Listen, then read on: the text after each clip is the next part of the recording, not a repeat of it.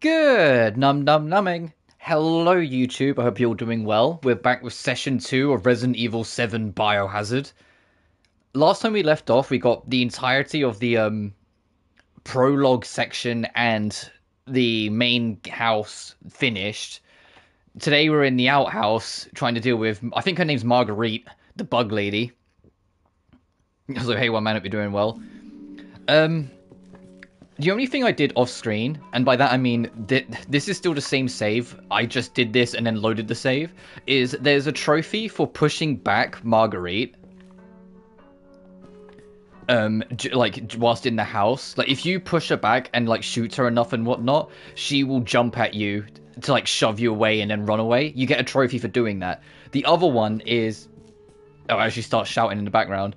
Is every now and then you'll find spiders, like, covering a door. You can burn them off with the flamethrower, but if you decide to instead just get rid of them all using the knife, you get another trophy for it. Maybe say something. Oh, I have no idea. Maybe it's in your systems. System settings, buddy. I have no idea. I never mess with my PlayStation settings too much. I have it mostly set to be kind of closed off. Like, people can't send me invites, people can't add me on friends unless I add them. You know, things like that. Just... My shots are too small for sun. But anyway, last we left off, we picked up the crow key. So there's a couple places we can explore. We also got a lockpick for extra loot, and I'm keeping this crank because I know we'll need it.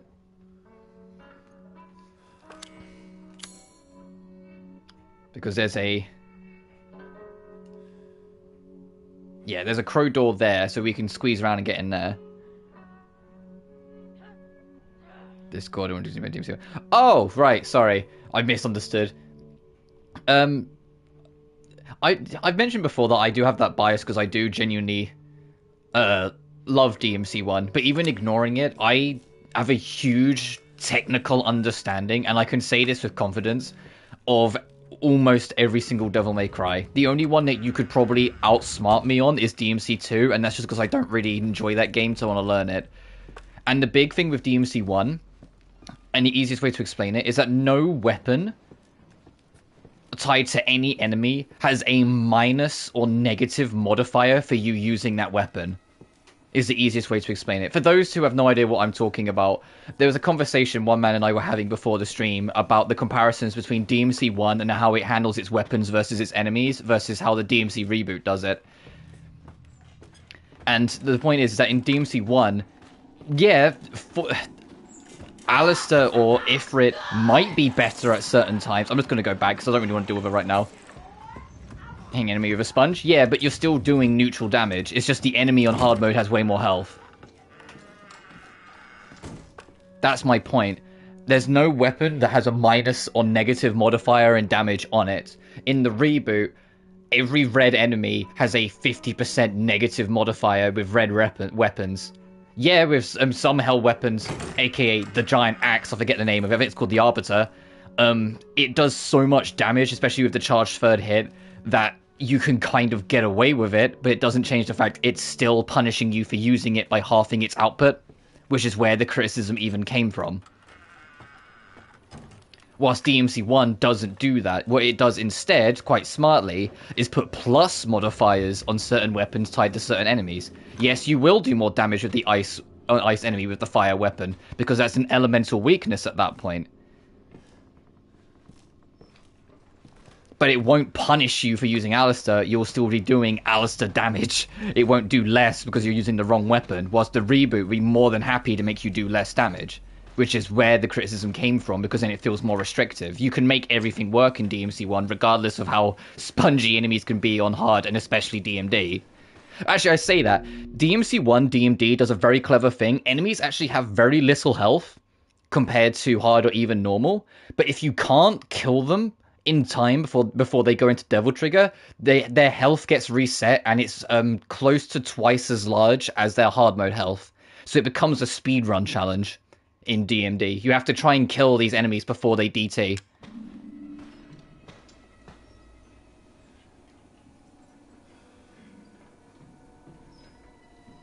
It gets harder and harder to deal with DMC due to negative modifiers. Yeah, basically.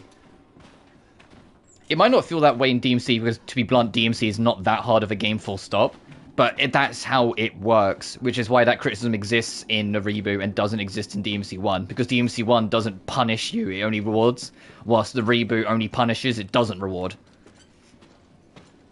And in the original release, which we had to put up with for just over 2 years, or when it first came out, because keep in mind Definitive wasn't until 2015, you straight up could do no damage with the wrong coloured weapon. Your attack literally bounced off them.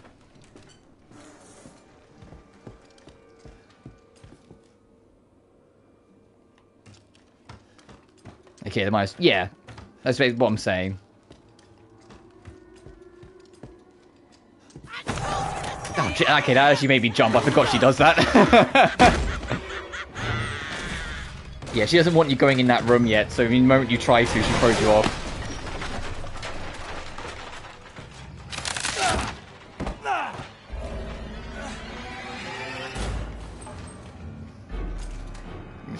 No worries.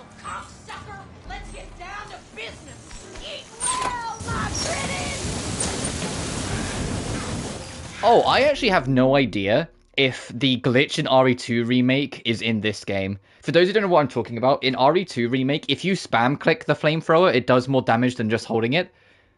Because in RE2 Remake, you have like a burst flame before it goes into the flamethrower. The burst does more damage, so if you just spam the burst, you get max damage out of it.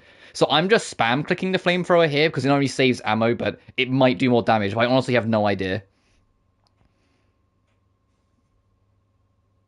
The red orb grinding in DMC1 is miserable. Oh yeah, the easiest way to do it is, you know, there's that one spot in DMC1 where you're in between missions, where like you finish a mission and then you have to go across a bridge before it lets you start the next one. Instead of starting the next one, you hop off the bridge and go back to you know that curved corridor that Phantom chases you down to, and there's that door that goes to that outside space with the fountain in the middle. You go back into that room, the enemies infinitely respawn in there and are extremely easy to kill on normal. On hard, they're replaced with shadows, so they're obviously a lot more challenging unless you get consistent with them. But most people on either their normal run, or if they're confident with the shadows, which if you don't know how to deal with the shadows, wait for them to do their spear, jump on the spear, shoot one ebony and ivory round, they die. But they use that for their red orb grind, because the fact that it's in between mission means it won't affect your score on any mission either, and the enemies infinitely respawn, so you can just go in the room, kill them, leave, go in the room, kill them, leave, go in the room, kill them, leave. And then most people grind to, I think it's 27,000 red orbs, and that's enough to buy every single skill in the game and have some left over for buying extra stuff. Alternatively, if you haven't... Mission 20, you're in the underworld if it's Mission 20, right? As I say, you can backtrack. If you backtrack out of it, the room that has the airplane in it, there are doppelgangers that infinitely respawn in there that you can grind orbs from. I think you can backtrack out of Underworld.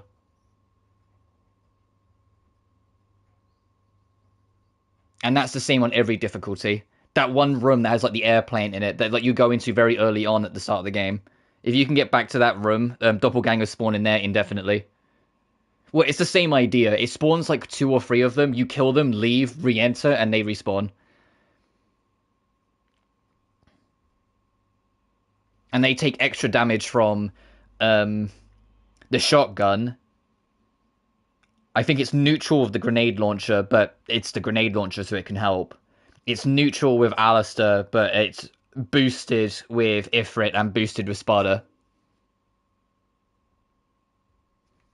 And obviously, doppelgangers being a later enemy in the game, they drop more red orbs. So if you can keep up with what they do, they're a better grind. Going to the 2 puppets area, that's fair.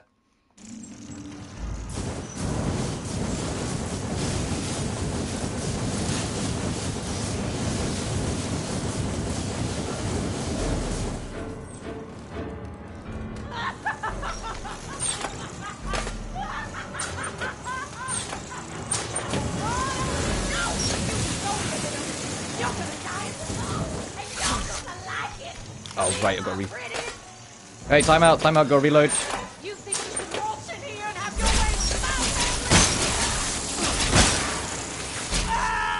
Oh, I died. I got stung to death. Oh, I thought I had a bit more health than that. Oh, well.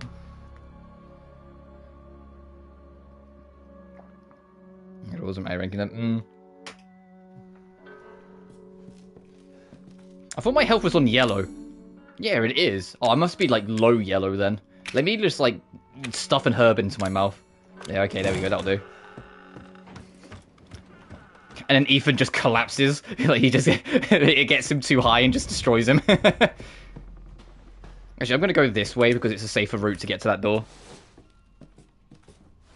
I have to get past all the creepy millipedes, but it's still a safer route. We just have to... see something a little, not aesthetically pleasing.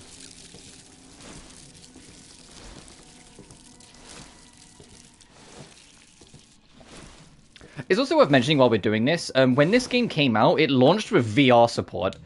And it was literally just, you could play the whole game as is, but with VR. Little things like that, I can see how this game did pretty alright in VR.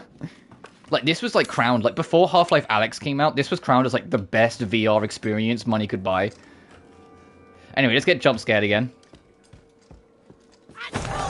Okay, you can literally see her spawn in when you know she's there. That's kind of funny. I'm at 12k currently. Gonna do Divinity Statue and buy a bunch of green stars. Something that I did with my grinding in the end is I grind up a bunch of devil stars, and the reason for this is the final boss. I grinded up 12, I think it was 12 devil stars in the end. When you're in that first phase of the final boss, tapping devil trigger shoots a dragon out towards Mundus. The more DT you have, the higher damage it does. What I did was actually burn through all of my devil stars. As soon as that fight started, I hit L1, then I went into my pause menu, used the devil star until my DT was full again, hit it again, restore, hit it again. After 6 of them, it was enough to win. That was on DMD. Retro Mundus, thankfully. Yeah. Also, you can't skip this. This doesn't count as a cutscene, I suppose. What you have to do is defend yourself long enough, by the way, that eventually something will break open here and allow you to get out. This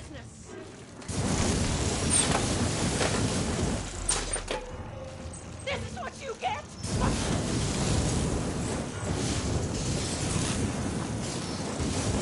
I've about had enough of you, young man. You won't sit here and have your way with my family. Oh, I've got to reload.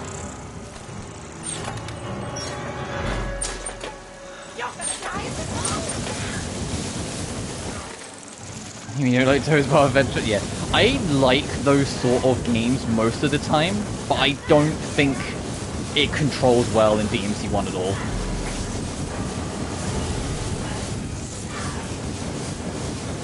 And I just find it really annoying.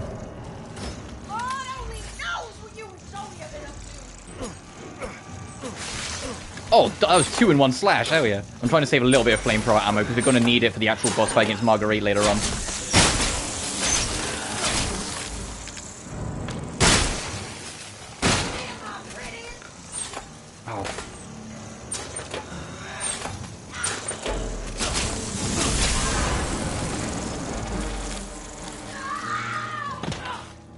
Oh, hey. Bye, bitch.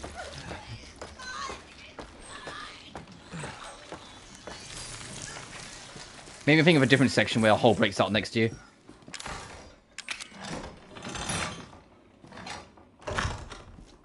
Because there's inverted controls. Fucking yeah. I don't mind inverted controls on some flying games. Like, some flying games, I don't know how to describe it. Maybe it's just me being weird. It feels natural, but in other games, it doesn't. I feel like it's whether it's your character is flying or if you're in a vehicle. If you're in like an airship sort of thing, inverting it feels slightly normal. Target acquired.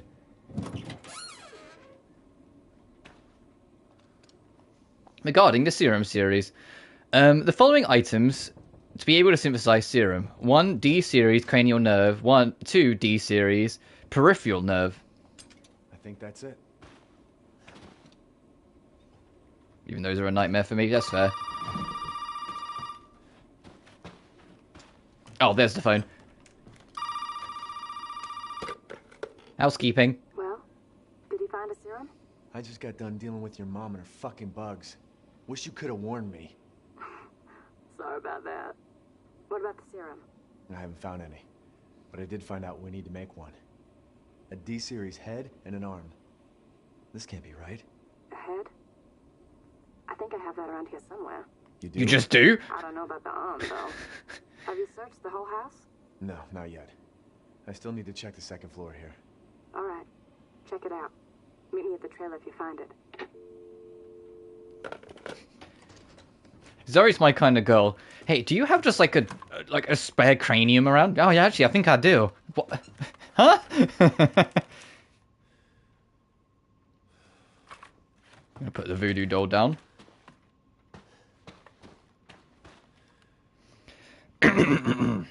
October 11th. My ears have been ringing all day and I haven't been able to sleep since the child showed up. It's like Zoe says, there's something strange about the child and the woman she brought with her. I'm seeing things, hearing things, can't stop feeling nauseous. I went to see the doctor in town and he gave me an x-ray. What's happening to me? The child gave me a present. October. I put the present in the secret room right at the back of the second floor where nobody will find it. That arm is a sign of the child's trust. That arm will lead us to happiness. And anyone who corrupts that happiness, I won't allow them to live.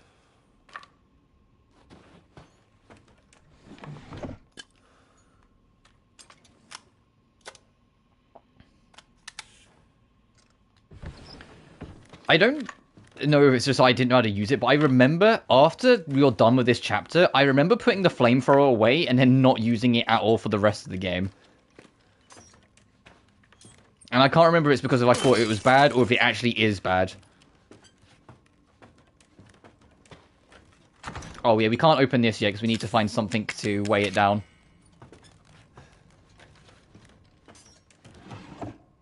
Oh hey.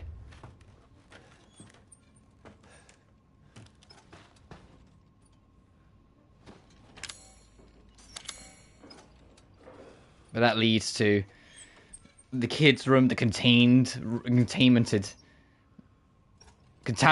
not contaminated. I can read. I'm not dyslexic. Oh, yeah, I am. And a detention room.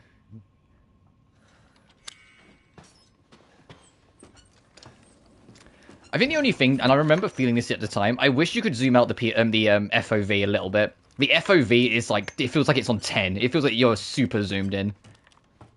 And obviously on PC, this is a non-issue. On PC, there is a mod to allow you to pull back the FOV. Because I usually have, like, most of these games have first person, the FOV at about 90. I usually find that a good sweet spot. Because I don't want to see everything, because it spoils the fun. But at the same time, I like to be able to see a little bit more than such a box view. Is she still down there, like, crying? Oh no, she fucked off.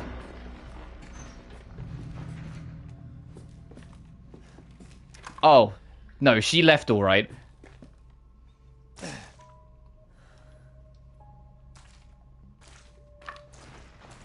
Oh! Oh, I'm not looking forward to that boss fight. Well, that's special. Well, that's special.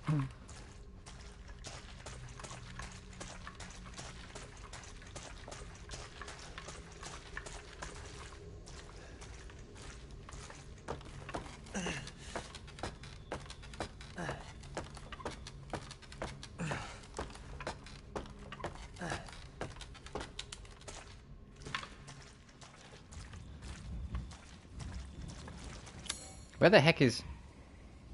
Oh, that's actually... Hang on. That's actually close to home base. We can just go reset and restock quickly. Hang on. I'm home! That's level 3. We'll worry about that later.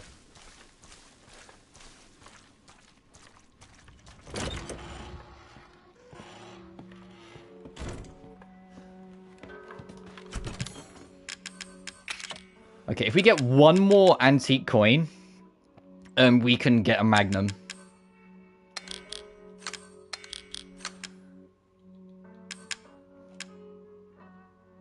I don't want to take the strong first aid with us.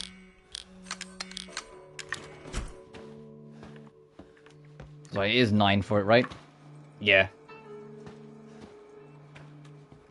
As much as both of these would be nice, I think just going straight for the magnum is the wiser choice. Because this is nice. Permanently boost your health and permanently boost your speed.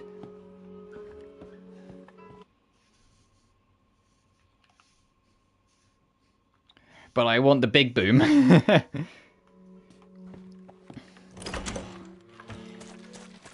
It's not about me surviving more, it's about them surviving less.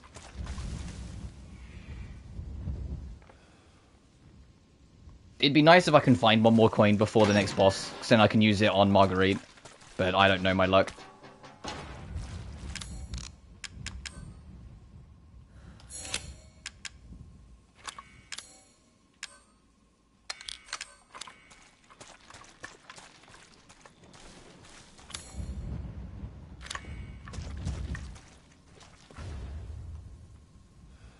Oh, treasure photo, right.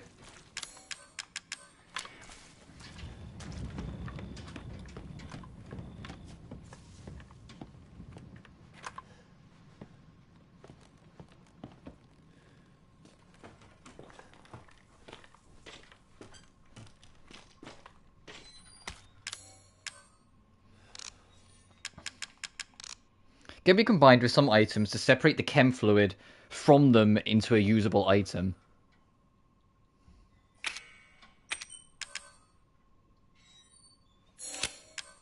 Oh, I see. So you can get the thing back. Okay.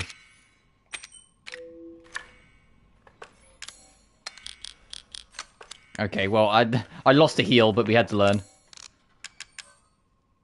We don't have the nade launcher yet, so that's whatever.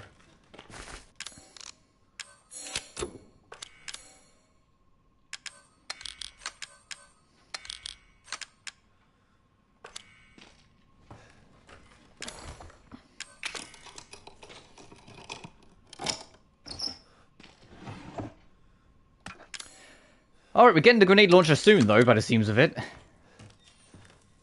I have no idea when you get the nade launcher. I can't remember where it is at all.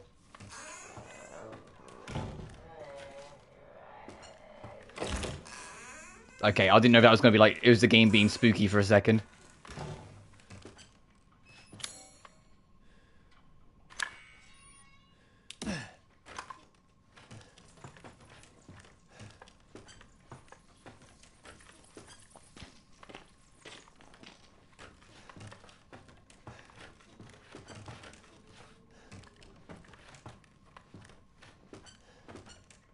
Gate's blocking the way.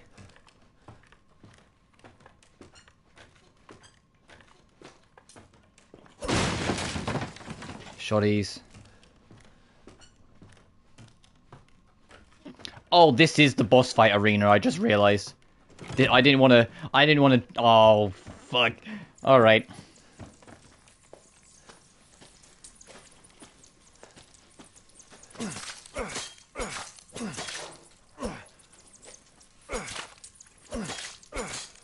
This is what I mean, by the way, there's a trophy for doing it just with the knife.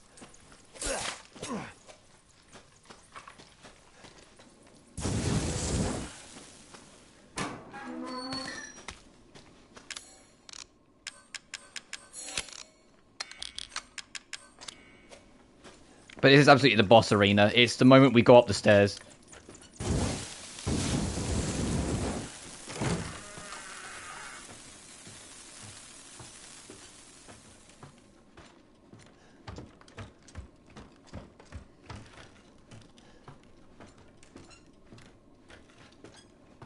Fine. Let's just face the music.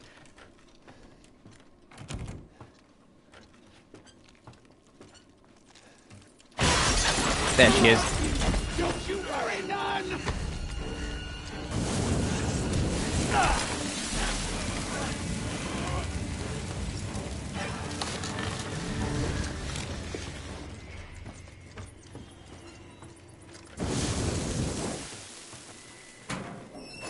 So kick up everything you can, because she's now in the arena. And be wandering around, so you just got to try and get what you can quickly now to get ready.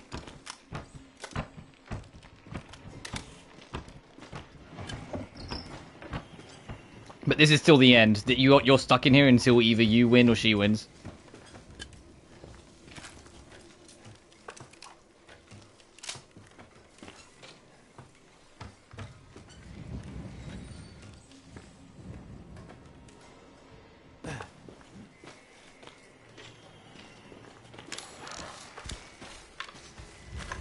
There she is.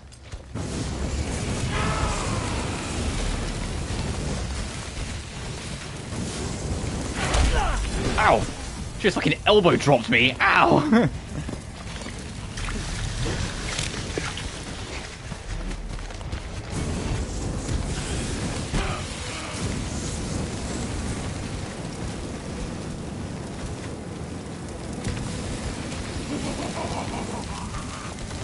Oh shit, time to leave. Let me through.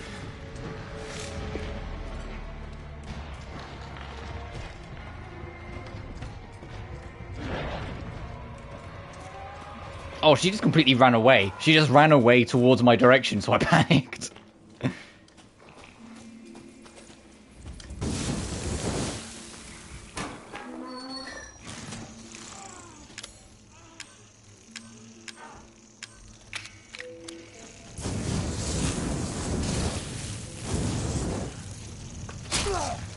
Fucking get off me!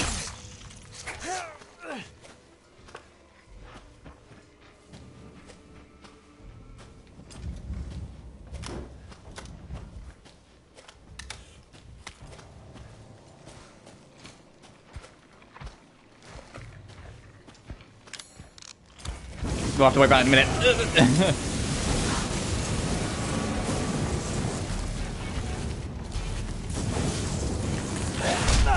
Ow, she fucking elbow dropped me again. I died? Bruh.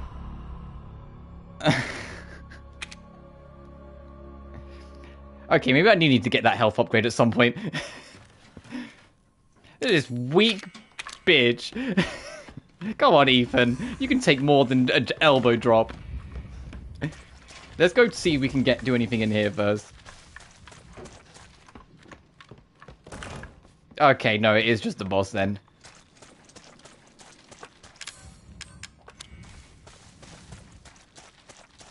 Alright, then I'm going to quickly go back.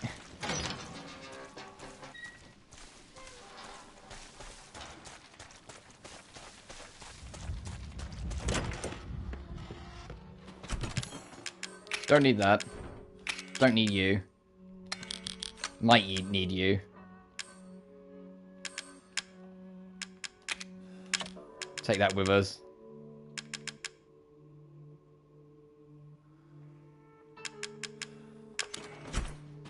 Save again and then we'll go back.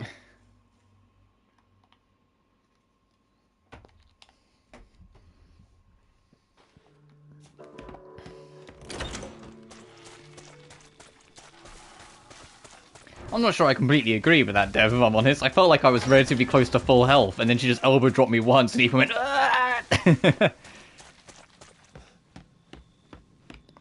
I remember this boss giving me a few efforts before I eventually got her originally.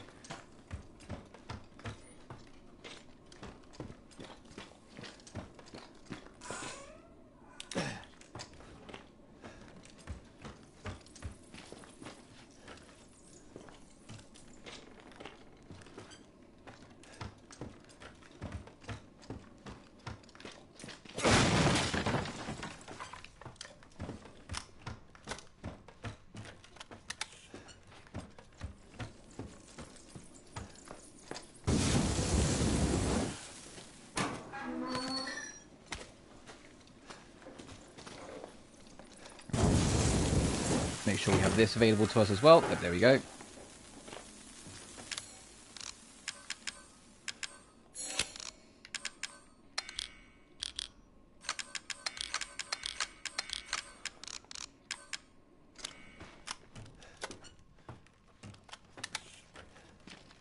Alright, let's go again.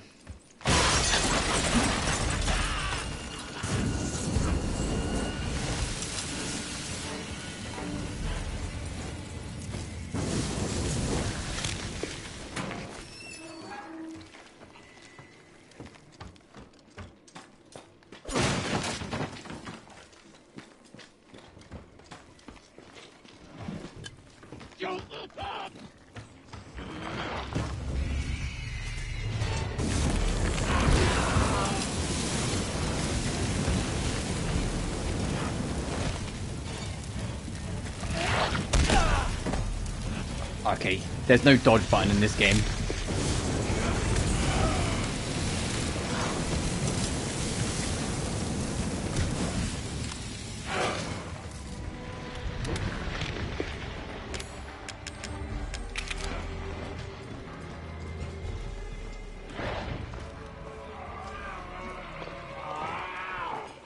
Oh, she sounds happy.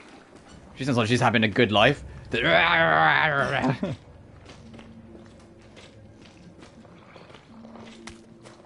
Oh, I don't like that sound that I just heard, though.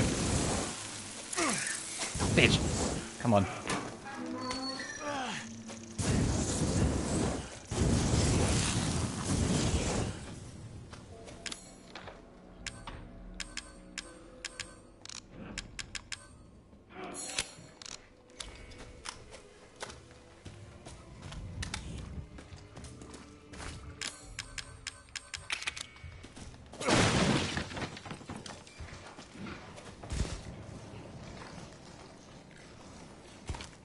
Oh, fucking there you are. Is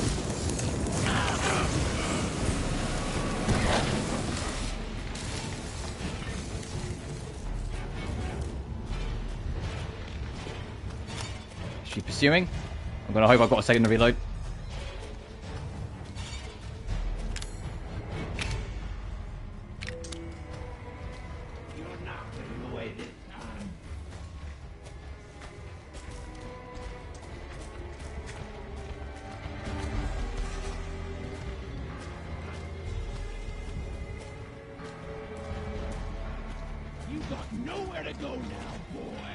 Yeah, come to me then. I'm ready for fighting. I am ready for fisticuffs. Just I'm using a flamethrower.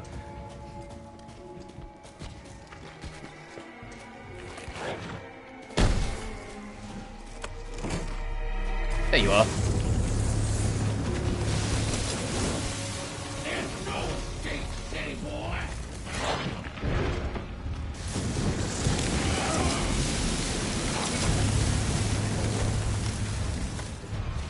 There's no escape, she says, then running away from me.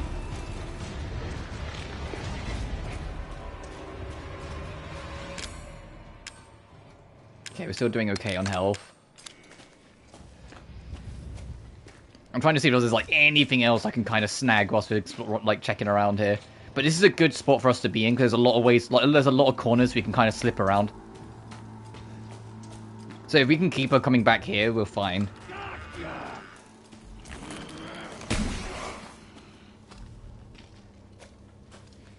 Oh, she's there.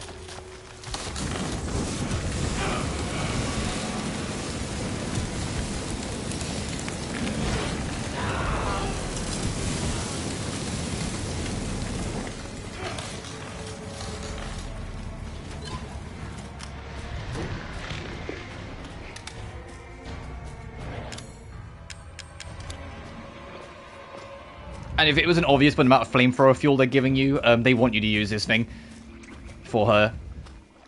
It's the most effective weapon against her. All else fails, use the shotgun as well. But yeah, we'll stick with the flamey. Oh, I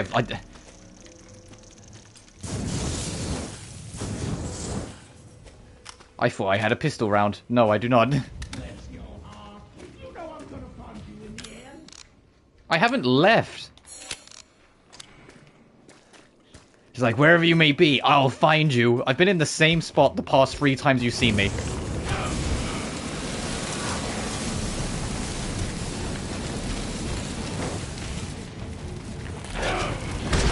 Oh, she still found me. I thought I'd be just in between enough walls.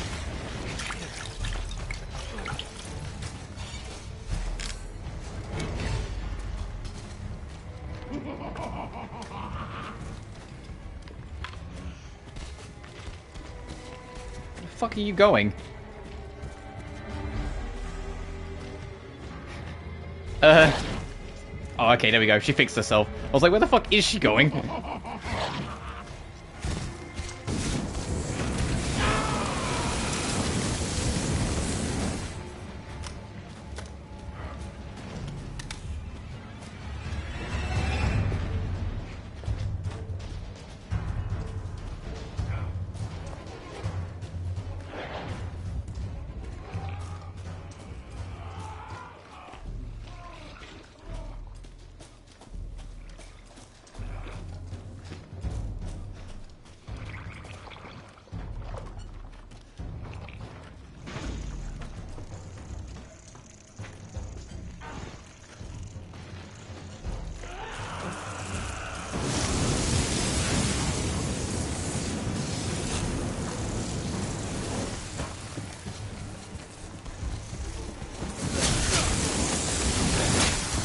getting out of this space. I didn't realize there's a nest in there.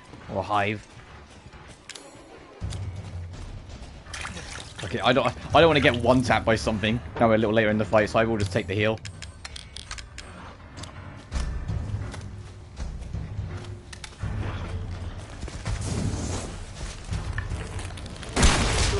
Ow.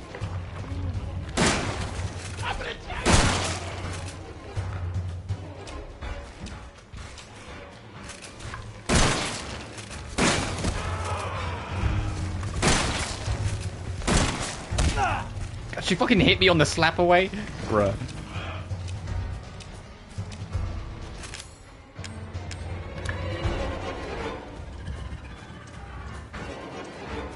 Considering the music's picking up, I think we are getting there. It's one of those dynamic things where, the further along you get, the more the music starts to pick up.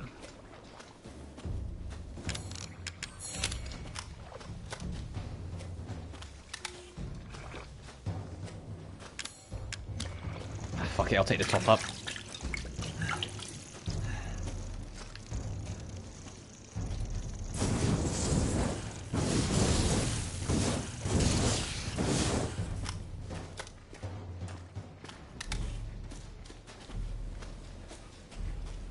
Where are you, bug lady? I'm ready for round, what is this, 5? She keeps on running. There she is. Oh, I think she's dead. Yeah. She must have had like 1 HP left after that last one. God dang it.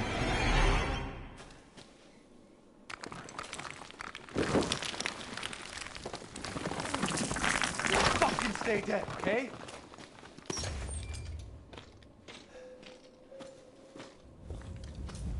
Alright, that wasn't too bad. Only second attempt. I was a little worried after that one time when she jumped off on the first attempt and it just killed me. I was like, oh, okay, she's a threat.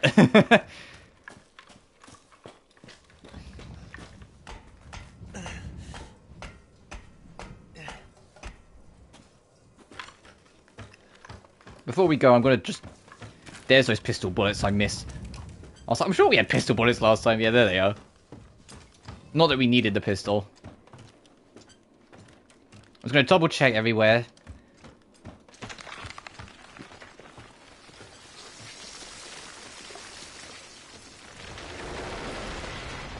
See if there's anything else to pick up, and then we will get out of dodge, because we are basically done with level 2. And yes, level 2 is kind of that short. It's that opening area, and then you deal with Marguerite.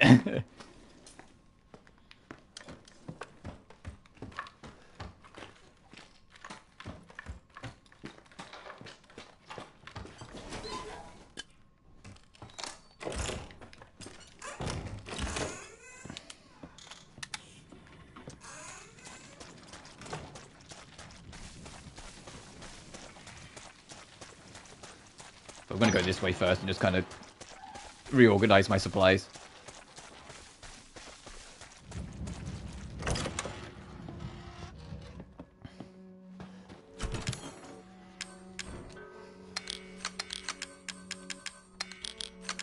We need that for the puzzle. I'll keep the crank for a second, but But before we proceed too much further, now we have the crow key. I'm pretty sure there's at least... I'm just double checking. Oh no, these are all snake. I was going to say, I'm sure there's at least one crow room in the main house. I was going to go back and check it, but... No. Oh no, there it is. It's right there in the corner, in the drawing. So we have to go in, make a left, and then follow the doors around. Alright, yeah, I'm going to get that, because I think that'll be a secret, so it'll be worth getting. You watch it be the grenade launcher that I could have got for the boss. Let me go get it. Not that there should be anything in this house now anyway, to be fair.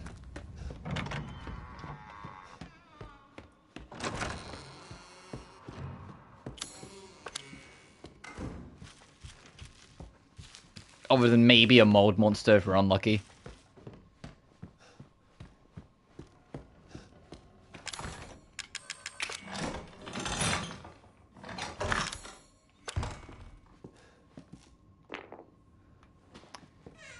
It was the grenade launcher. I could have got a grenade launcher for that fight. No.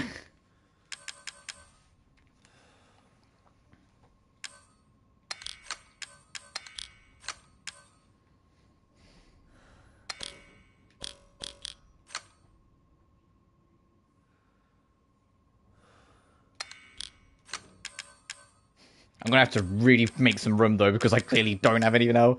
But yeah, okay, yeah, so if you're struggling with that boss fight, come get this grenade launcher that's just chilling for you here.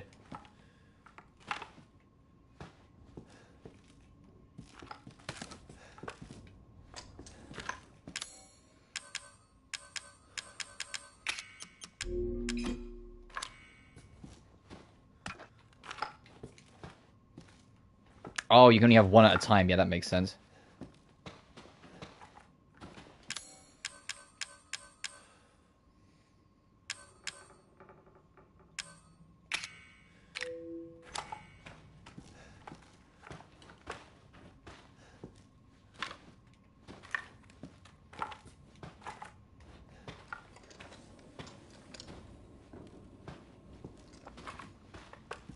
Alright, let's move.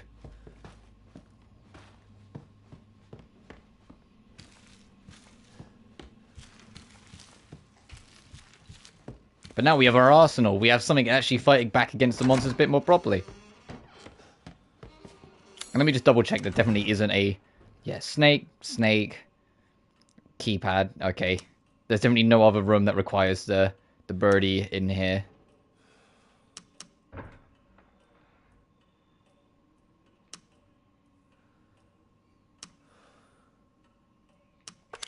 Alright.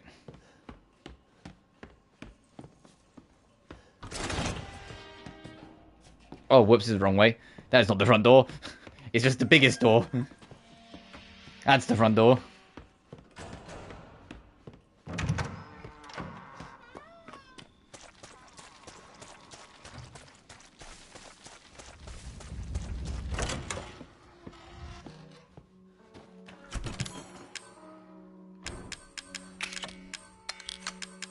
I don't think I need that right now, and I don't think I need that right now.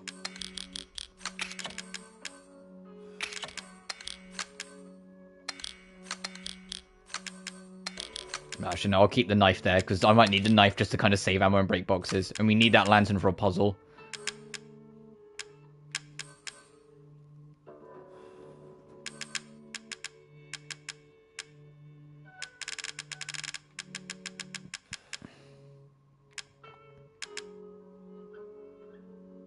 We still haven't found a repair kit. Because if we find a repair kit, I'm going to go swap my shotgun. I'm not going to use it on the pistol.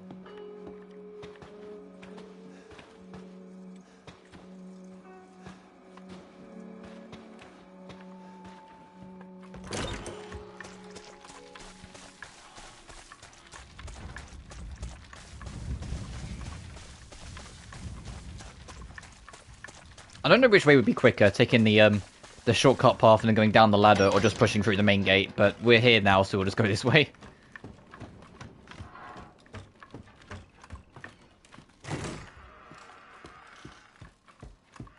Oh, I feel like this might be slightly quicker.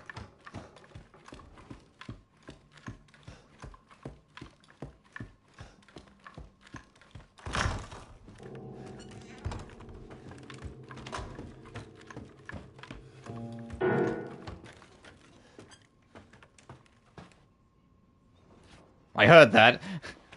Something hit the piano as I ran past.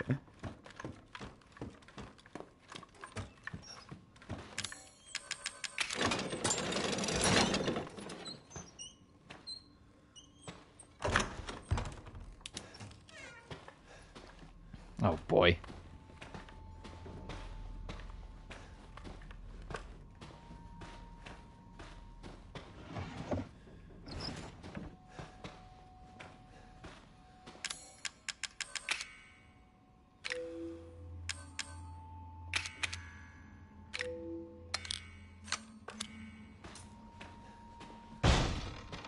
Oh, fucking... Hi? Hello?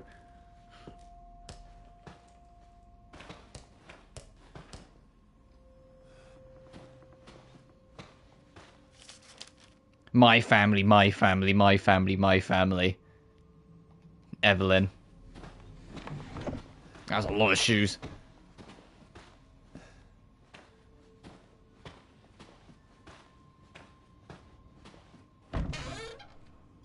That's a lot of dolls. Oh, that looks like a shipwreck. Which is foreshadowing a later chapter.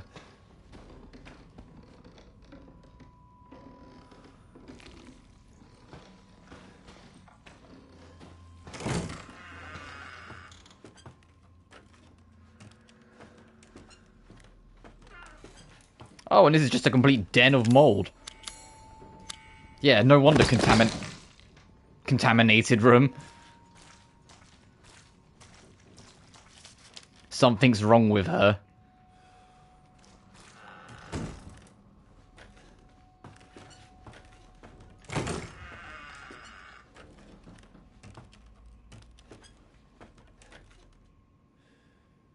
Stay away.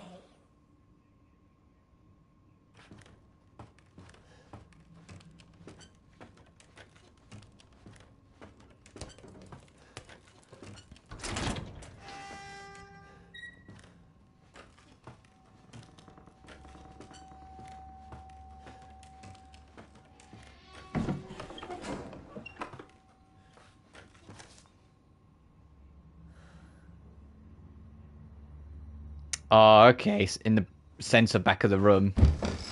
There it is.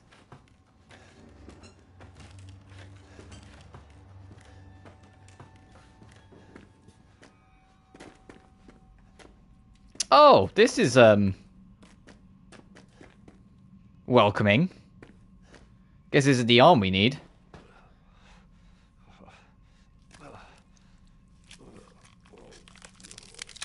Oh, God. I guess this is it.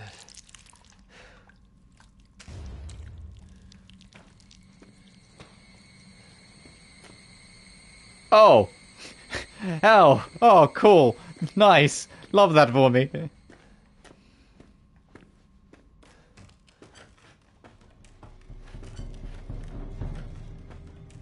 Oh, no, there's a bunch of scribbles on the wall. She's gonna be like, I said stay away. What's wrong with you? Jesus. No, no. Shotgun.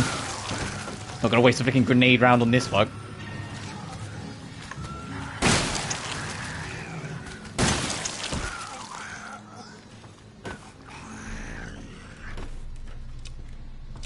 But around this sort of point, I kind of figured out what was going on. The Baker family invited or found a lost child, and that child was basically the devil child, and she is also the origin of the mold. Which is why the Baker family started going crazy and everything happened to them.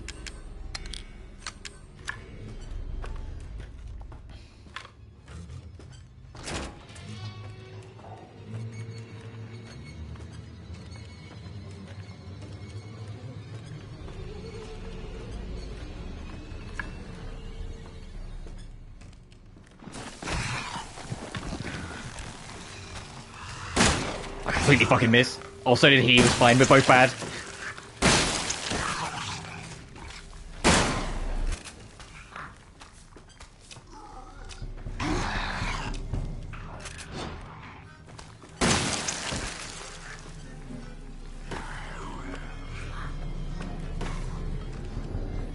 I was about to say, there's no way you're still getting up.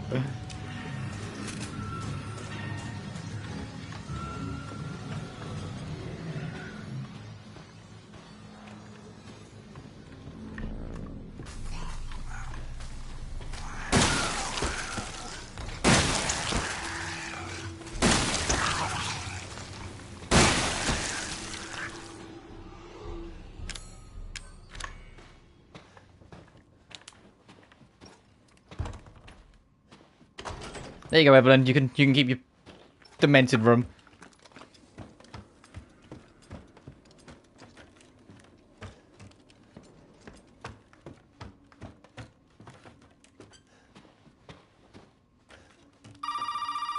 Oh, I was just about to say, I think Zoe has to call us before we go to the next bit. Did you find it?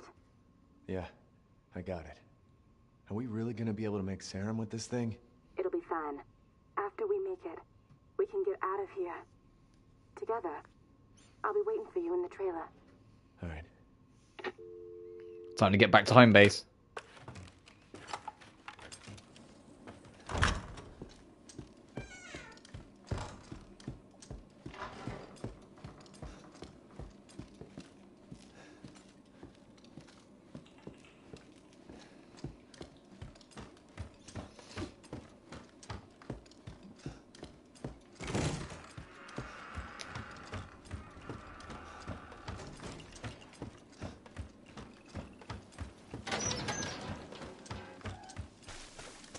Trophy unlocked. The grave will out the truth. Uncover the secret of the old house. Okay, so that's telling you, yeah, chapter 2 is now entirely done.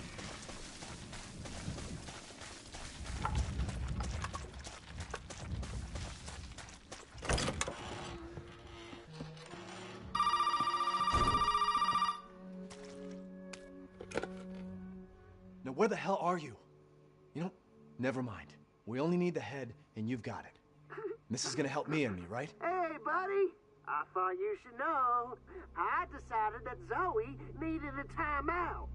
She and Mia are here with me. And they're keeping each other company. Just let them both go! What do you need them for? That's family business, Ethan, and not your concern. Understand? Now, if you want the head, feel free to come by any time and I'll give it to you. But only if you participate in a little, activity I put together. Just for you. What activity? Oh, I know you're excited, but don't worry. It's not going anywhere. First step I need you to take, partner, is for you to take a peek inside the fridge in the trailer there. Fuck you! Oh, come on now. Don't be like that. You want to have some fun, don't you? Now, look in the fridge. Yep, we still got one last member of the Baker family to worry about.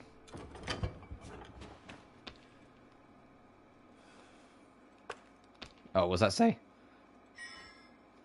The pig is waiting for you in the dissection room, bitch.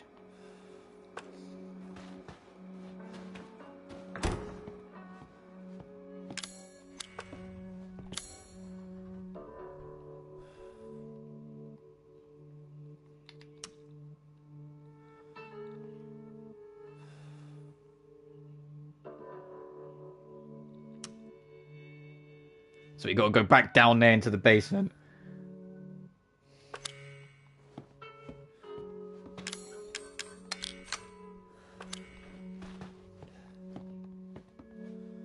Oh, Magnum ammo is just there. Oh, alright. Well, we don't have the Magnum right now, so I can hop in with the rest of the stuff.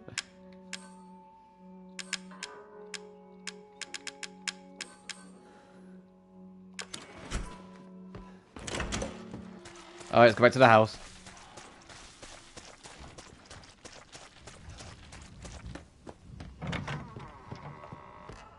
A little interlude. What's the easiest way down? Is it just that way?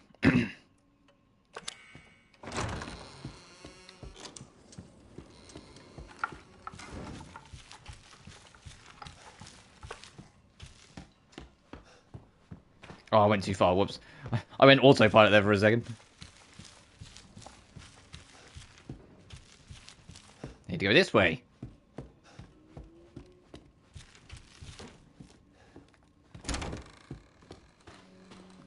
Just double checking. I don't think there's anything else in here for us to really get. Just...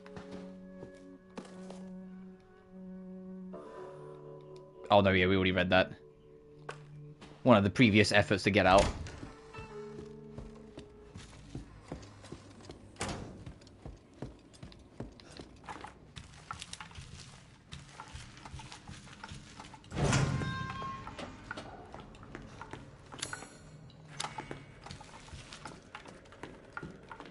Oh, the game just auto-saved. That's a little concerning. Hi!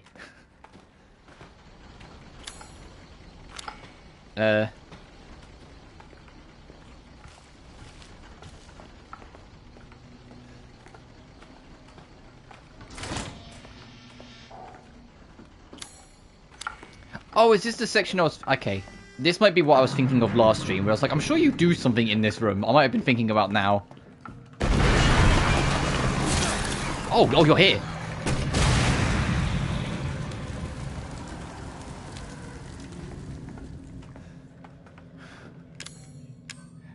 I saw the explosion. I did not see this guy just land at the feed.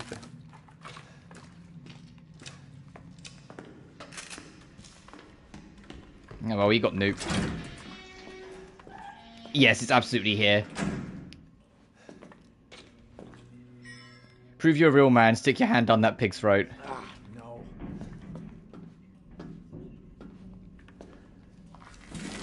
Ew, ew, ew, ew, ew, ew, ew, ew, ew, ew, ew, ew, ew. Sorry, buddy.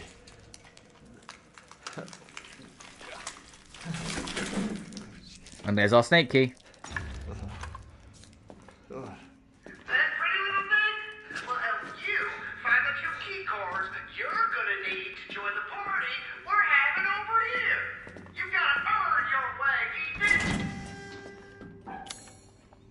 Yeah, basically the game's way of saying, hey, explore everything to the like ultimate degree first, and then we'll think about letting you through.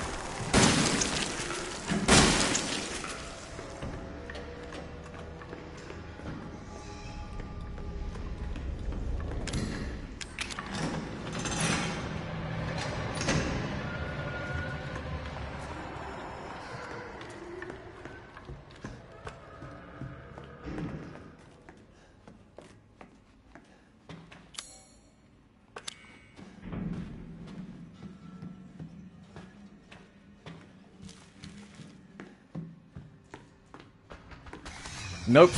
Ow. I said nope.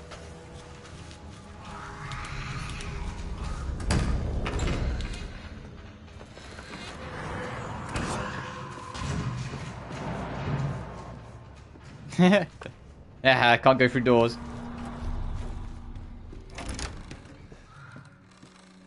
How am I doing on health? That's so strong, I don't really want to use it.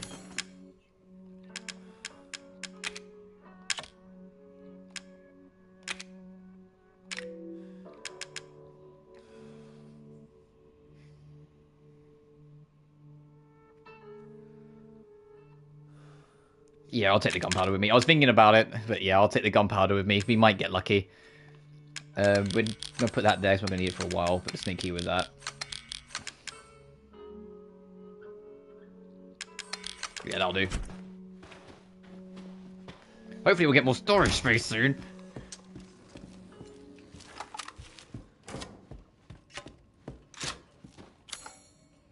So where do we need to check? Is anything on this floor? No, we just need to get upstairs. Okay. Oh boy.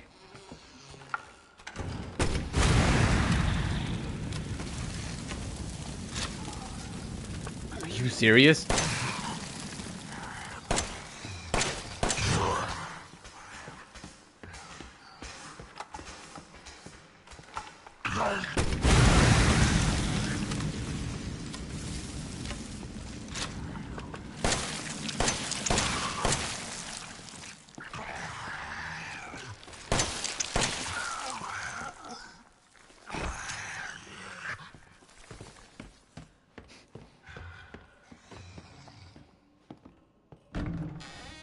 Nothing.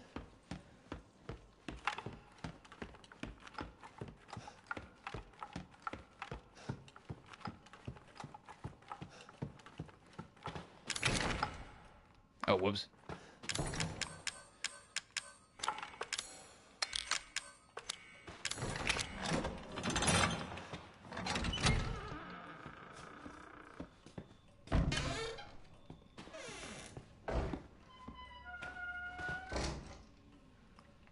The same time as all the other clocks.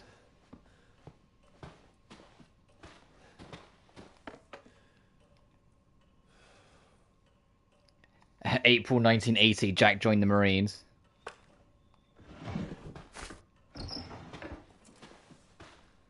Oh yeah, hi old granny.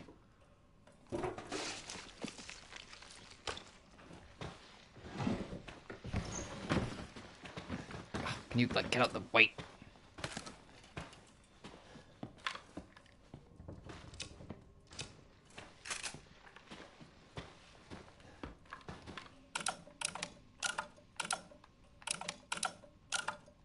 Yeah, we have to pay attention. If we spot any other clock, make a note.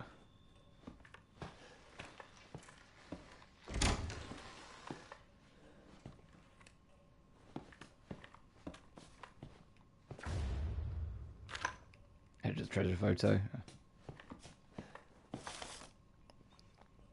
It's like a plan for a weapon of some sort.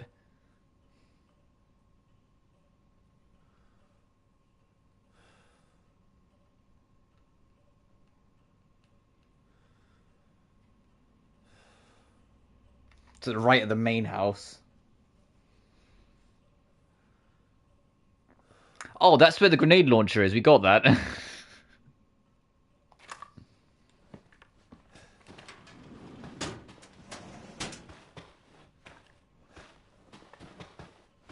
Yeah, I appreciate the gesture, game, but I already came back with that key.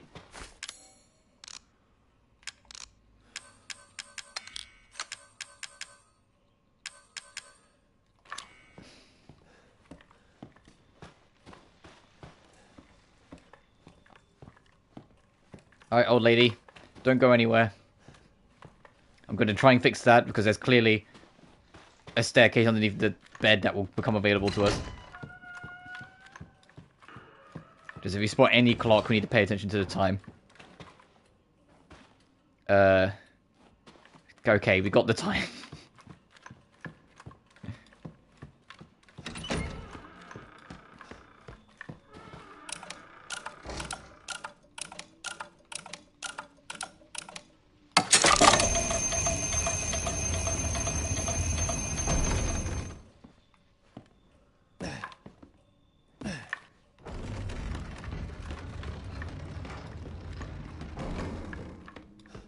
Oh, well, the sounds of it, we're locked down here now, so hopefully we find what we need.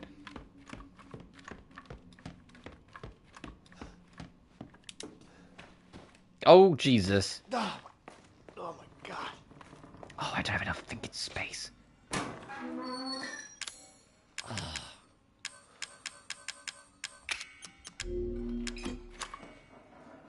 Enhanced bullet ammo, that'd actually be very nice. Hang on. There we go. And that's one key card.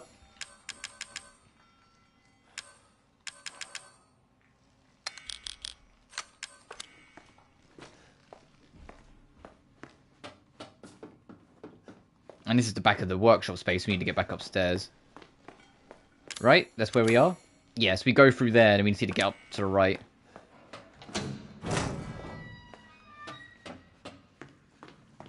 And we know there's at least one more enemy running around here, so we've got to kind of be quick.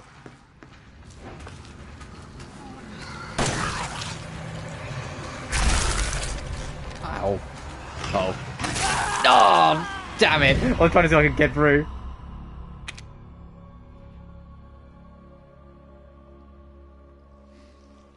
Oh, at least it puts me right here, so I can just try it again.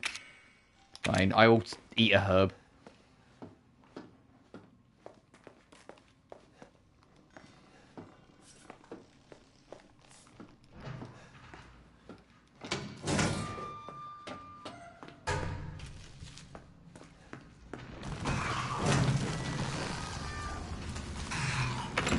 There we go, that's better.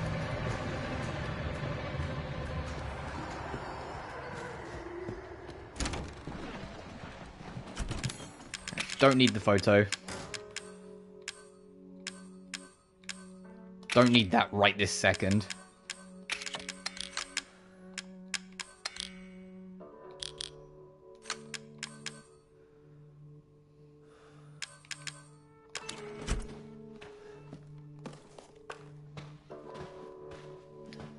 Before we venture further, I'll quickly take this save.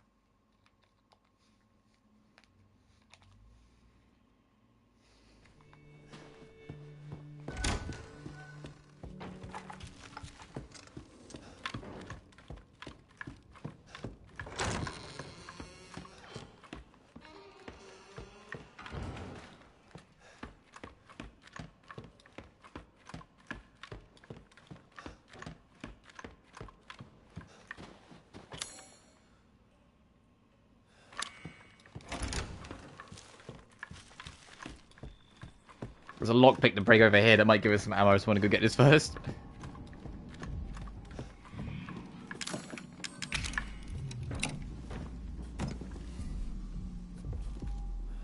Oh, shotties, yay.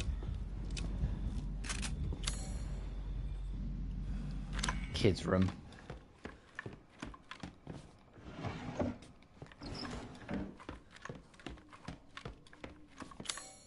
Okay, keep going this way. As I say, there's no bit door. Gee, I wonder if we're going to get attacked by the mold in here.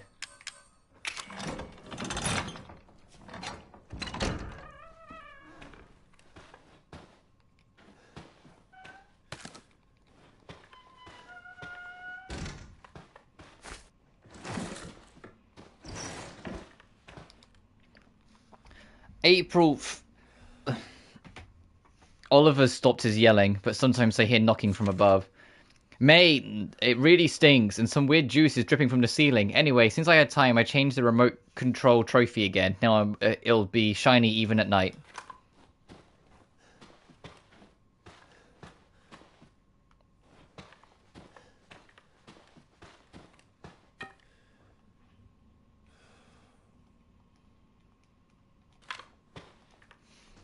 April, Mummy took me to the hospital in town. They took a photo of my head with a weird machine. Then Mummy brought me a 259-piece puzzle from the toy store. April, stupid Oliver kept teasing me. You're a crazy head. April, I lied to Oliver. I told him to come over for my birthday party, then shut him up in the attic from outside by remote control. He kept crying, let me out, Lucas. I changed the remote size so stupid Zoe can't just go into the attic. I melded it to one of my Inventors Contest trophies. Now she'll never find it.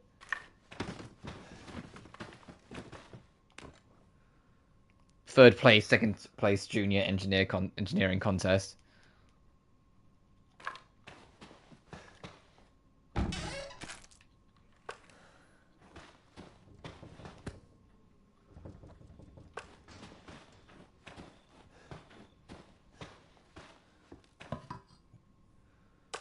Oh hey, I'll take the lockpick.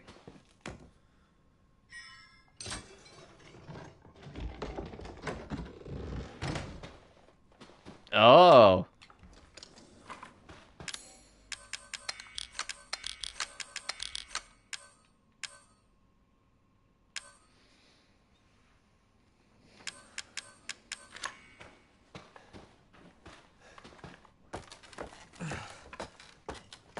Oh boy, can't wait for this to be safe and nothing will go wrong. Oh, that fucking tape. Yeah, we are gonna have to watch that. We'll take that back to the...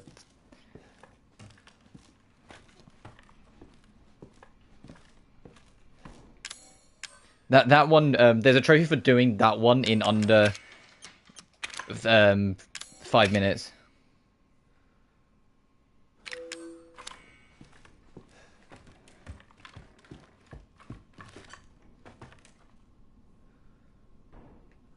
Oh, that's the model shotgun. So you can have both shotguns if you want them.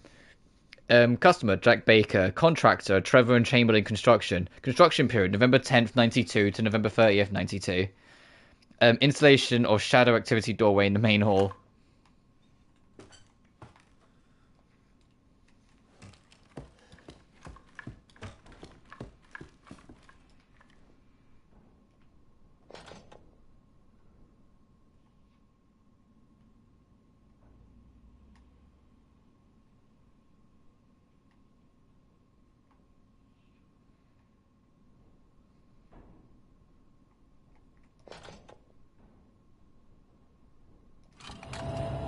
I said, come on, that's close enough.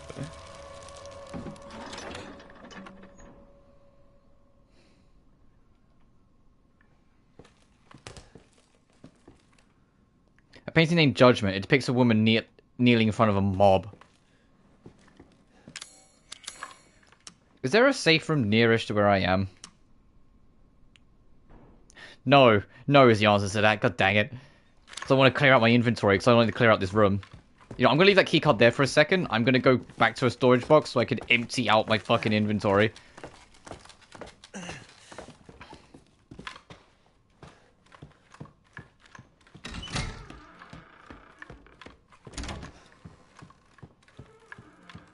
mean, I cannot. It would probably be quicker just for me to go straight back to the trailer. Go. Come on, Ethan, you slow motherfucker. It's not that hard.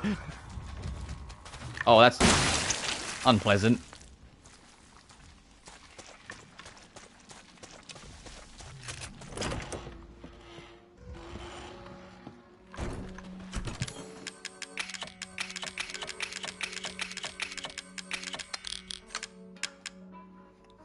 I'll pick everything back up later. It's just we got a lot of things to pick up.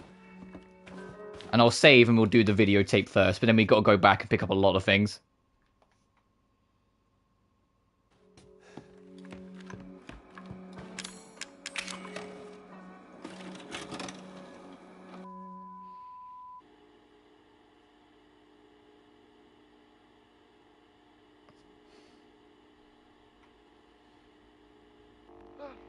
You, my friend, you are one lucky son of a bitch.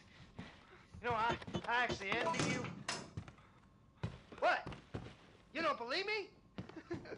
This toy? Well, you can't fake this. It has taken me weeks to finish this, and it is finally ready. And it's all for you. Oh, come on now. Don't be like that. It's gonna be fun. Just you wait.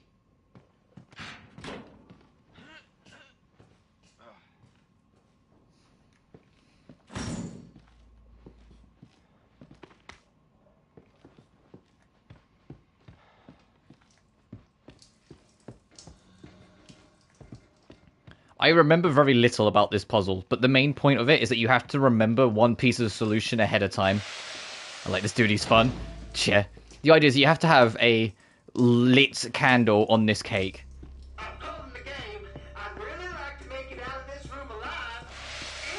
But there's a sprinkler there.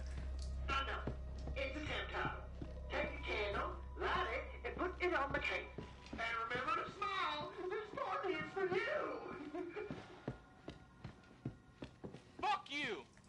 What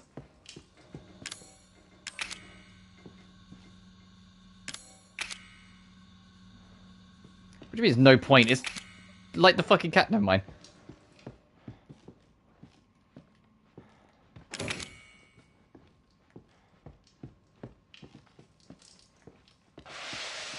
But there's a trophy for figuring this all out in 5 minutes.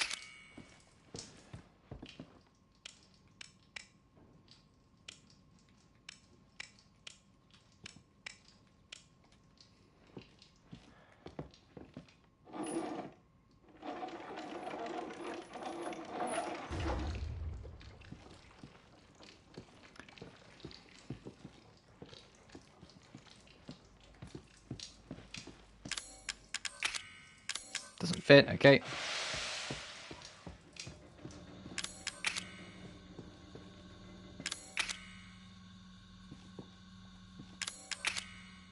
Okay.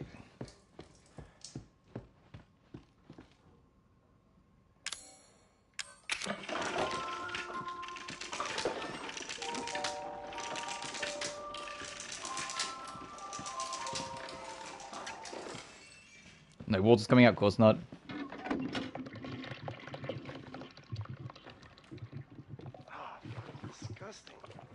Go on, pull a Silent Hill 2. Get that out of there, buddy.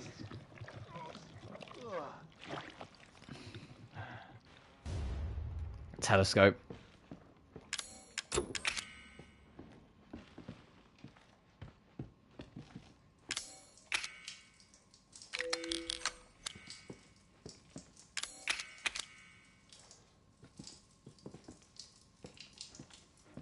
Oh, right, I remember this. Hang on, where's the water?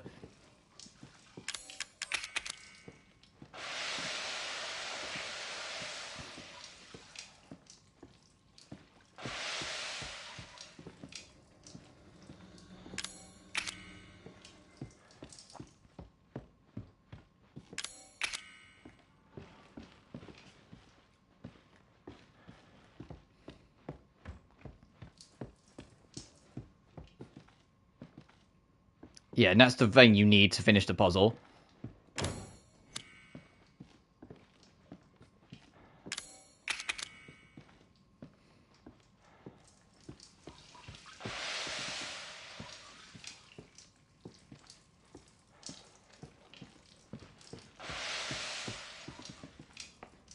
I can't, it's very disorienting. I'm not going to keep on using that.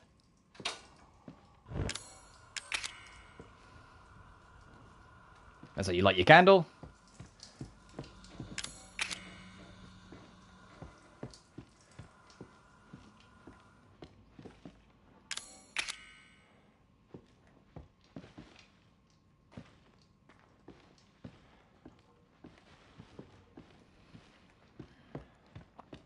As removed, kicked into.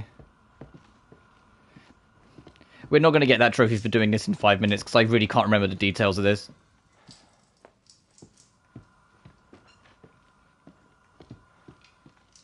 It's been like 7 years.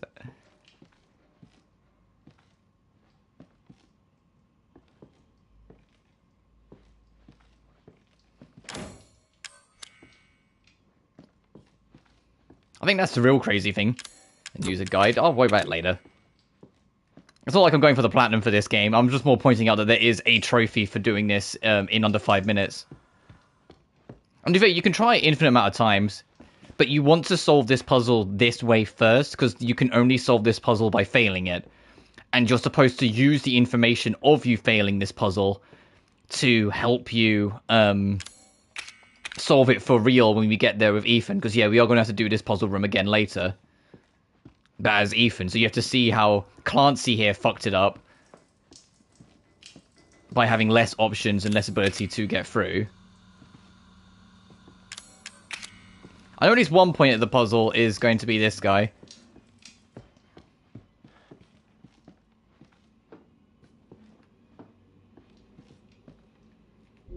What's wrong button?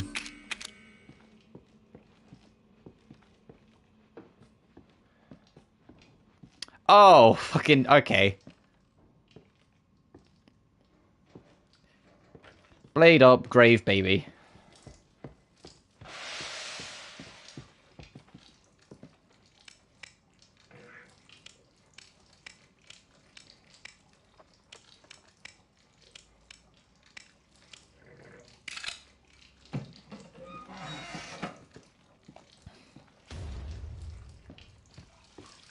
This, I think you take to this. No. I feel like you burn the straw doll. That's like part of the point. Oh, okay, you burn it over this.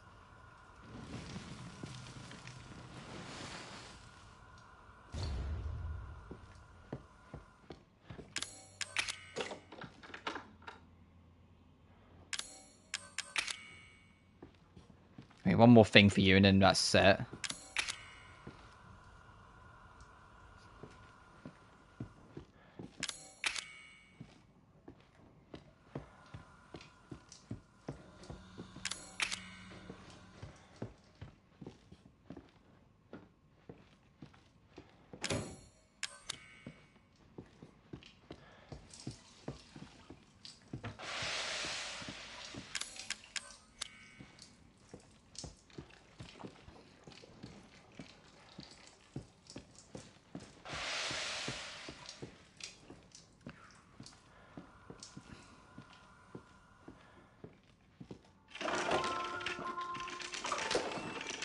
Yeah, so he's missing something to do the scribble to help you know. We need to find a pen.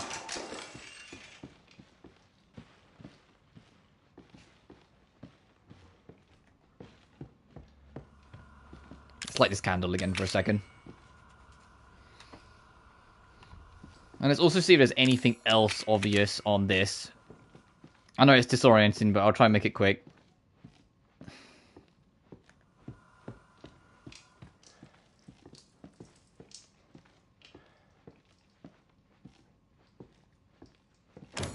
Oh, so can I just burn that off? Yeah, hang on.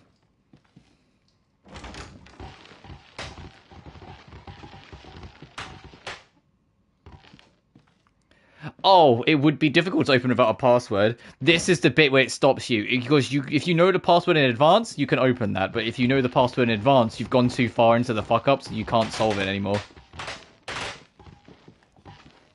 And I think somewhere amidst all these balloons is something we can pick up. Yeah, alright, I remember this now. Because this is gonna explode into spikes, and he's just standing right in front of it like a dumbass. Yep.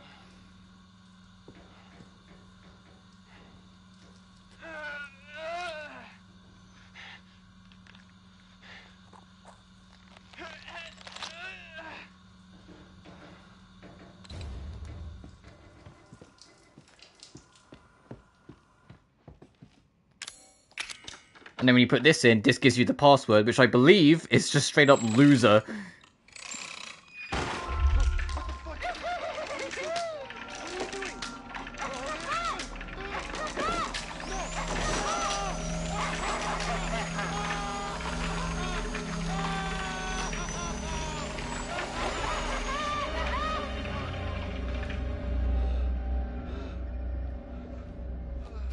Check your arm.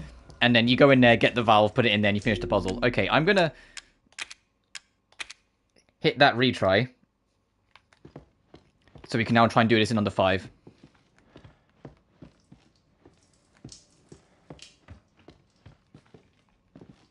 Oh, we have to wait until he finishes his little speech.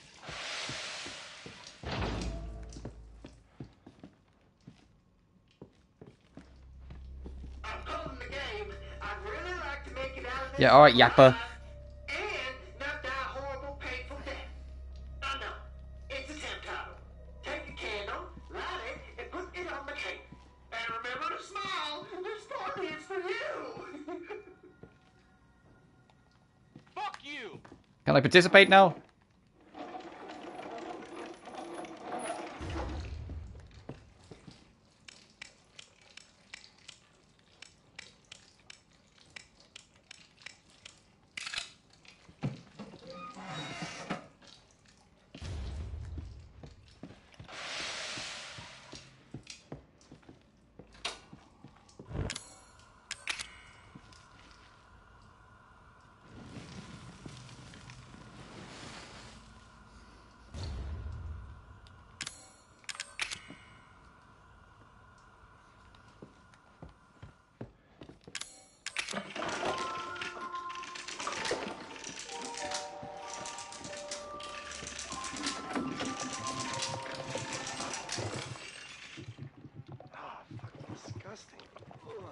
Yeah, alright, stop moaning about it. We've got 5 minutes for this trophy, so you gotta get the thing.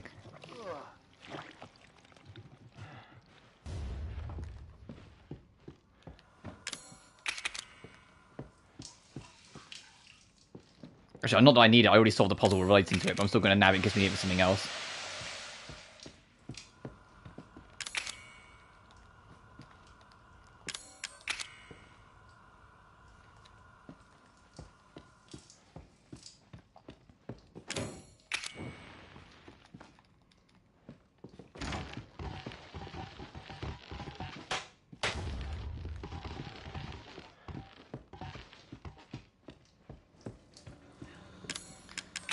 Alright, now let's be an idiot and just stand right in front of the big, obviously spiked balloon instead of moving.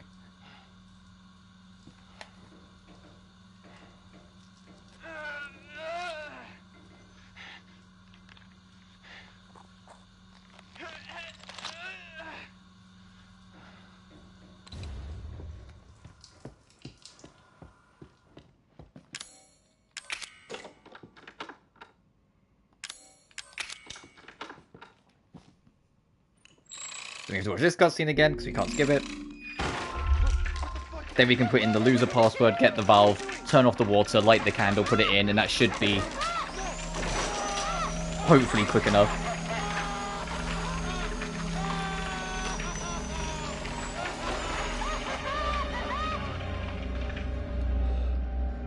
Rid of them to shoot with an arrow, yeah.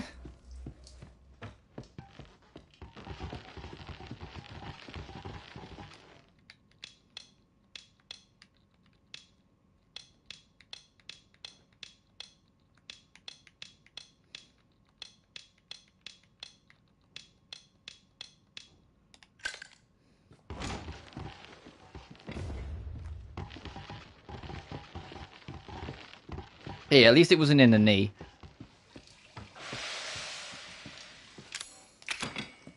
And this will turn off the water, so we can light the candle and finish the challenge.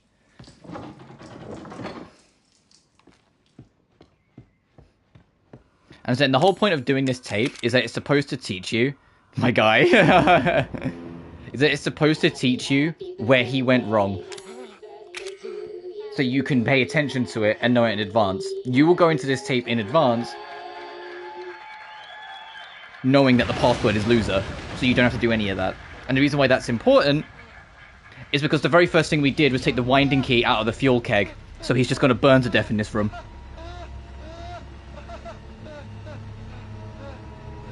They did not expect me to get you Skyrim.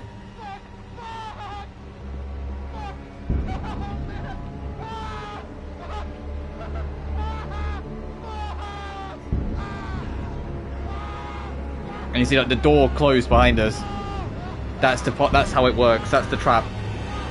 So now when we get to it as Ethan, we know all this in advance. So we don't need to take the key out of the keg because that will put fuel everywhere. That will then burn us to death.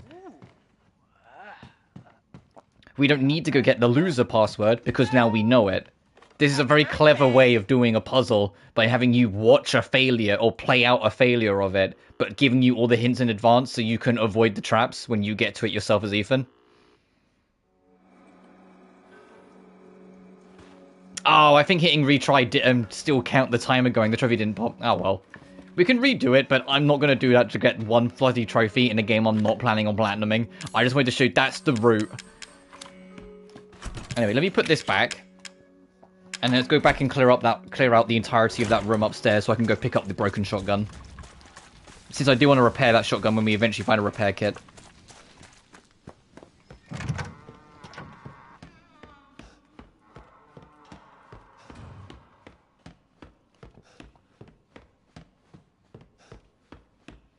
And the thing is, if you get to the puzzle properly with Ethan and then, like, fuck it up and get killed, I think, like, the death load screen hint even kind of spells it out for you. It's like, hey, if only you knew some of this in advance. It's like, hey, if only if you, like, there was a videotape you could find that would spell some of this out for you.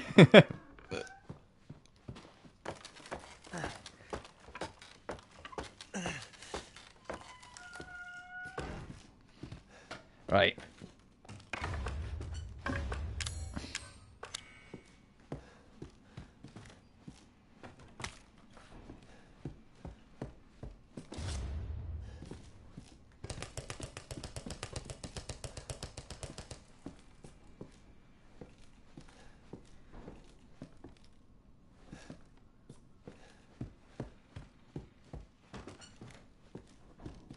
I'm like, what was that sound I heard?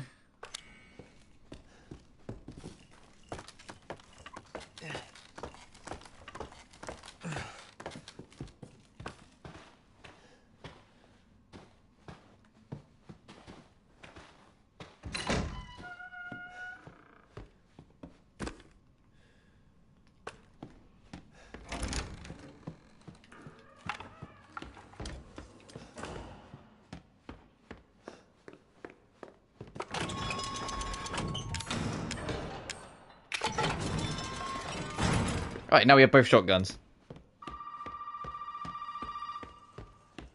I mean, you already know this is going to be the kid.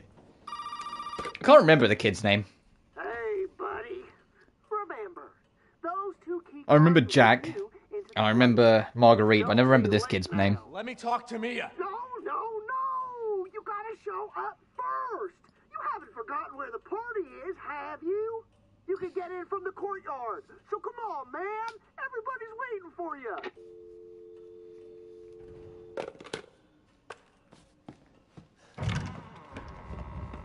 Oh my god.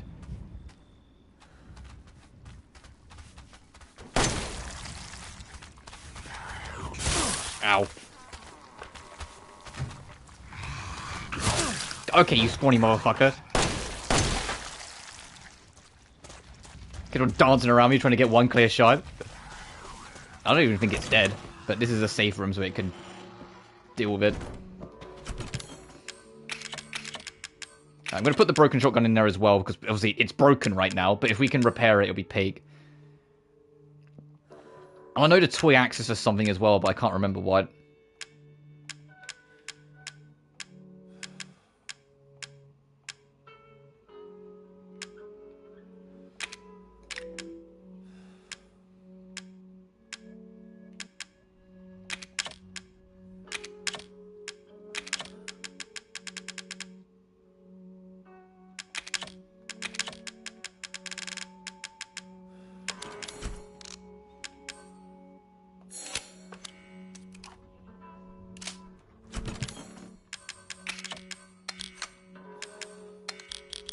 Finally, Nightmare is down. Oh, dear. And I'll bring our knife back just for destroying boxes.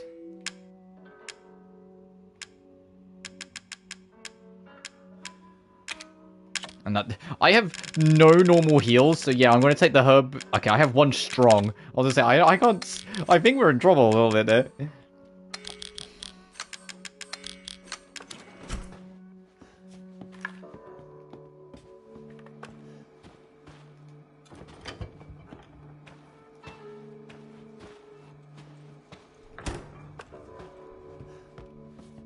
I will save one more time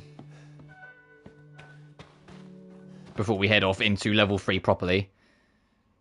Browse image. Oof. Yeah, there's a rhythm you need to figure out with Nightmare to get on top of it. And it's very hard to find that rhythm. And even when you have it, I'm not going to pretend I'm even remotely consistent with it. Where the fuck do you go? Hey! I'm dead. Fucking alright. Well, I did just save. I don't want to take the health boost. I know I should, but I want the Magnum. The thing is, what sucks is that if I pulled out all my coins, I could get both the speed boost and the heal, but I would be sacrificing the Magnum.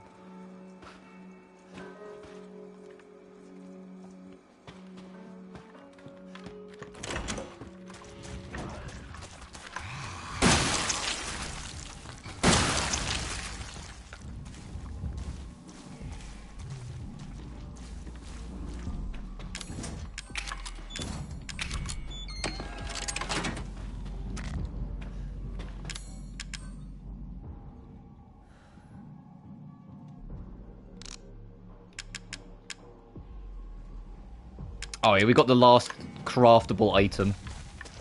There's a trophy for crafting at least one of everything once. But I'm going to chuck this in because we don't need it right now.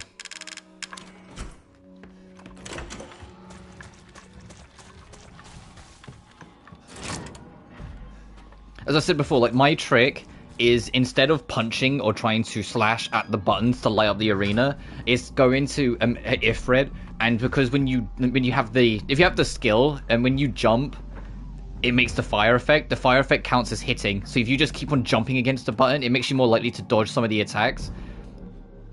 Oh, let's play. But equally, try not to have him directly facing you. Like, if you need to, like, jump against it and then Nightmare just turns and looks at you directly, fucking jump to the other side.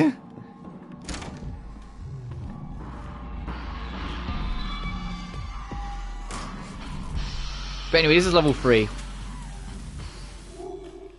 We're not going to be hunted down and have to fight back like with the first two. This one's going to be more about puzzles. Oh, yeah, you know what? Back up a bit, buddy. Ethan. Ethan. Ethan. Hold on. I got something for you. Looky what I've got. You know what this is for? I've got to get through the last rounds and hard mode will be done. Not gonna lie, I already made key mistakes from the start. Fairs. She thinks this thing is special. No, Ethan. That ain't special. This right here is special. You see, Ethan? Oh, jeez. Not everybody wants to turn back the clock. Ah! Oh, Eveline! I'm just trying to show him. Not everybody wants to go back. Got all to the ones when I should have just left it to one permission. And realistically speaking, you only need one in the game. I don't want to go back to how Actually, I'm things awful. were before my father found y'all. Yeah, because it goes back when they were yellow orbs. It was DMC3 that finally went, yeah, okay, maybe gold orbs, maybe having an alternative where you can just respawn on the spot might be a little bit more forgiving than having a checkpoint. This dude's very progressive, yeah. He's the psycho. Filthy, rotten house. All you want looking for them ingredients, but you ain't gonna find a goddamn thing, Ethan. You'll need that serum? Ooh, baby. You're gonna have to come through me. You hear? come on, Ethan. What do you say?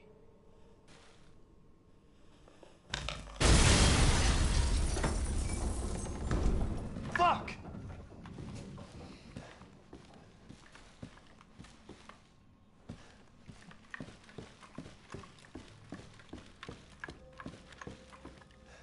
Alright, we keep an eye out. If you see a single coin, we can get a fucking magnum.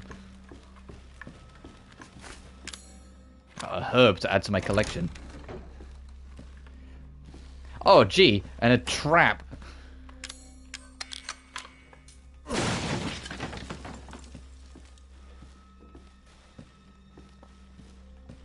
So you have to keep your wits about you, because yeah, at least there's a trap. And that's an explosive. Okay, standard handgun bullets.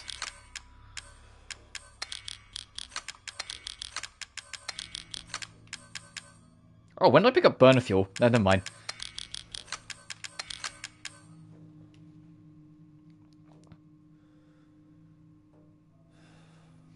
So I'm mixing that. On one hand, I can always say,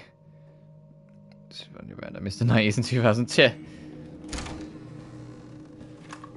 Yeah, I did. Obviously, I was born in '99, so I didn't really grow up in like 90s and 80s culture. But there are some aspects I see of it that I'm like, man, it would have been cool to have grown up in that era. There are other aspects where I'm like, man, I'm glad I didn't, but...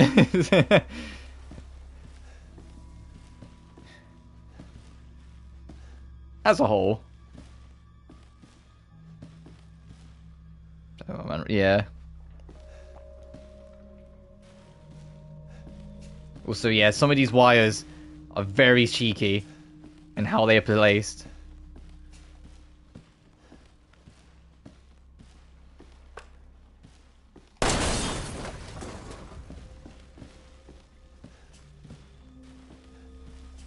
Oh, I'm not going to be able to get under that. Okay, I need to be able to shoot it.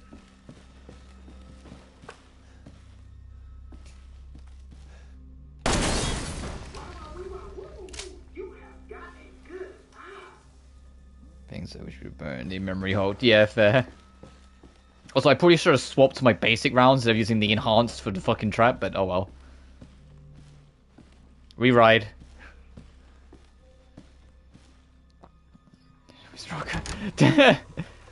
Oh, gee, that looks like a... Hang on. I meant to press L2. I'm going to be honest, I didn't mean to just fucking pop that, but sure. I'm going to waste all my ammo. I meant to press L2. If you press L2 and triangle, you can swap back to your basic rounds. In fact, I'm going to do that now. So I stop wasting enhanced bullets. But yeah, all of these crates, some of them have ammo in them. Some of them are just fucking traps. So you have to keep that in mind.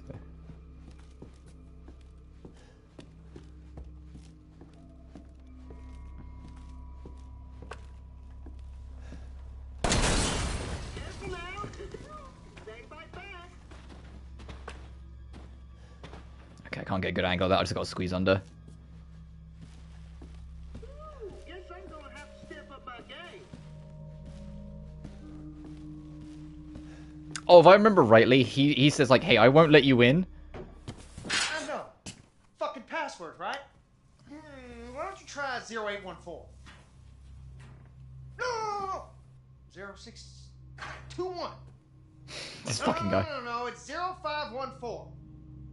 Oh, come on. Take a chance. You never know.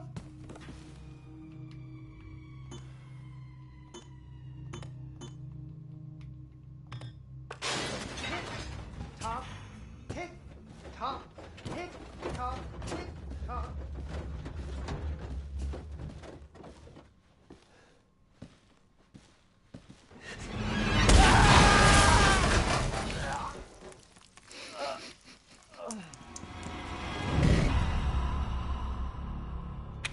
He's such a motherfucker.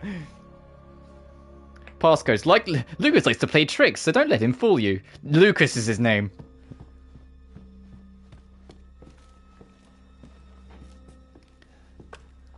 They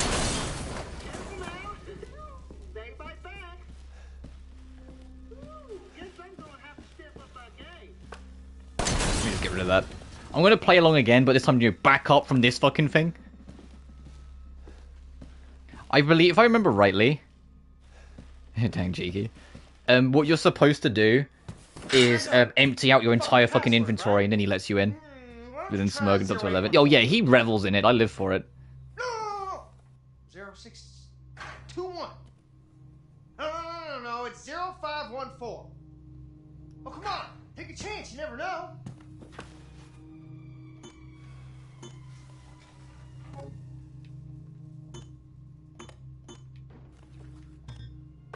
And this time I'm gonna back right the fuck up so that doesn't hit me.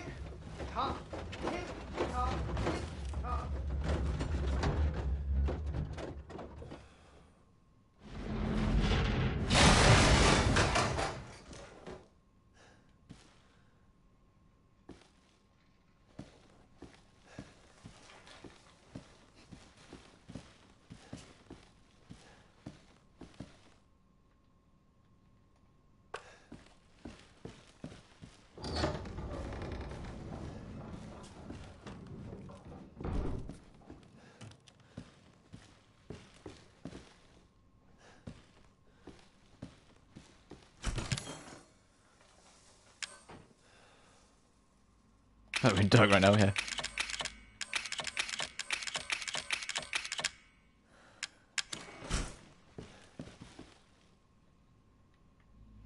What was the other numbers he said? I can't remember.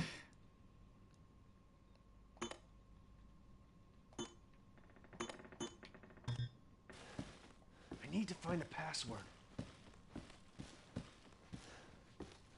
Oh, that opened up. Hang on 1 second.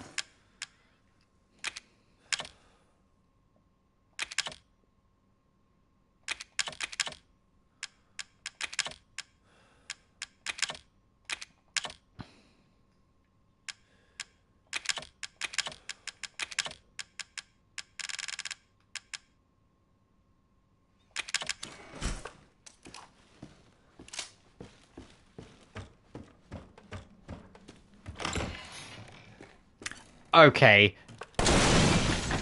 How'd I know? Feels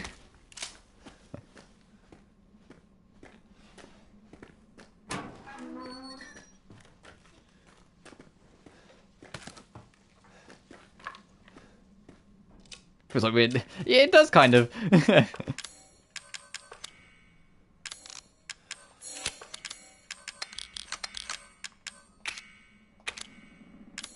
just have that.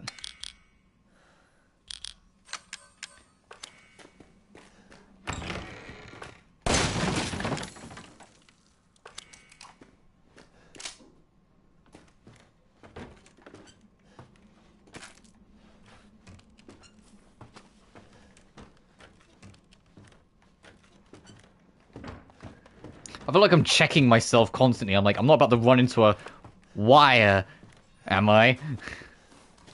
You motherfucker.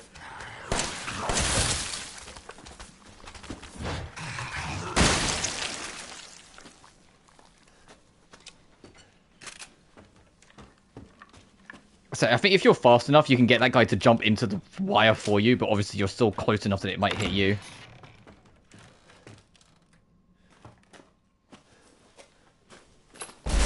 Damn it!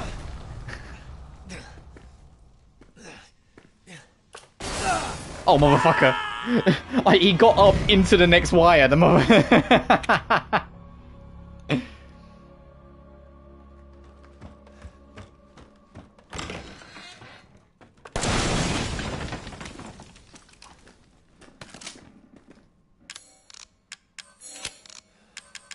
Kinda got fucked a little there, to be honest.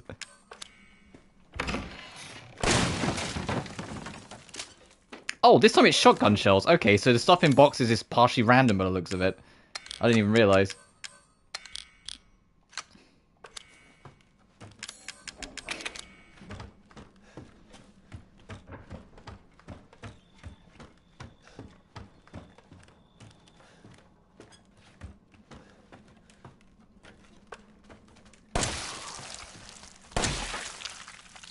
Oh, I got a headshot. Nice.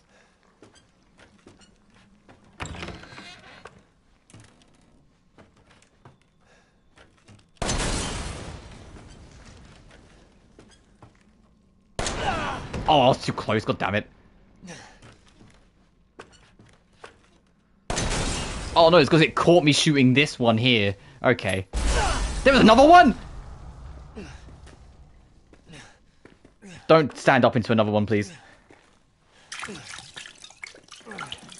I thought there was only 3 in here. Oh hey, there's that last coin. So we can get our magnum. Oh hey. Dramatically strengthens muscles and increases max health. Effect lasts indefinitely. So use the fucking thing.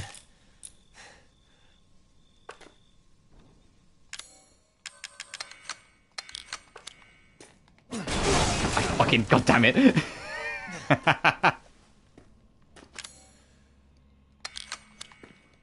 The one time I'm like, oh, maybe this one won't be trapped. Everything's trapped in here. He rigs everything explosives. I don't even know how he has this many.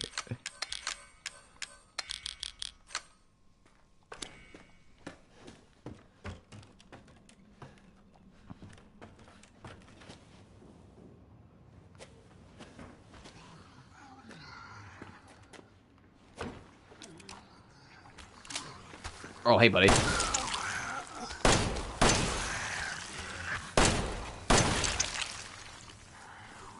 Oh, there's a lot of you fucks in here.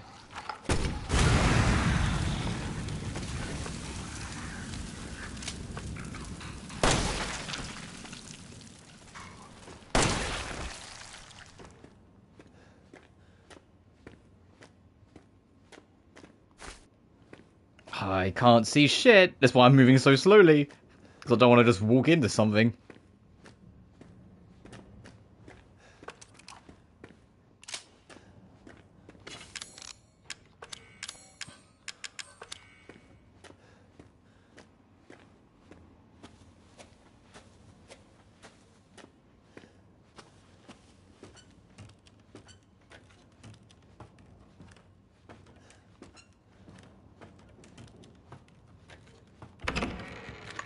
Oh, a safe room, awesome. I mean, that's, if you haven't seen Happy Birthday yet, there's your chance to be like, hey, watch it to remind yourself.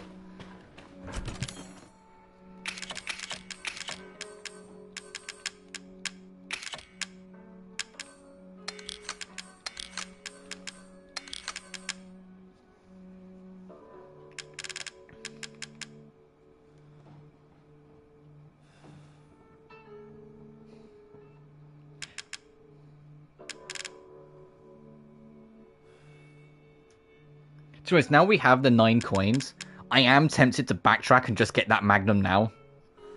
Like, go back all the way back to the trailer. It'd be a bit of a run, but I'm tempted to just go get it now. Do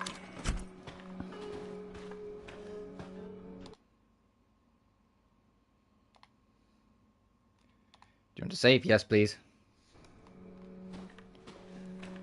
In fact, I think I am going to do that. We know where we're going. It'll be a bit of a hike, but it's worth it. Let's get ourselves a Magnum. We're going to need it for later stuff anyway, so we might as well just nab it now quick.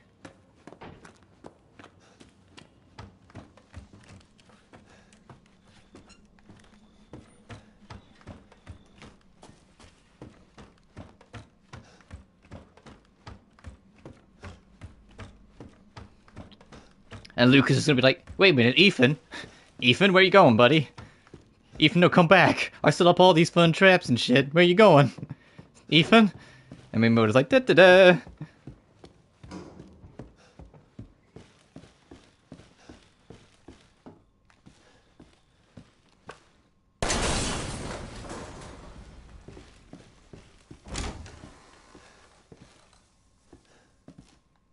Is this far enough away? Yes.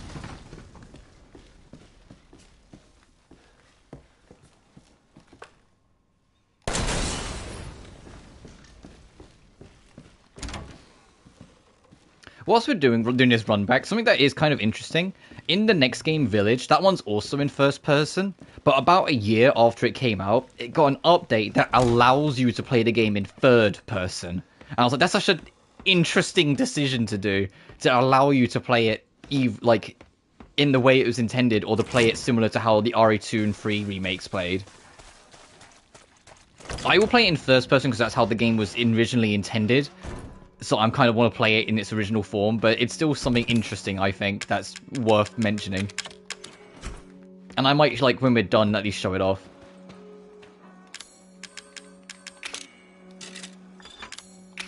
Oh, it's going to take a second, so you have to put them in manually.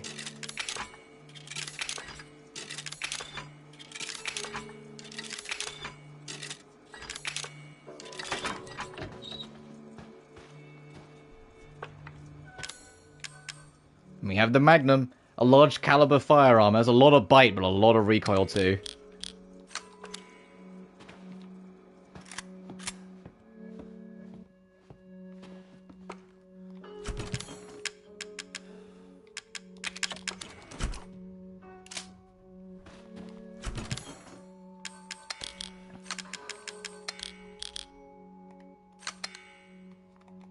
Oh, is there not a way to rotate it? Fuck. I guess it doesn't really matter either way. I was just going to try and slot it in. We're not going to have it immediately. Actually, no, we will have it on because we haven't got any ammo for the nade launcher anyway, so we might as well just chuck it in there for a bit.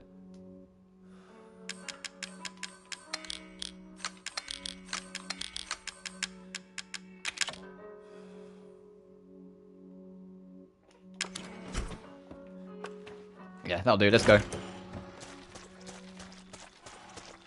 There is another Magnum of sorts that you can get late. I can't remember if it's like a New Game Plus reward or if you can actually find it in this game, called the Albert. And the Albert is the highest dealing damage weapon in the game, full stop. And yes, it is in reference to Albert Wesker, the OG big bad.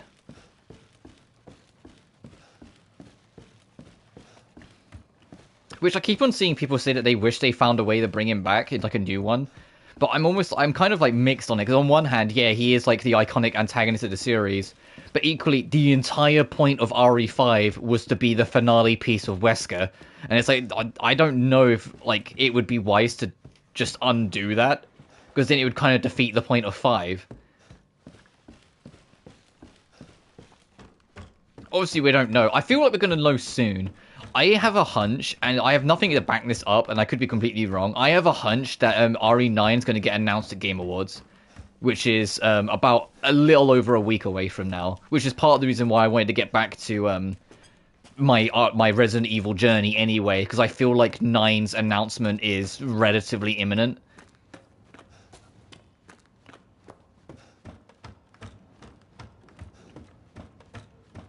Because Village was, what, 2021?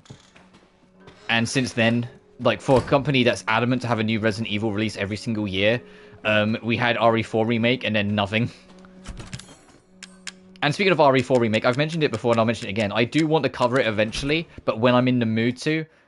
And the reason why I specify that is because, you know, I did cover the original 4, and if you know it's a remake, there's going to be a lot of it that's going to feel very the same, and I'm not sure if I want to go through what's going to be a lot of the same adventure just in Super HD just yet.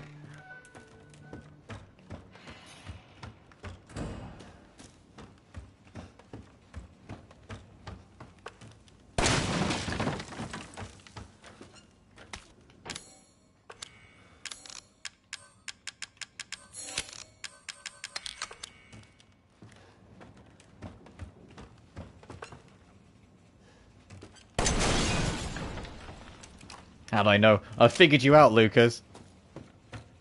You little punk.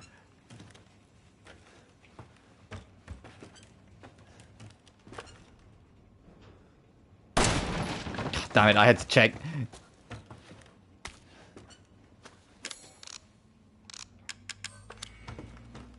That's the thing, he's just going to make me waste all my ammo by just double and triple checking everything. This is probably like a puzzle or trap.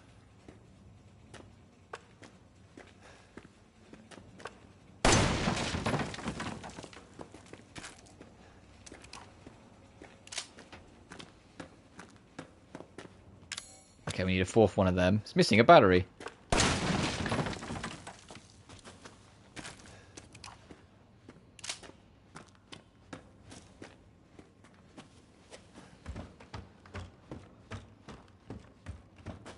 That'll be the battery.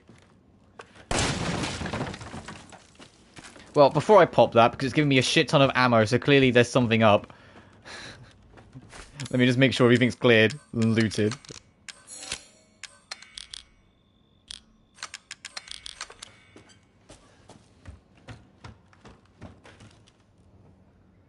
So, do you think it's going to be as I pick it up, or do you think it's going to be once I plug it in?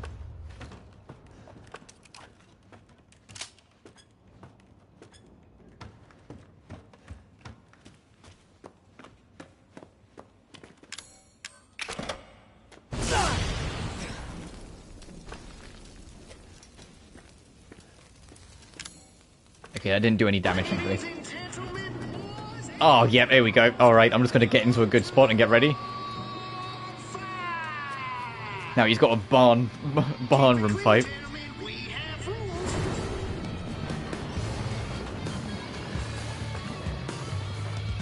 Fuck you too. Oh, at least got a bit of jams. Oh my god. Hey, Big McLarge Shoot, how you doing, buddy?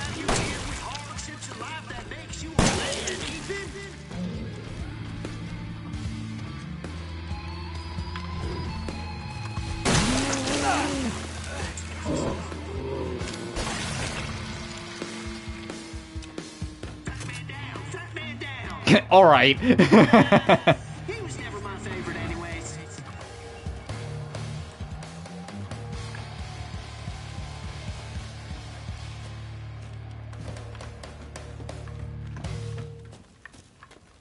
We done here?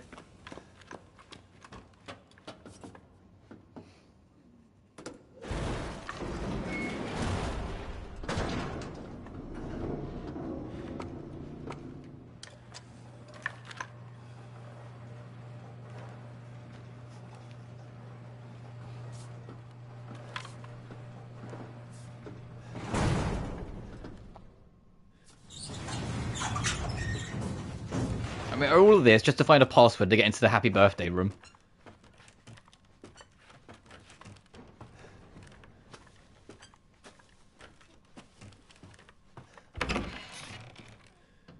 Oh, this looks inviting.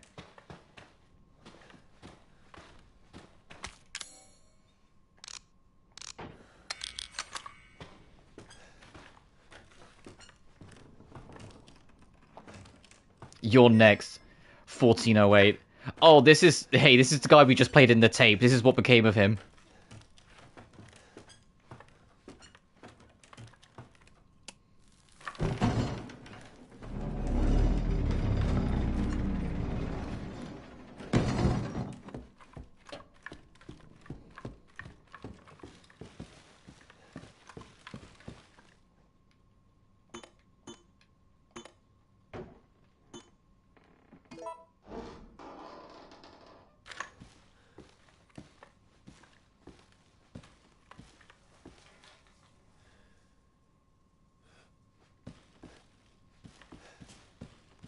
I just wanted to make sure.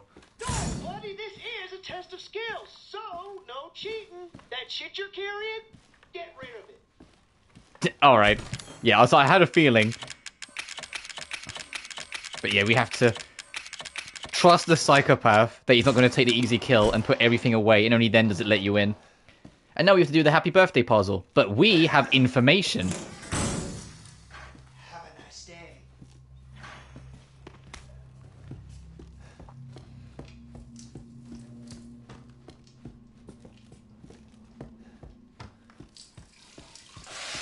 So he's going to introduce it. But we don't need to get the winding key, because we already know. What do you say we play a little game? All you gotta do is light the candle and put it on the cake. Kiss my ass. Ethan, language. There are children in the building. Somewhere. I think. I'm not sure anymore. Because what the winding key is what sets up the rest of the puzzle, that then fucks you over.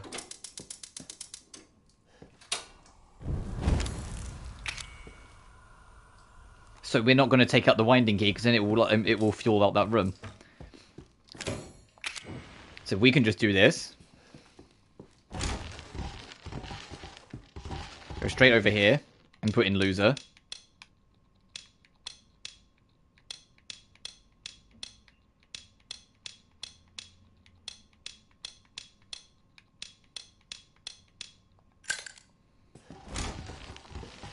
Get this.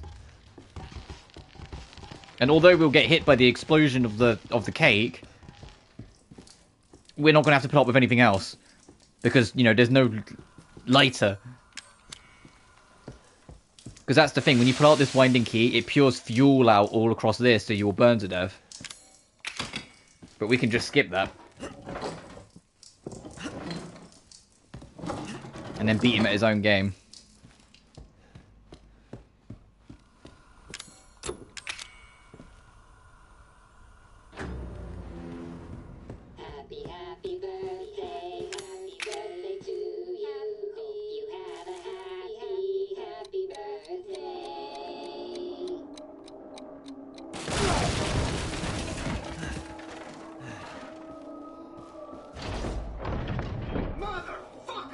Yeah, see, now...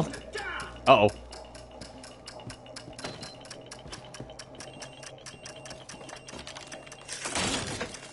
He drops a bomb on you and he's like, uh-oh.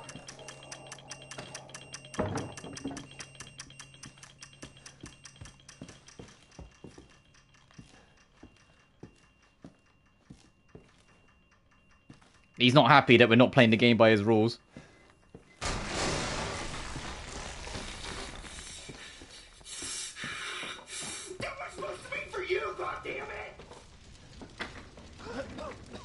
And that's his back room, and you see now he's fucking booked it.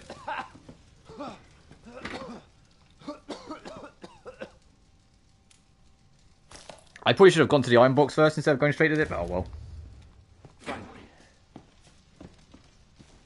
And now we can prepare for our boss fight.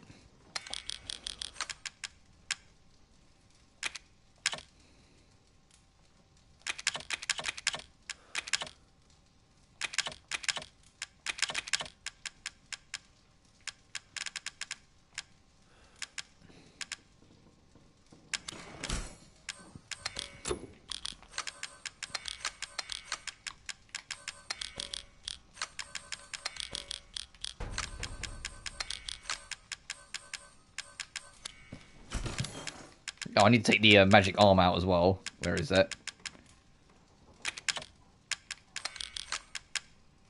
Has anyone found a repair kit? Maybe there's a secret one I've missed, but I'm surprised we haven't found a repair kit yet. Oh, do I not have any enhanced ammo? I do not.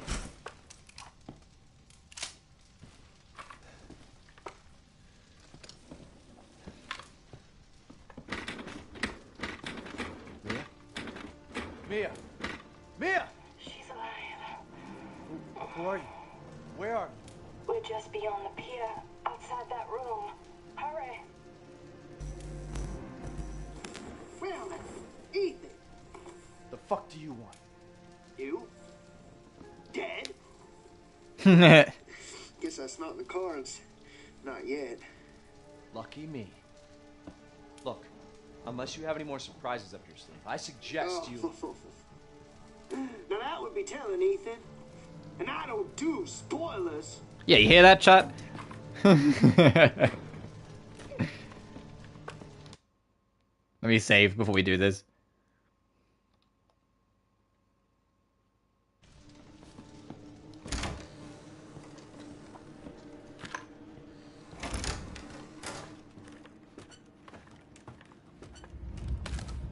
Six shotgun shells, huh? Alright. 10 handgun bullets, huh? Alright. I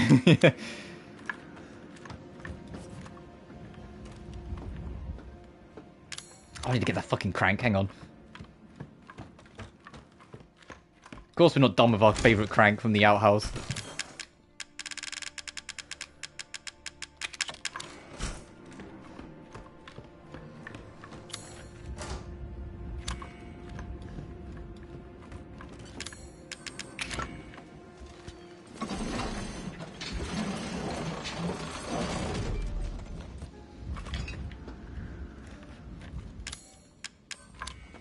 I'm going to put this crank away, so I have room, because there's probably going to be stuff in the boss arena.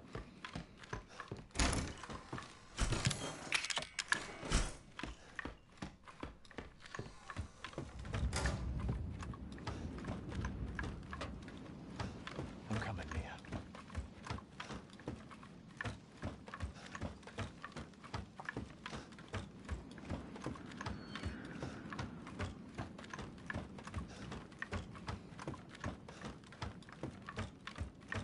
Gee, this sure is a long run. I hope there's no crazy deranged trap at the end of it.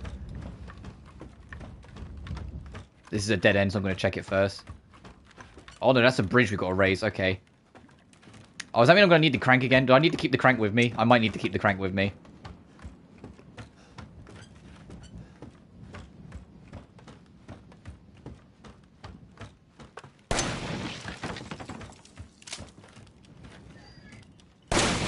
Okay, I'm not taking any chances with this fuck.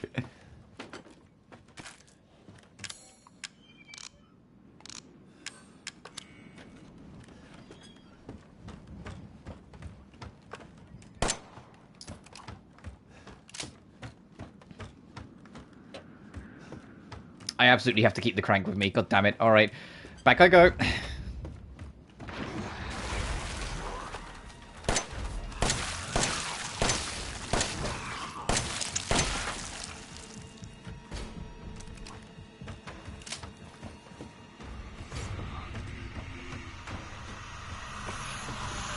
Oh boy.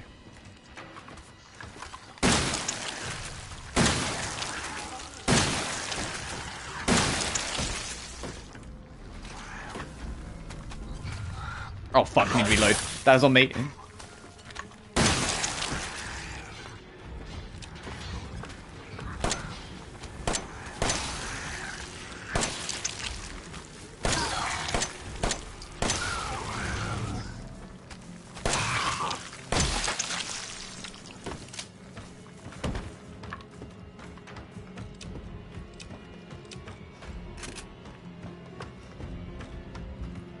Yeah, I don't really find, at least to me personally, I don't really find the mold monsters anywhere near as scary as the straight up the zombies from the classic games. But I get it, like, Resident Evil didn't really want to keep on doing zombies, because the zombies were tied to a specific virus, and that virus has been contained. And it's like, what, you're going to keep on making new excuses for that virus to break out the cause it? No, they're going to make up new evils.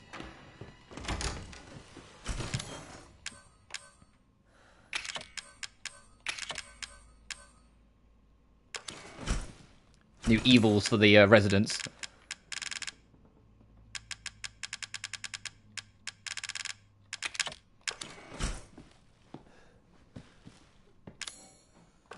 Have I got a spare herb? I might just like chow it down. That's looking like a no. Alright, let's go.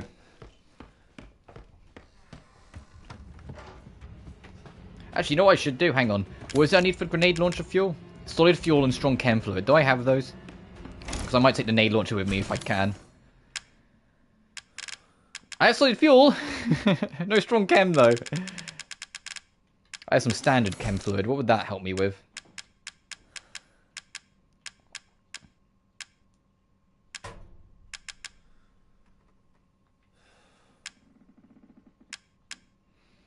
Oh, if I can get a strong chem, I can make a supplement and make a neuro round for the nade launcher.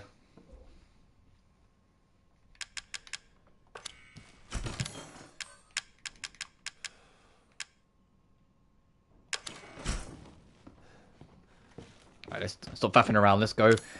Yeah, I did bring the crank. Let's go. I think I did the exact same thing on my blind playthrough. It seems like something I do. It's like trying to save space as soon as I put the crank in. And that one, hope I don't have to use it again and just immediately go back. That sounds like something I'd do.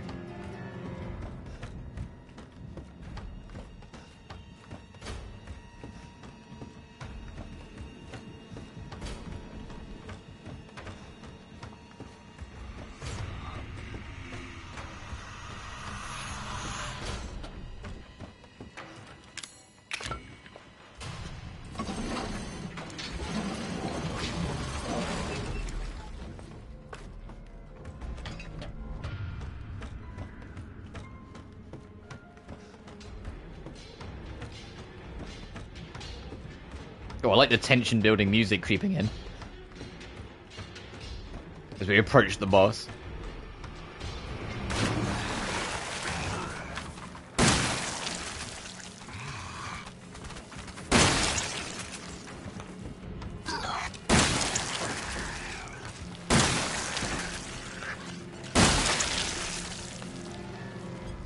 Done with your shit, mold creatures.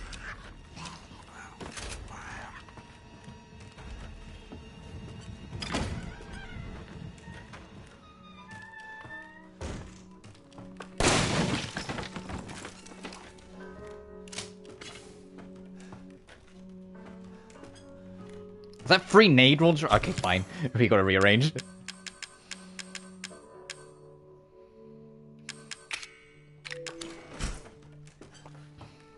Oh god.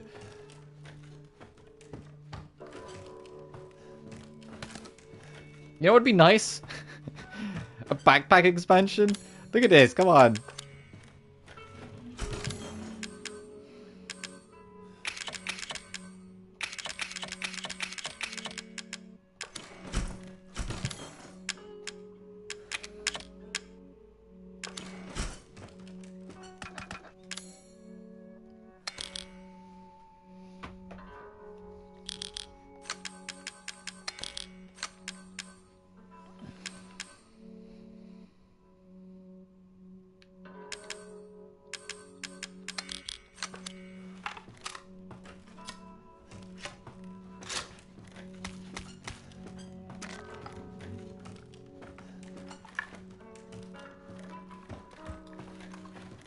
We don't have space. Fucking come on.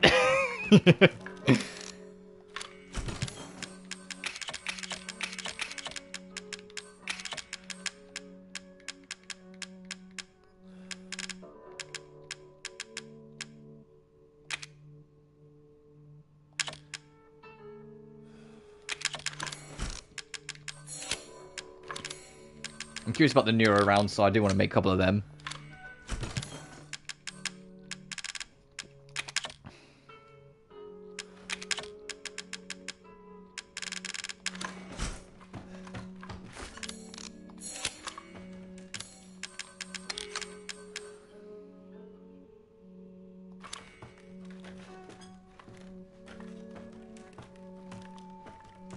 I hope we haven't missed a backpack expansion. I don't feel like we have, but at the same time I'm paranoid we might have. I am going to completely fill out our inventory, by the way. Or as much as it will let me.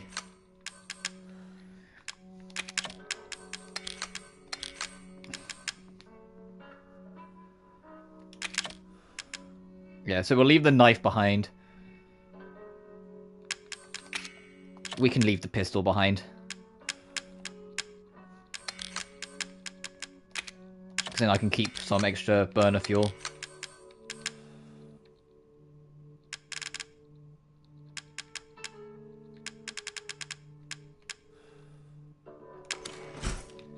Alright, that'll do. I've done enough menu Tetris. Let's save and then go into our boss.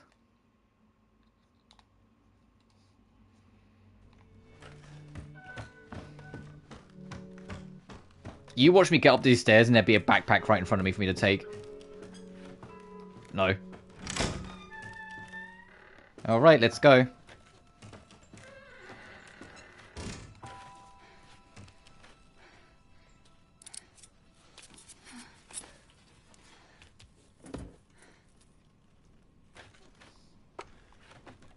Zoe? Zoe, Not now. We don't have the time. Do you have both ingredients? Right here. There should be enough, right? If we make them fast enough, my father and Lucas aren't far away. He's coming. Daddy's coming. Good. There's enough for two.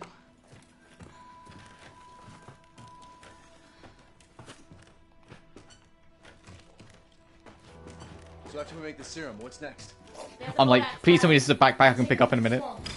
But none of us will get very far without the serum.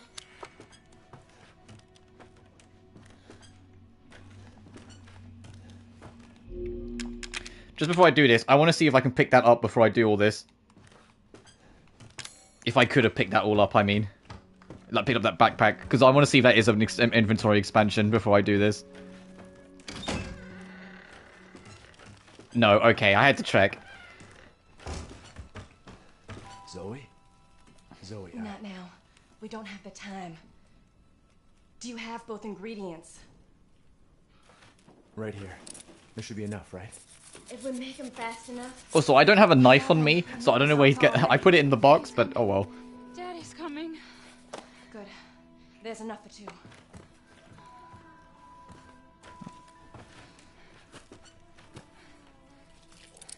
Okay, kitty cat. So I know after you we guys make the heard serum, that. She what's just next? had a bit of a yip and then just a really loud, like, snore, and then just kind of settled back down. None of us will get very far without the serum.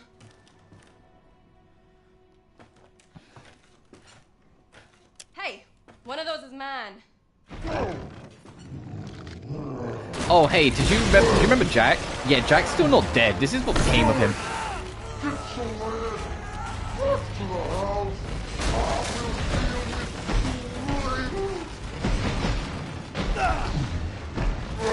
Yeah, we're not actually gonna fight Lucas, we fight Jack.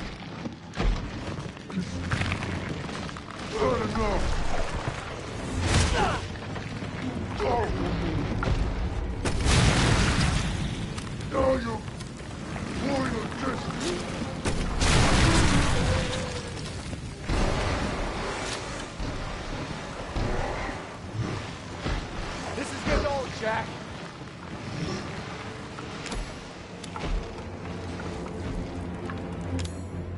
I probably should have kept a knife with me so I could actually break a box. Fuck it.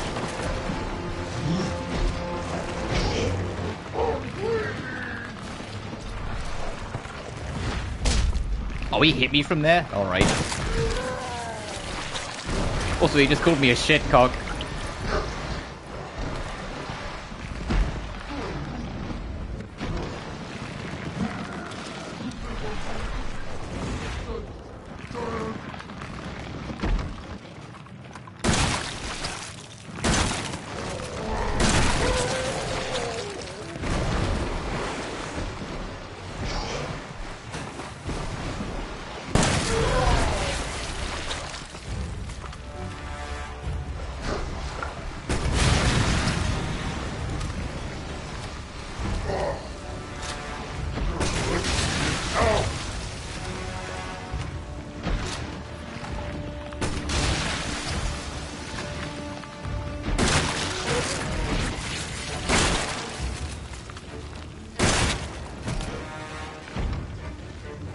Reload.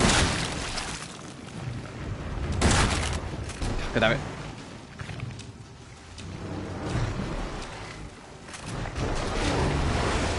But have you ever, the gimmick of this fight is that you gotta try and find and pop all the eyes.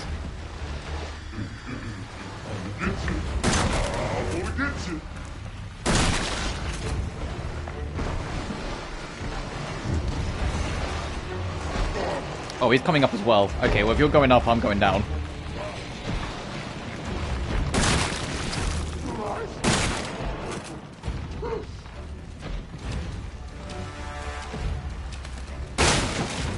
Handgun bullets?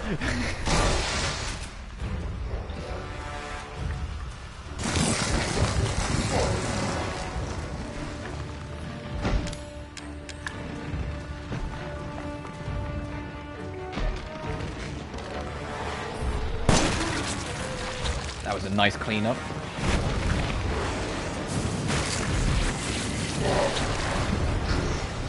That's another one broke.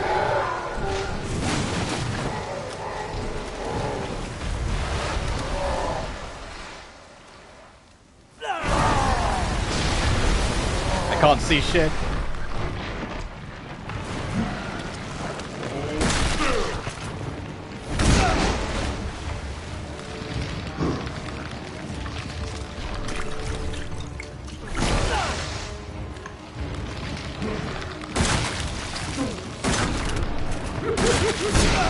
Ow, fuck.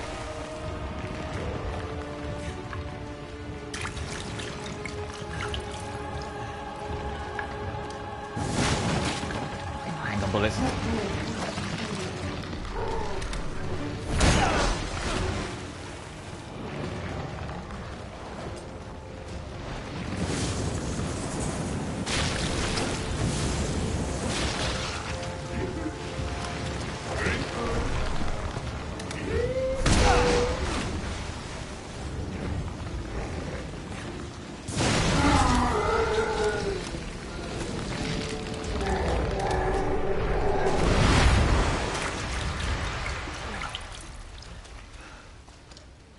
Oh, Now, I've seen everything. I didn't hit him one more time. Oh, I know what happened. When I put the fire on the box, it caught him and he was on 1 HP. Let's get out of here. Ethan, this way.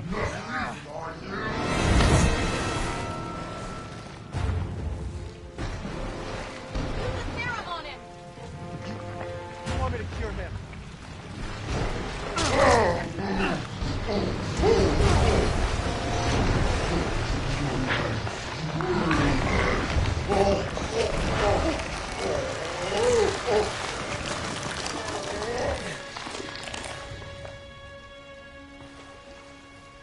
Are you all right? Yeah. But now we've already got one. Mia's waiting for us. And you know how I was saying last time?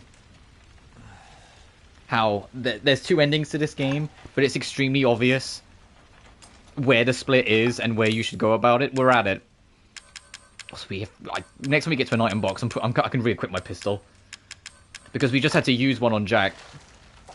So we only have one left, but we got two people that are infected. Our wife and Zoe.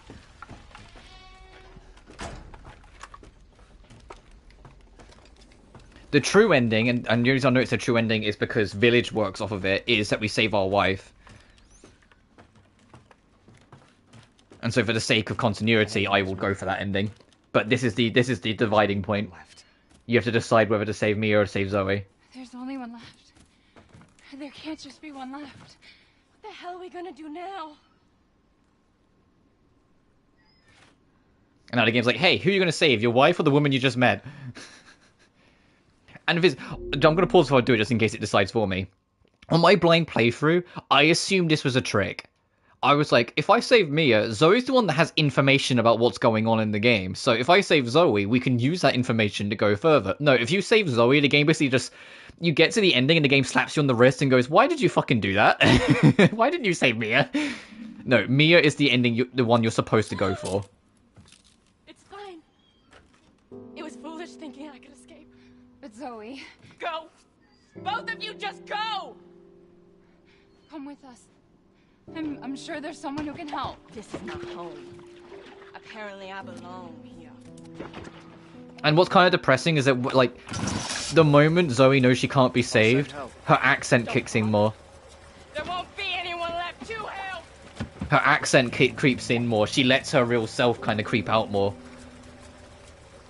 But it is just a deep sadness. But don't worry, it's not the end for Zoe. There's a DLC based on this where we will go save her properly.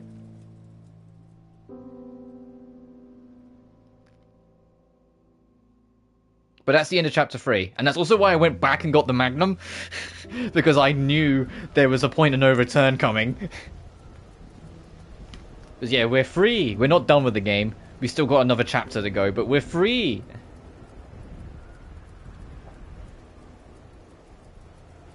Ethan? Thank you. Who the hell else was I gonna choose? Ethan.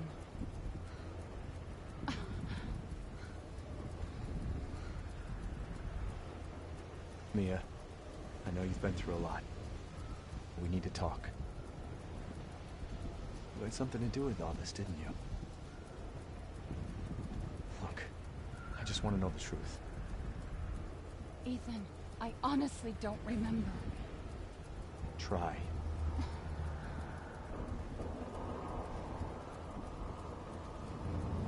Hey, you know how Resident Evil 5's final chapter took place on a giant boat? And you know how in Resident Evil 6, the game's final chapter for 2 of the campaigns ended on a giant boat? Well, anyway, in Resident Evil 7, the final chapter takes place on a giant boat. You're okay. There was a joke when this game came out around the community that it just become a staple of Resident Evil that the games had to end on boats.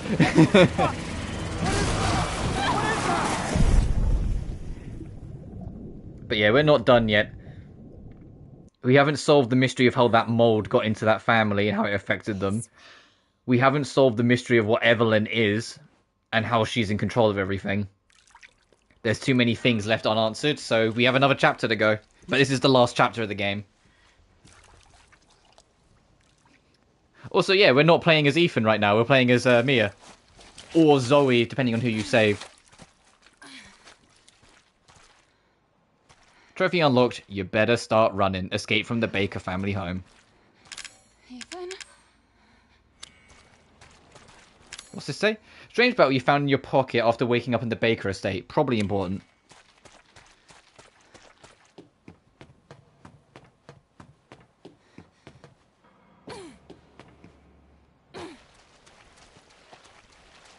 And I do find it cute that something that was a staple of every Resident Evil up until this point, well, outside of RE4, and I guess no, not 3, because 3 you had Carlos, where you have 2 playable characters, at least. They have you play as Mia in this section. But here's our boy. Ethan. And the mole's gonna take him from us.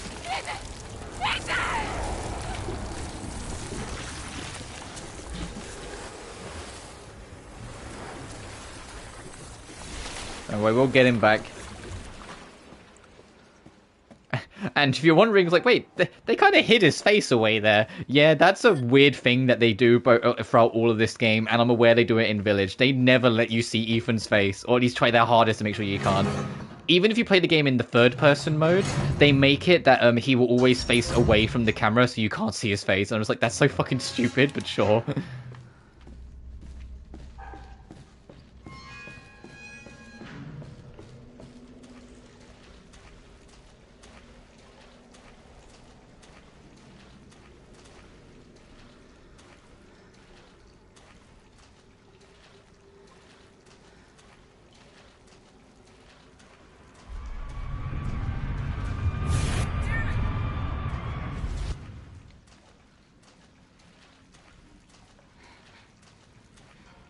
What was that?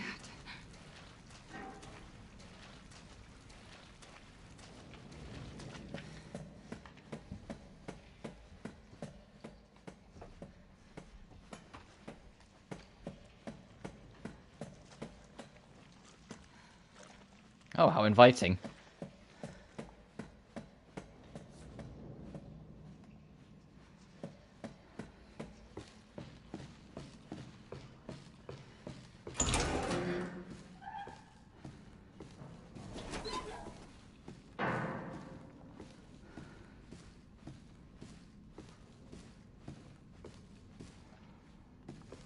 I'll open that in a second. Okay, there's no... No, we can't enjoy that. There's nothing else here. They're dead. They're all dead. What is it? The engine room. What the fuck are you talking about? She killed them all. Fuck. What the hell is going on? We need some weapons. Is there any weapons on this ship? I don't know, but... Let's go this way. Maybe we can get out of here.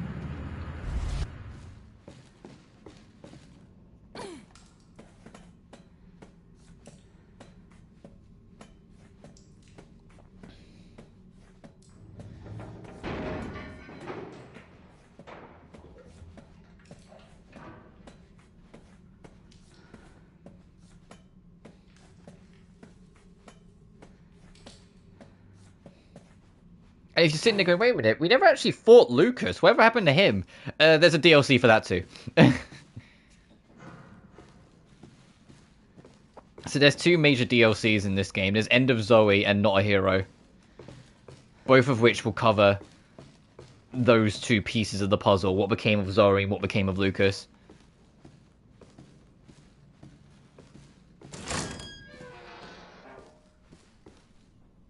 Crew Register, Captain, Ed Charlie, Chief Engineer, Paul Fitzgerald, First Officer, Giovanni Finetti, Second Officer, Clark C. Walsh, Mechanic, Dwayne... Is that really Claimers? Communications Technician, Jim Stockman, Physician, Gerald Waddell.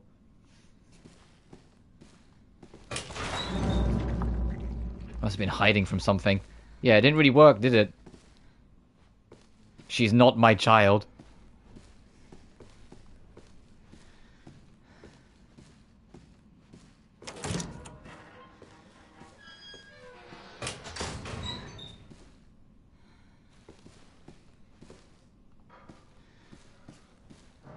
She's inside me, she's inside everyone.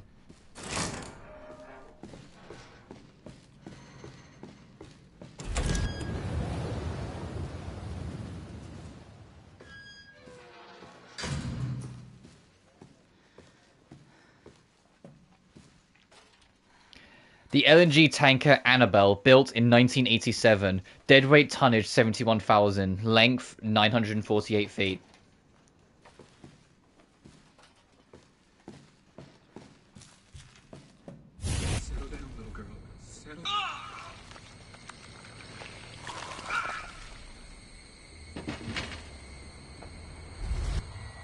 remembering? What? What are you?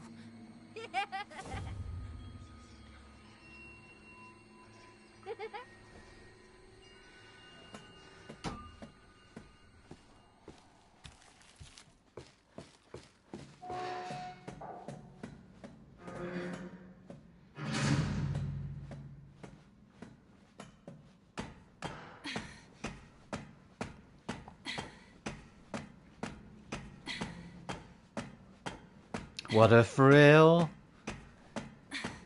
I'm so... Okay, no, we're here.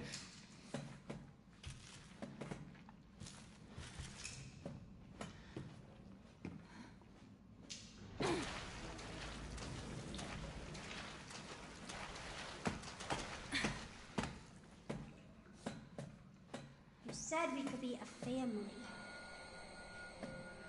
What are you talking about? You said! Wait! Tired of waiting.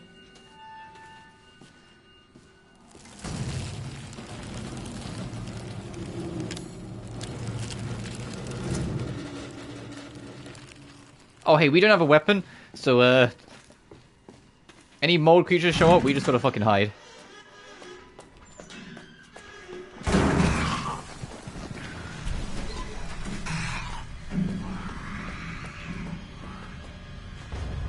Or try and outmaneuver it. So we need to get to that fuse.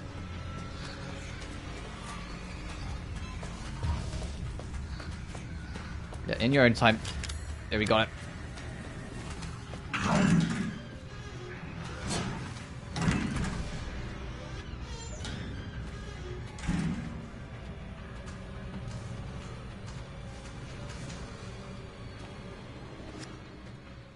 Dear Janet, hey, how's it going? I guess half a year or so will have passed by the time you get this letter. Life is so boring here, day after day, just the same old sea. Although there is one thing that's different. This time we have some passengers sailing with us, which hardly ever happens. It's a couple with a little girl. I think they're distant relatives of the captain. Imagine, travelling on a tanker instead of a passenger ship. They must be hard up. I tried talking to the little girl earlier, and her dad shot me this nasty look. What's he so worried about? Now that I think about it, the captain said he didn't even have any relatives. Maybe I'm overthinking this. I miss you. Love, Jim.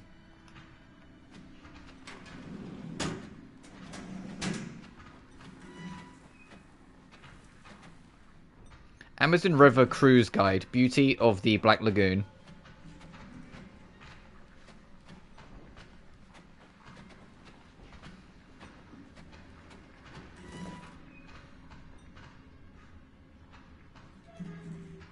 Is there anything in the life jacket?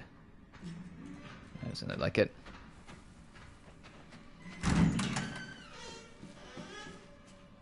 Oh, there's a box to break. Hey, it'd be great if I had a knife.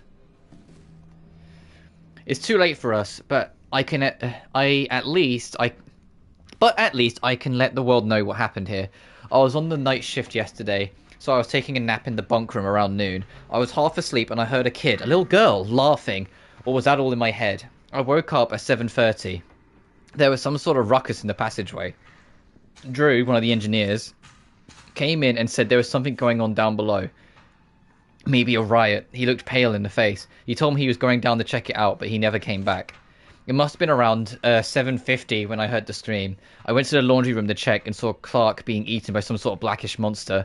The monster turned and started coming towards me, huge, shark-like teeth snapping at its jaw. I just screamed like a little girl and ran for it.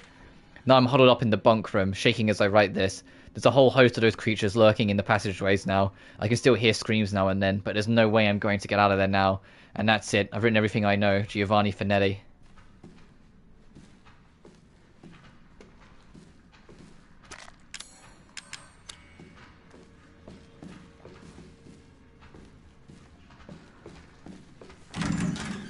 Oh, hey, buddy. I guess there is a window here to let you see that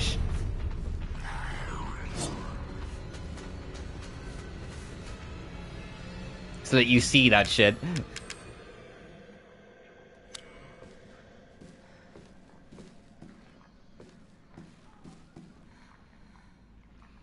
Go away.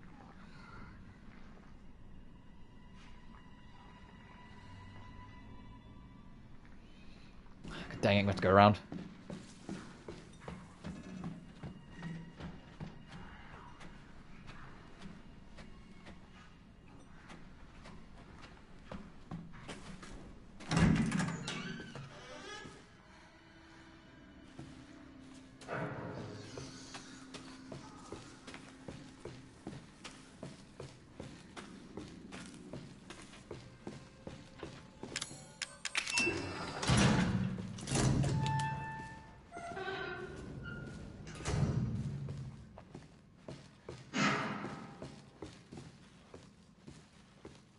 I know there's more rooms down there I didn't get to check, but one thing at a time.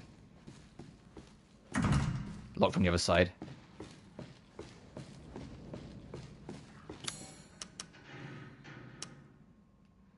Yeah, there's at least 2 more doors down there I can check.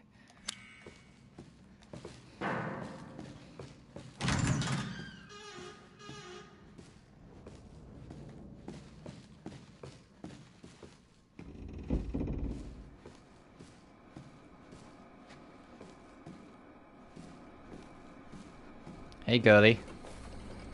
Watch it. What? Why? You need to remember, so we can be a family.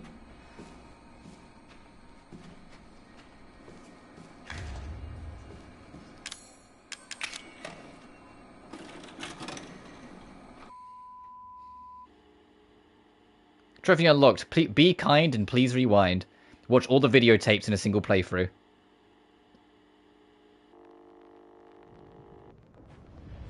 Alan, you're getting worse. She must have infected me during the attack. And I'm too far gone anyway.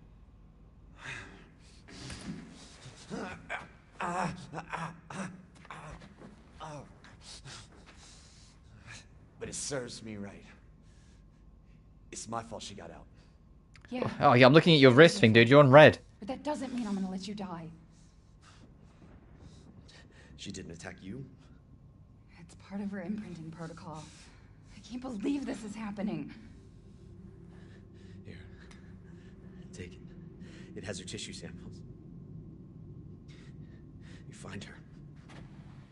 You fix this. Okay, Evie. Where are you?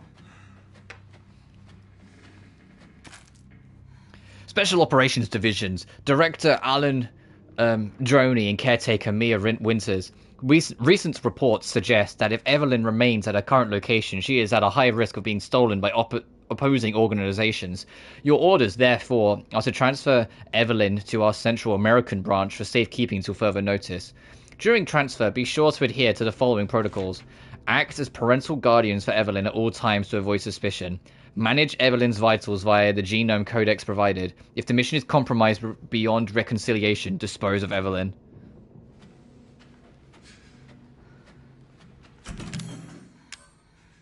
Also, we have a fucking P19 machine gun.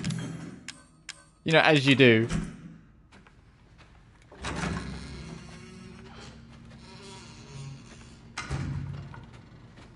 She's close.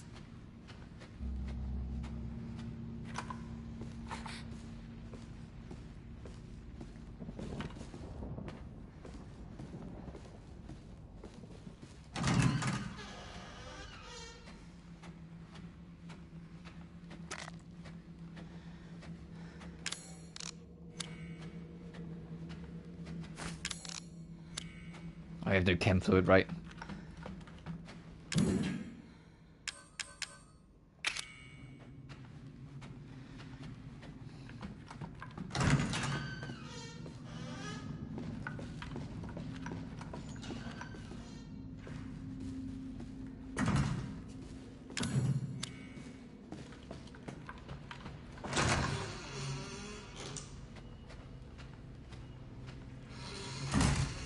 Oh, she's in there. She's just locked herself in.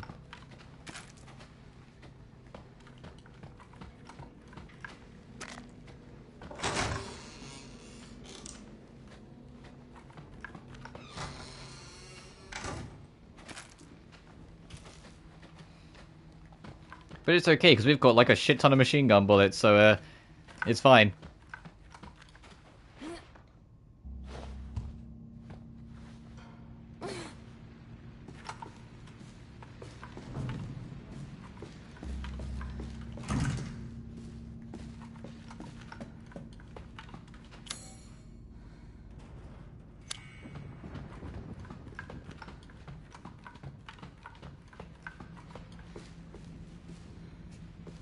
Better check the rest of the floor first.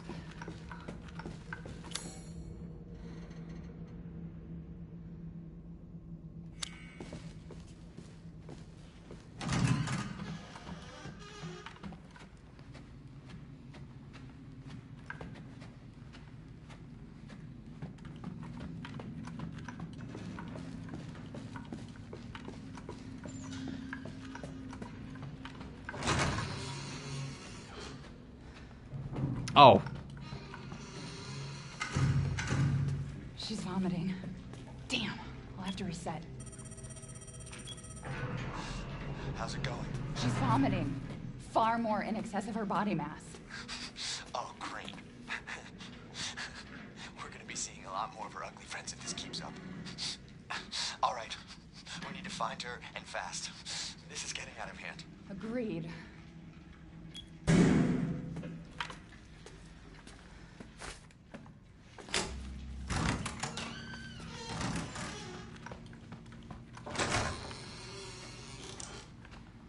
Alright, back to the lift then, because I think that's everything that's on this floor right now.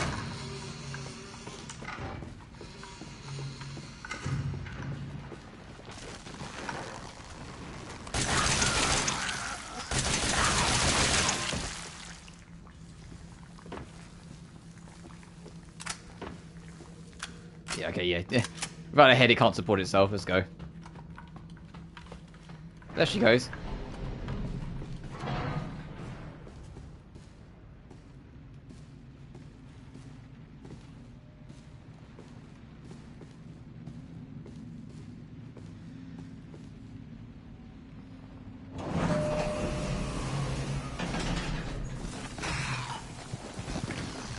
Oh, hey.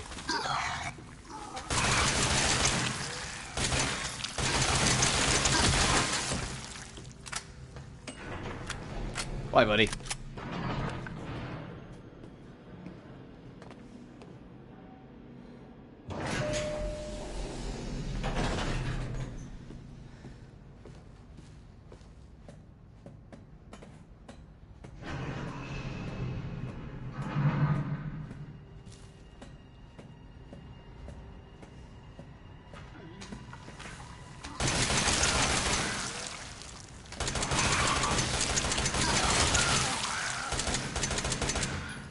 Oh, you done? Alright.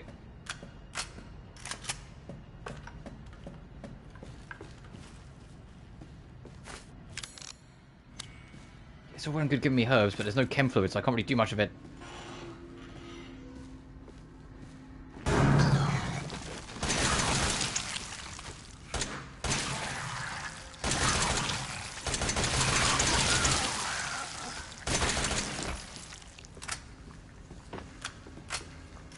Okay, you know that is done. Awesome.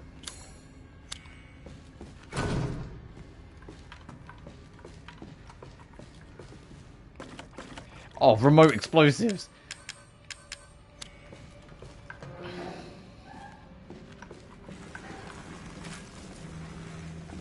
Oh, you want to know a dumb thing you can do with remote explosives? You can plant them on the ground, or you can plant them directly on the mold.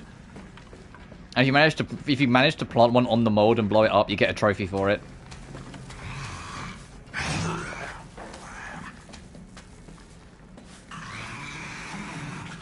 Ah, no luck. Oh well.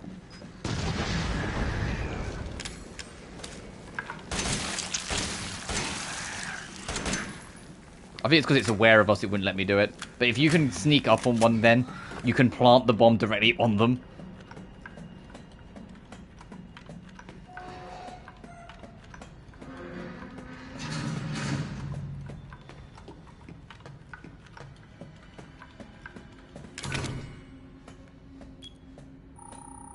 Alan, I think she's on the other side of this door. But I don't have a key. Try to melt down the lock. You're on the bottom level, right? Check our luggage.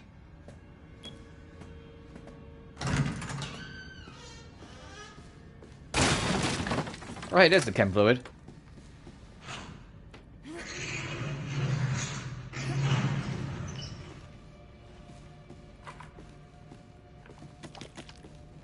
Some corrosives.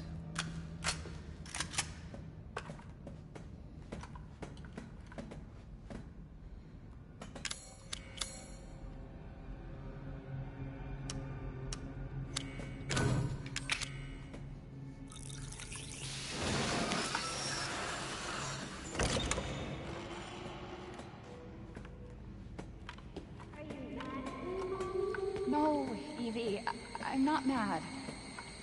Wait. What did you call me? I don't want to live in the lab anymore. I want a house. And I want you to be my mommy. Okay, Evie. I'll be your mommy. Just come back with me. Right now. Okay? Where are you, Evie?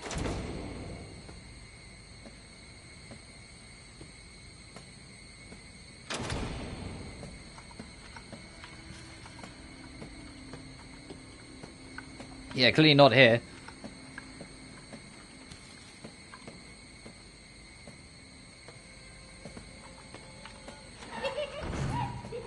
Evie, wait! Did you find her? Yes, but she ran off. She's making more friends, Alan. Those things are everywhere. I told you so. Are you okay? You just worry about getting Eveline back.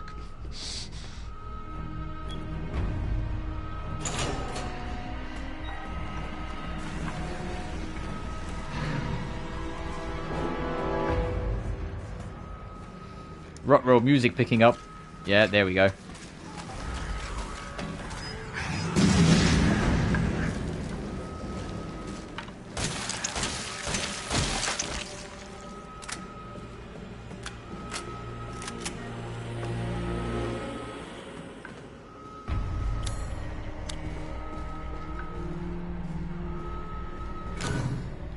Well, she's not in here, but we can still burn this open, see if there's anything worth getting.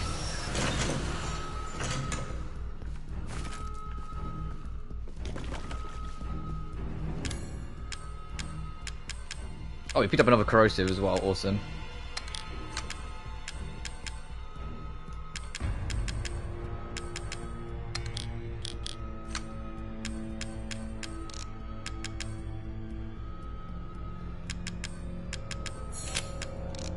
Just because it worked towards the trophy, I'll make that. So I think the only thing we need to make that. And maybe that, for then we've made one of everything for the trophy. I think we made some enhanced bullets.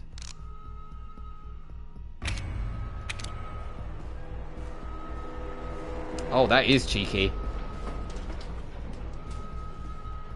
But yeah, that's how the Psycho Stims work, by the way.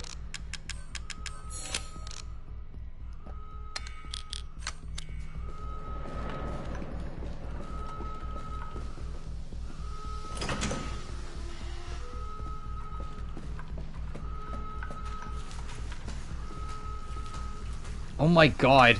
Okay, maybe I should have used the Psycho Stims a little bit.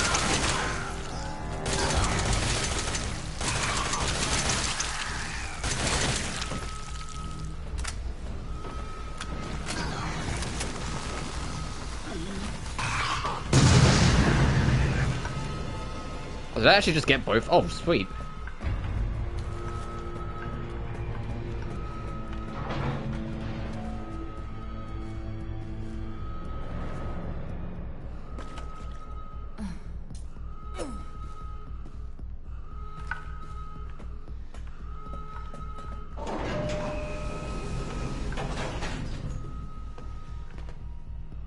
To the floor, so back to floor 3.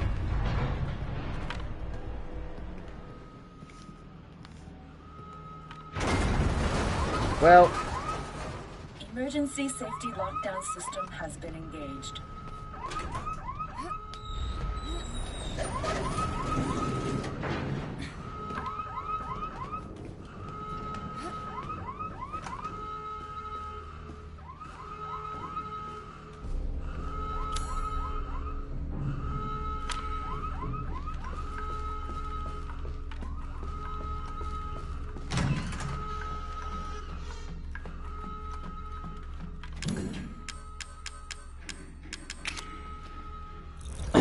Excuse me.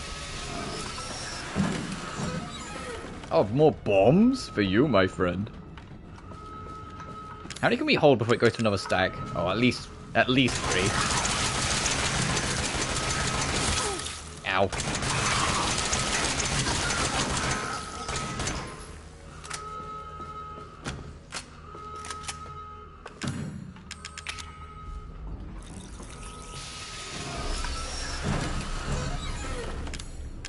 At least 5.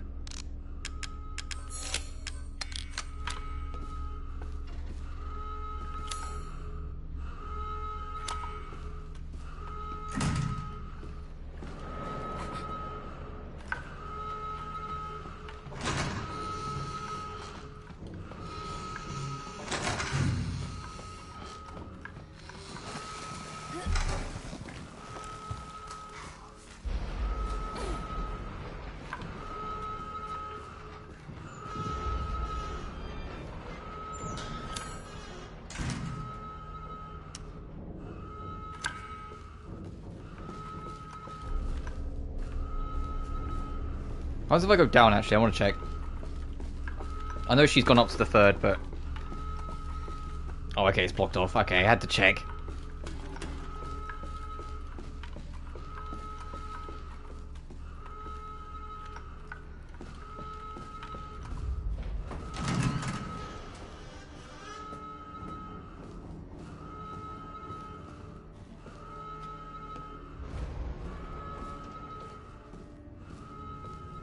Hey, look, it's the room we're literally in, watching the videotape with Eveline.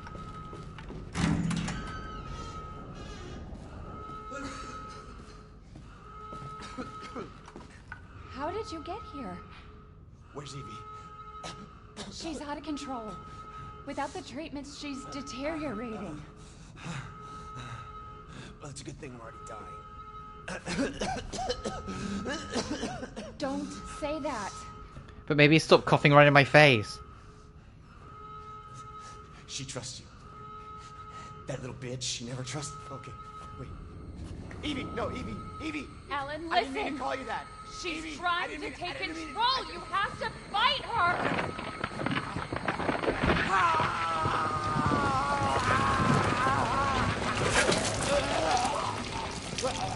Eveline, stop! Stop right now! Don't touch me, don't!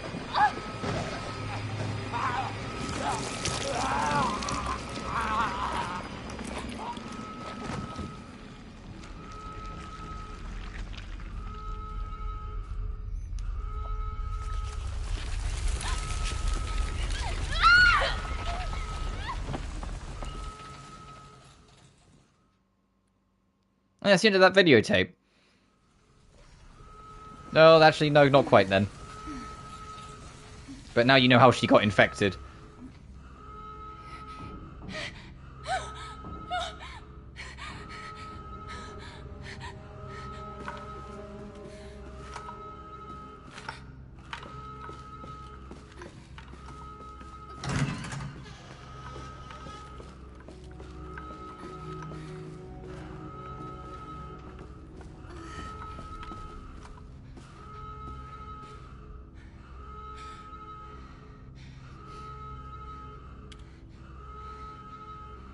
And if you remember from the very start of the game, this is the video that she went to make.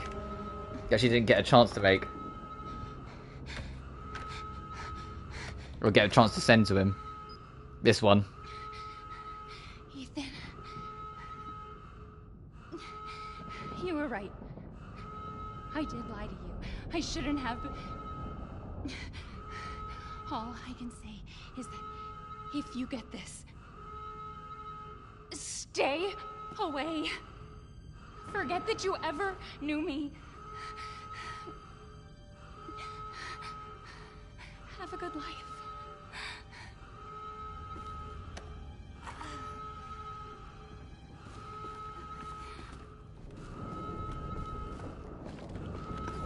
And now you know how that little bit from the very start of the game happened.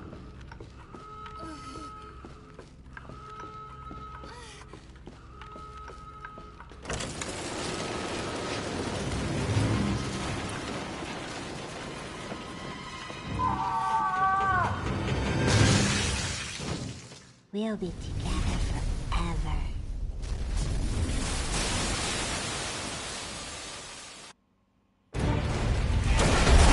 Oh, this is CG. This is CG.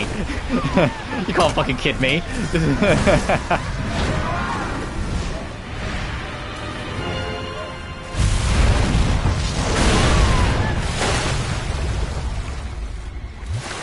How very sly of you, devs.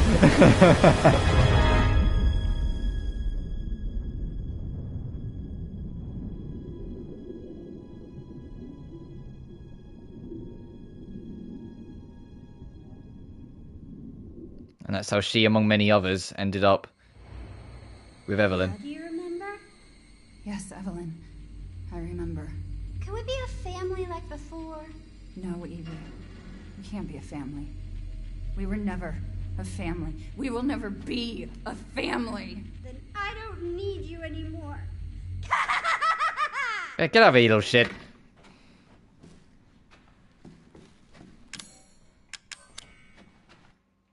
Let me save.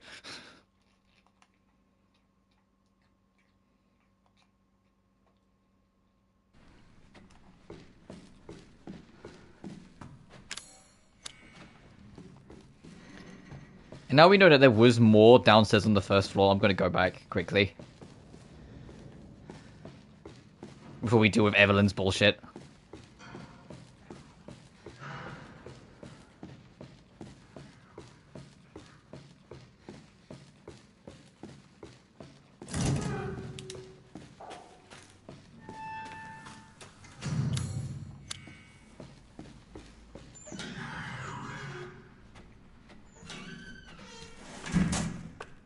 I'm glad I did. I'm glad I did. Might not be much, but it's something.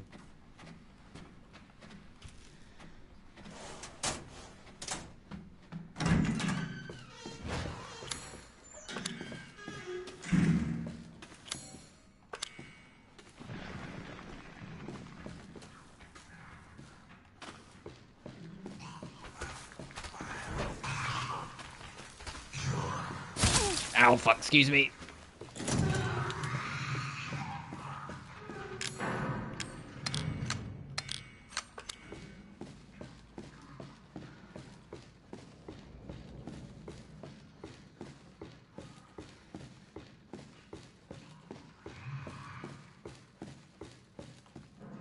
Can I go up any further? Do I want to? Oh, it's barricaded. Okay.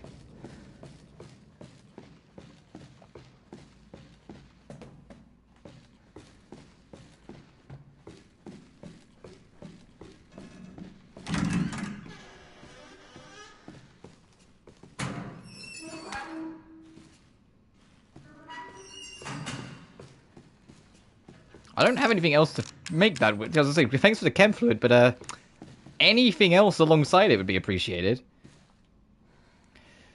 The E-neck toxin. Destroy any subject S biodel only cell of assets. Must be the first before do this, placing a sample into the next container.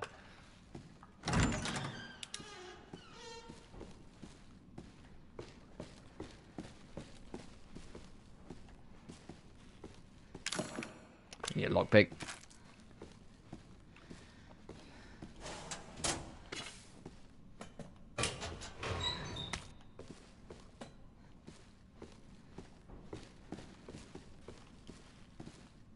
It looks broken. Oh man, you mean the message never got sent? Fuck, who could have guessed that?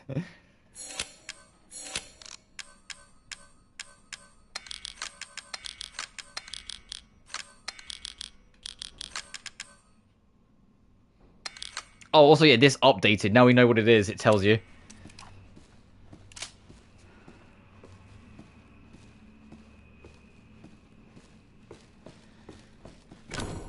We need to be able to burn that off.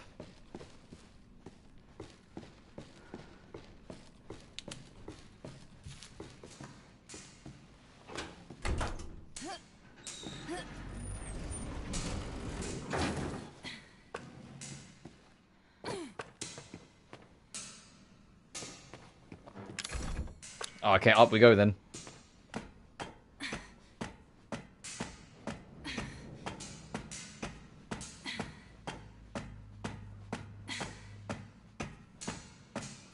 What a thrill. I'm searching. Oh, okay, that's it. Every time.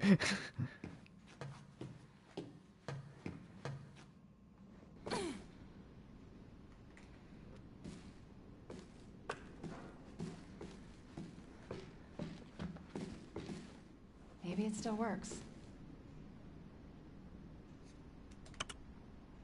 That's where we were. That's the lift. Ethan. No, we need to get to... I hope I make it in time. There's two. Okay. Bottom level.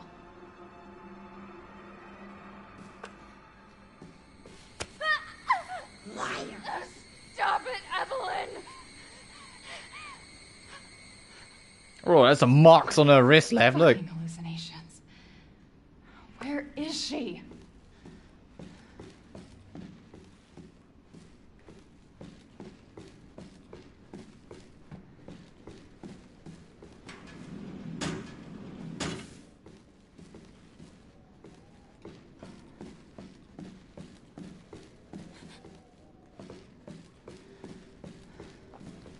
I think it's like the most unused button in this game. I can't remember how, like, any attacks I've actually blocked. I feel like I always just try to avoid the shit instead of, block it.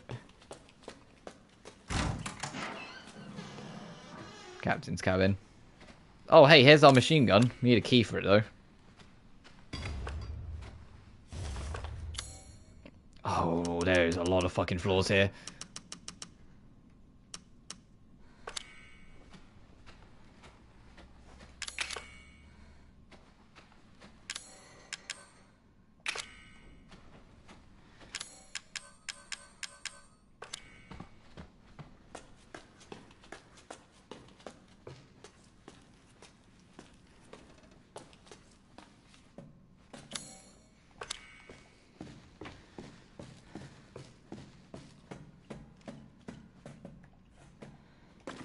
Thanks for the bomb.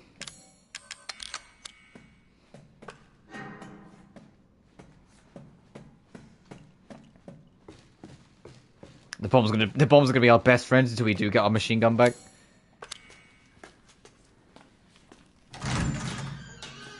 And this just leads back around into here. Okay.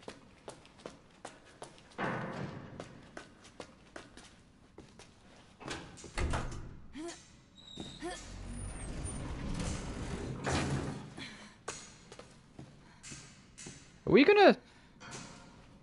Oh boy.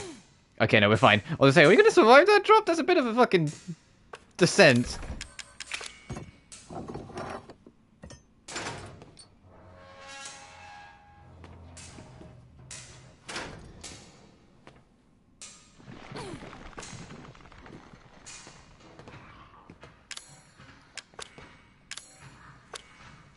Fuse and a cable.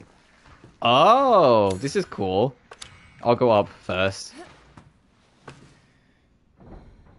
Go for Alistair for the Shadow Cats. They're both neutral, so Alistair is a heavier hitting weapon. So Ifrit, sorry, is a heavier hitting weapon.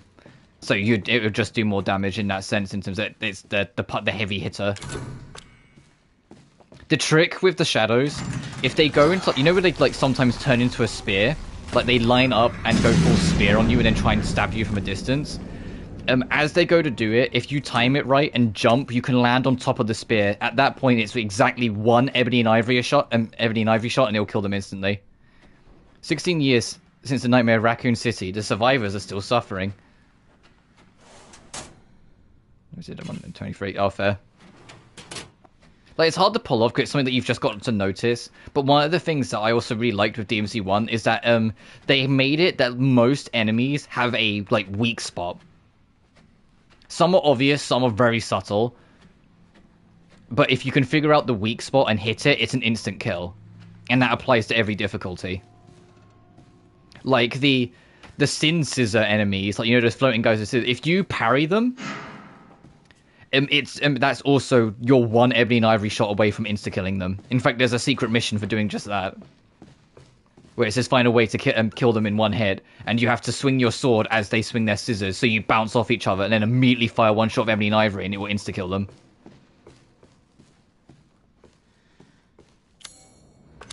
I like the game. It's not necessarily about being like good, it's about just picking up on animations in the end. With it, if you like pay attention, eventually there will be some animations and some enemies that you'll be like, oh, that means they're going to do that, and then, you know what I mean, that's how you kind of get through.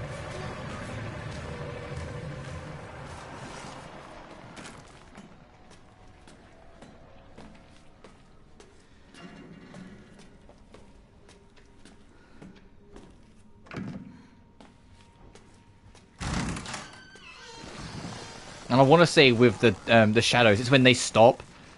It's like if they're not chasing you or walking around, if they completely grind to a halt, it usually means they're about to stab. And if you just, like, if you get the timing down, you just tap jump and the spear will go directly underneath you so you can land on it and then shoot. Won't open, okay.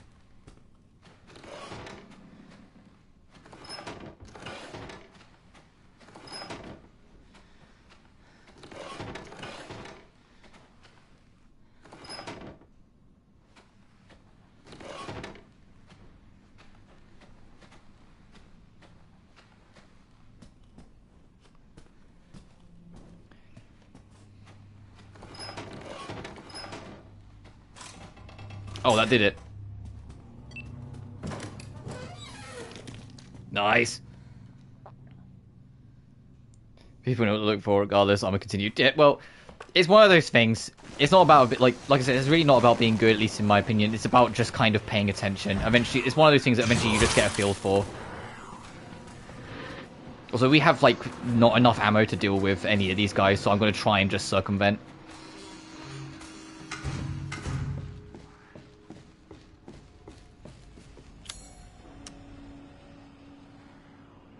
Oh, that is a lockpick. I was going to say, there's a chest up there, but no, that is actually a lockpick, not a burner. We do need to get back up to the 3rd floor, though, so we can access the sick bay, shower room, and all that area. There's 2 rooms in here we can check. There's a guest room, and then there's a room on the opposite side. You got this, though, dude. You can do it. Special Operatives Division. Director Alan Droney and Ket... Oh, this is what we, Yeah, we found that, but from the other area.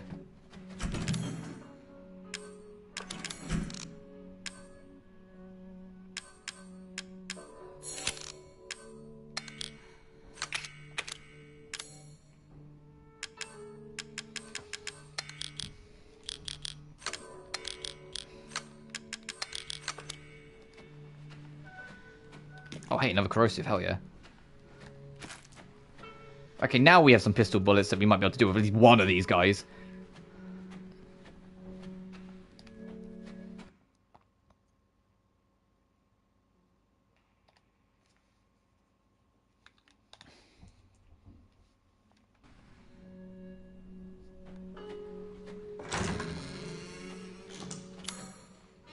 Okay, directly opposite end.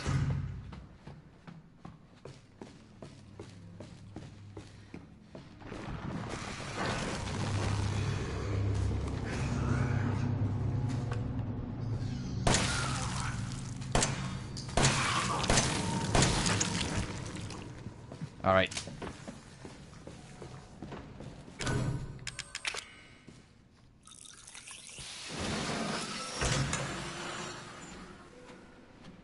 Bomb. Captain Cody's locker key. Ooh, that'd be helpful. In fact, I'm going to make a detour to go get that now. Because you know what's in that locker? A gun. I'll make some enhanced bullets.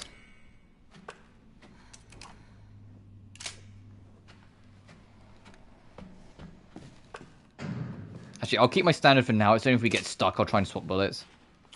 But I am going to go back up.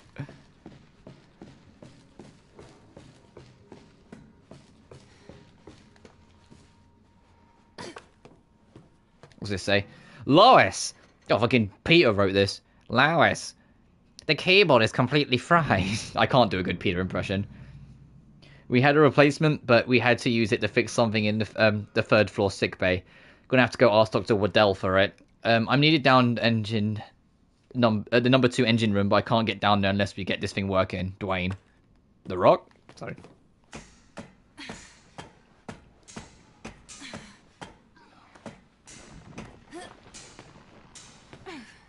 You were close to being Lewis, oh.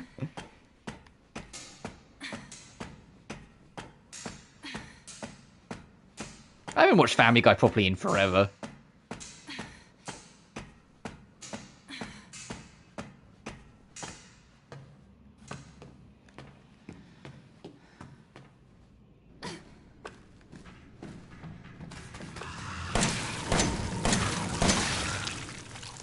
Get out of here. I appreciate my aim has gotten slightly better as this game's gone on. I'm not missing fucking everything anymore.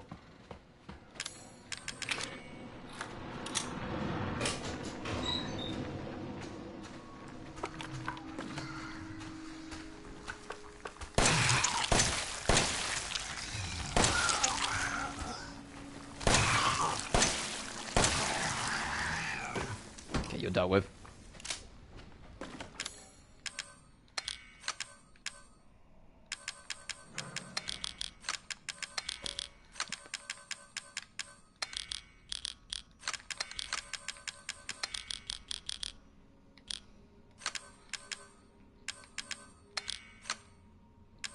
I'll do that because it looks more neat.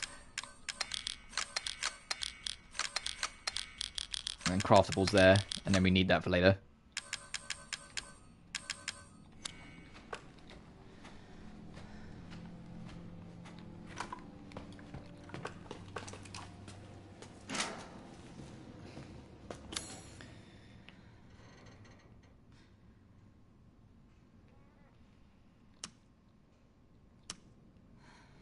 Alright, let's go back.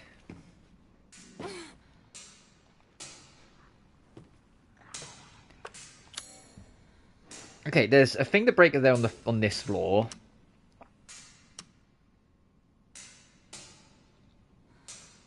Oh, there's a stock room and a recreation room we didn't go check.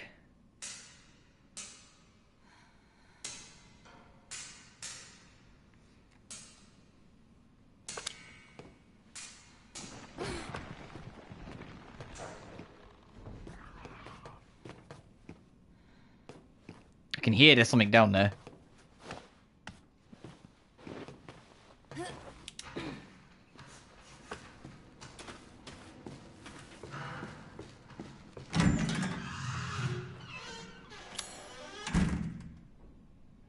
Okay, so up and to the left and then right again. Actually, I'm going to save while I'm here.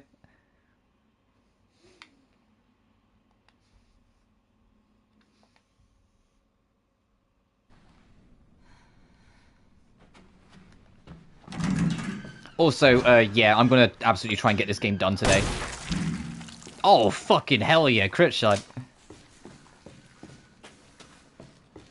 Which the fact that we've only been streaming for 3 hours and we only streamed for 2 last time, yeah, this game's nowhere near as long. I know Village is supposed to be longer, but this is also a little bit of, although I don't remember everything, remembering bits and pieces from my first playthrough like 9 years ago. Like 8 or 9 years ago, whenever this game came out. Because I got this near enough launch. Because I played beginning hour and really liked it, so I was like, yeah, sure, I'll get it. And keep in mind, before then, my only Resident Evil experience was like RE1 and RE4. I hadn't really played any of the others properly at that time, so I was just like, yeah, sure, fuck it, I'll try it. And then I had a really good time with it, so I got this, and then had a good time with this.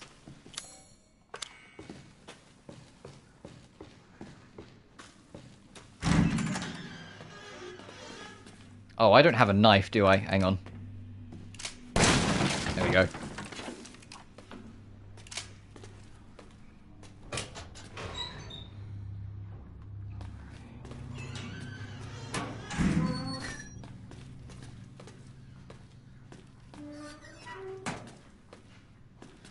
I did it. Hard mode is done. Hey, nice.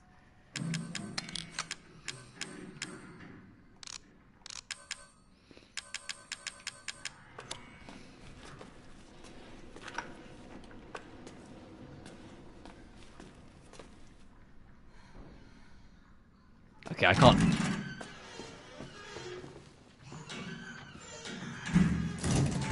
Oh, we do need this fuse. So we need to make another way up so we can use it.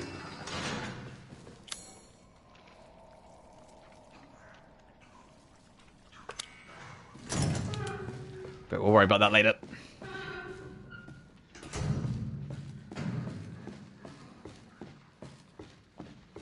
Did I actually remember to open this door from the other side? Fucking no, I did not. Okay,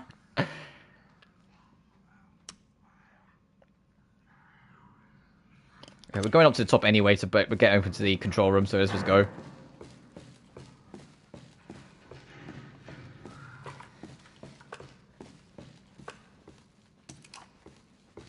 Oh, whoops.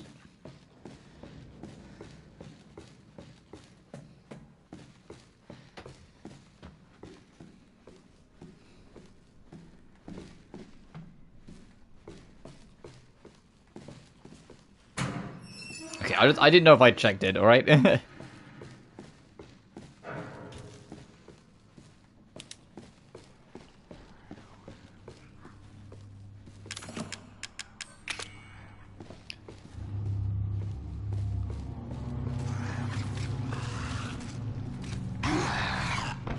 Where the fuck are you aiming?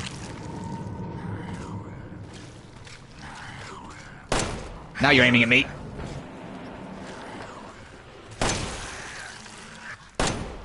Oh, okay, it's dead.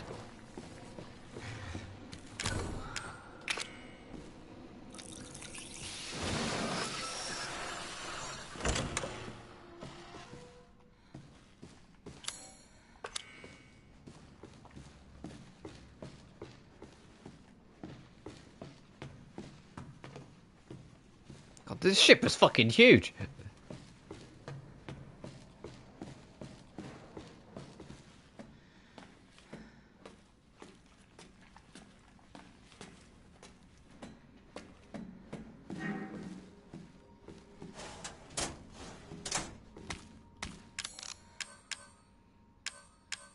Oh, I'm sitting there like, man, what's more important? Ammo or healing? Ammo. I'm here to fuck shit up, not to live for a long time.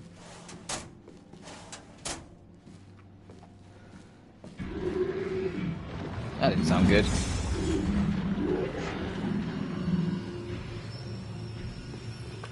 Oh, God.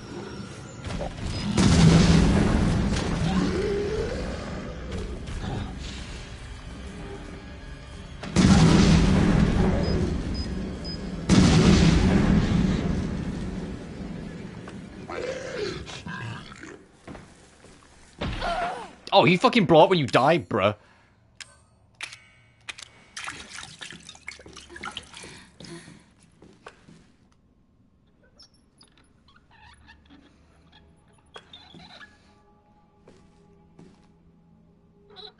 We need this wire for the lift.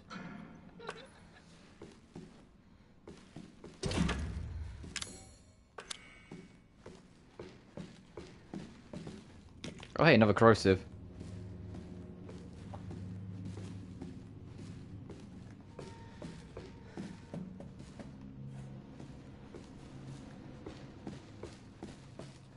Oh, hey. Oh, hey, a cookie. Is this door not open? Is it barricaded? Maybe it is, but let's go back then. Actually, I think it is barricaded from the other side.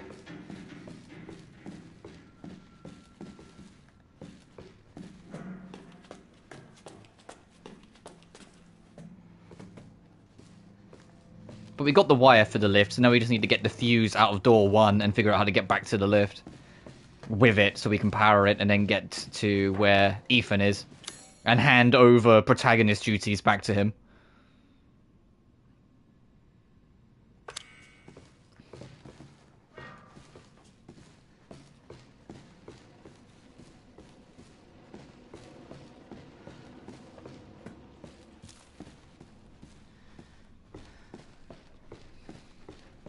I know it's just a reused animation, but I'd kind of like that both Ethan and Mia have the exact same healing animation. It's like, yeah, both of these two are equally... They're meant for each other. They're both as much of a dumbass about healing themselves as each other. Just pour it over your hand and that'll do it.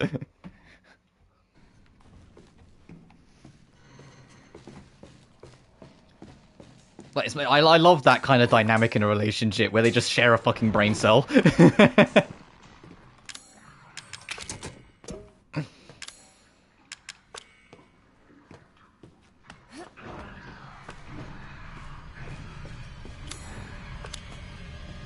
Something is aware of me.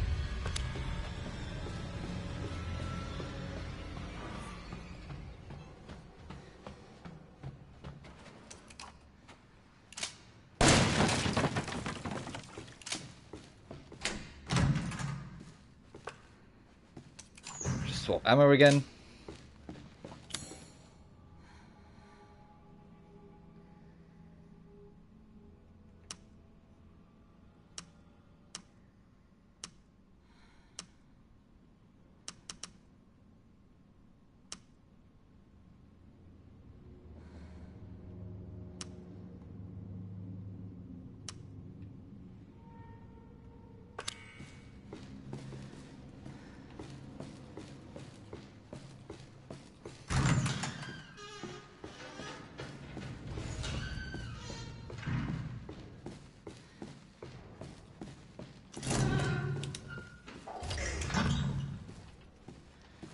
So how are we going to get this fuse out this, but then back into the lift.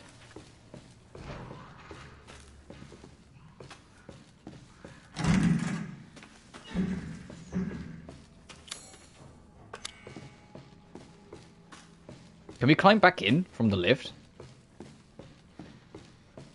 Oh, we can. Never mind. I thought it would be too high.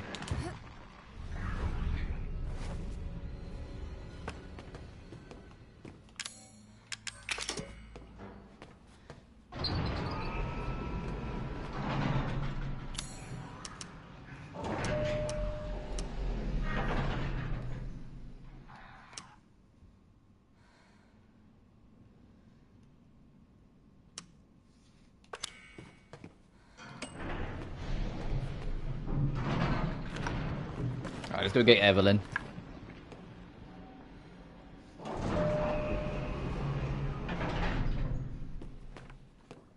He's waiting.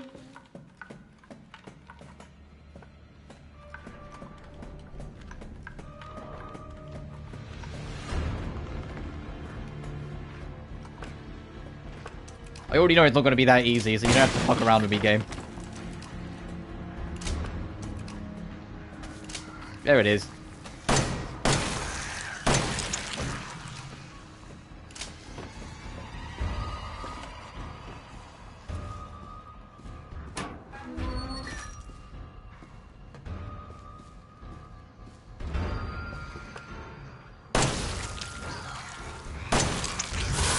Ow, bitch.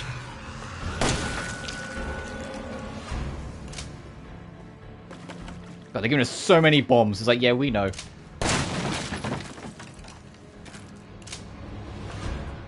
I'm gonna try and save my machine gun stuff until we really need it.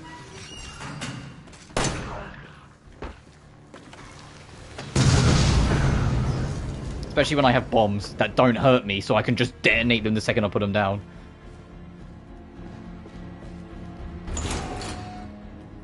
Or if they do hurt me, you have to be right the fuck on top of them.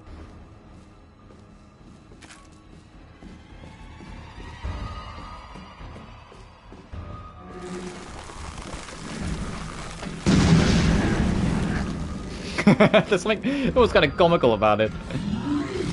Oh, I hate big dude.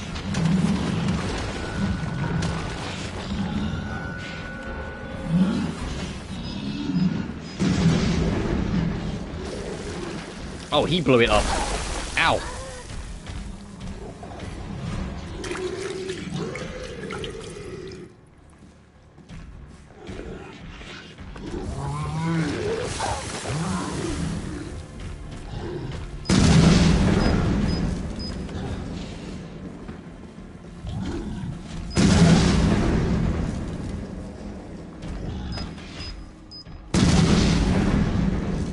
We done? Yeah, you're done. Okay, you're gonna blow up those, so I'm gonna back up. Okay, it still caught me.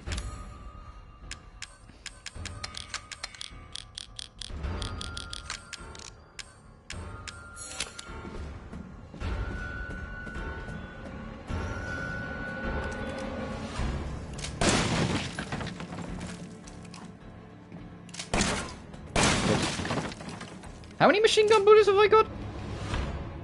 Oh, okay, maybe I should use my machine gun a little bit.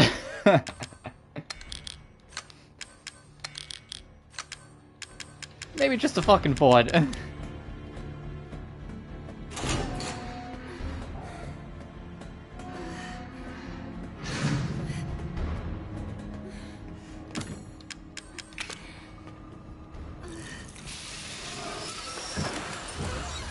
Oh, hey, one of the coins. Which means there's going to be at least one more opportunity to use it then. Just checking something quickly.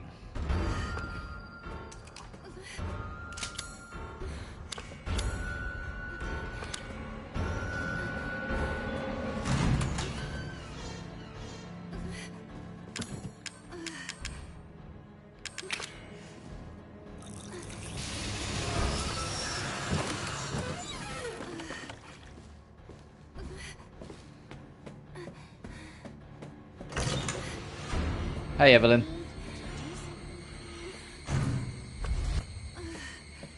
Ethan.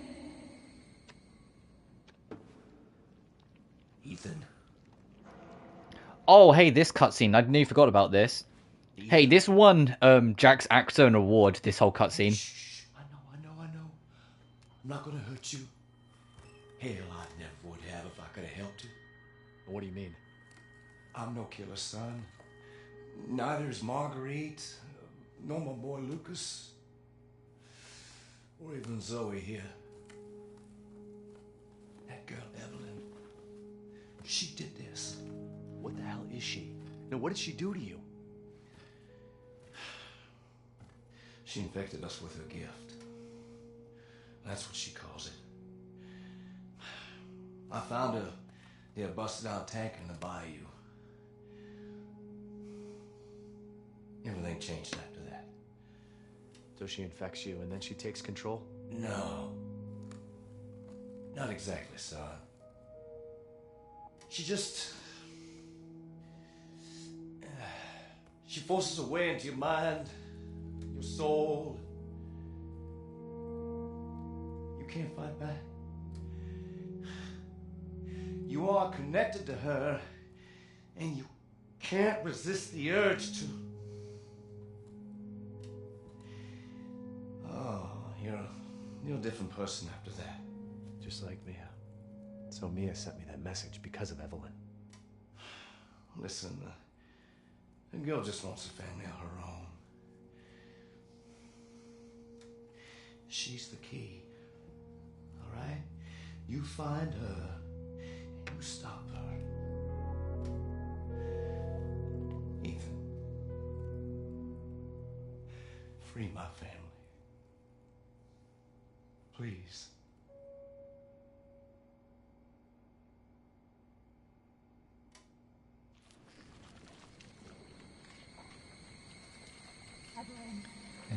The Baker family weren't a bunch of nut jobs. Why? He doesn't love you. They were just a normal family. Had their own little space out near the bayou. I told you I'm not gonna hurt. And Eveline fucked everything up. Don't you dare. So what? You're not my mommy. Remember?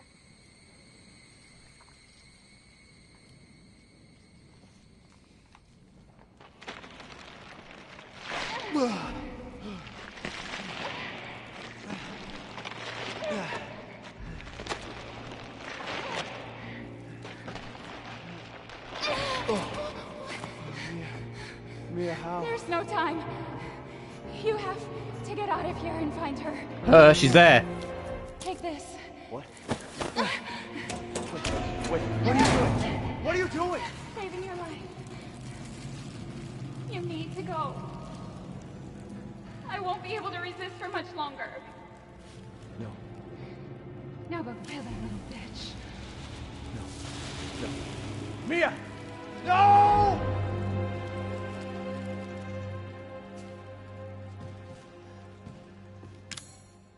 Fuck. Give me an inventory box. Give me an item box. I have nothing. What? And now we're back in our with our boy Ethan. And we have our objective. Eveline must go. It's all your fault.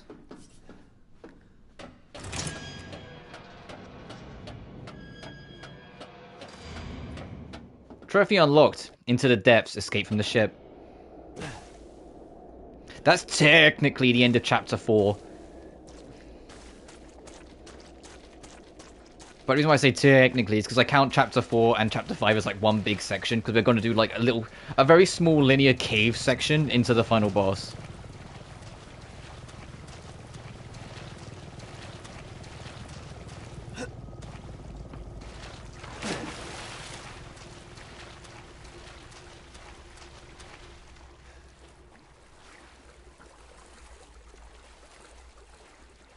So yeah, we're absolutely going to try and get this done today, because if I wrapped up now, we'd only have like somewhere between 45 minutes to an hour left.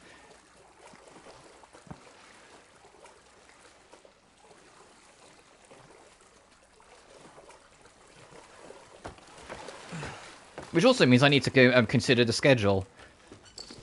Also, finally! Yay!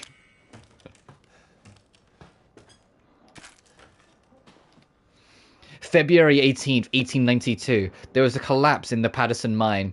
Truan and Beckford are dead, and Huxley will never walk on his own again. Old man Stan was right. The ground there is too unstable. February 19th, 1892, sorry. The company's not going to send us any replacements. They want us to work double shifts instead. I can't wait to get back to the old country. The salt mine, South Dolby. Yeah, because how did Eveline come across this infection? Are they watching us from that helicopter?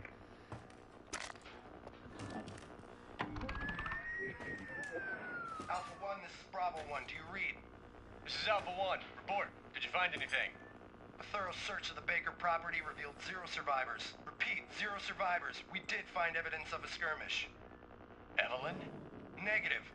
However, we did find several encrypted messages from the Baker's son Lucas to an unknown third party. You can probably guess who that was.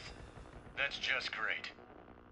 We've had reports in the abandoned mine south of the property. I'm gonna go have a look. Roger that. We'll meet you at those coordinates. If you encounter Eveline, orders are shoot to kill. Repeat, shoot to kill. Hey, the Resident Evil franchise is now starting to creep back into this game.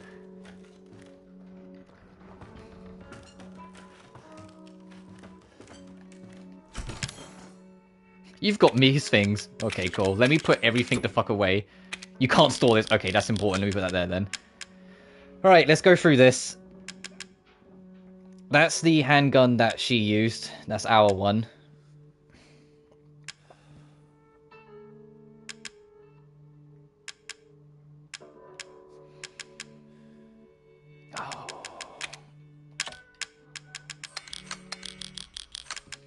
I'm trying to be very considerate of like what I bring and what doesn't, what shouldn't come along. Well, we're definitely going to take the Magnum. Even if we don't have any ammo for it right now, we should take it with us in case we pick up some.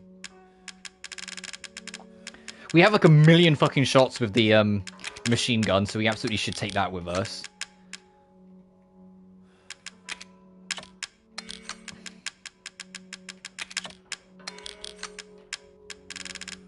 And considering how much handgun bullet we have, look at this, come on.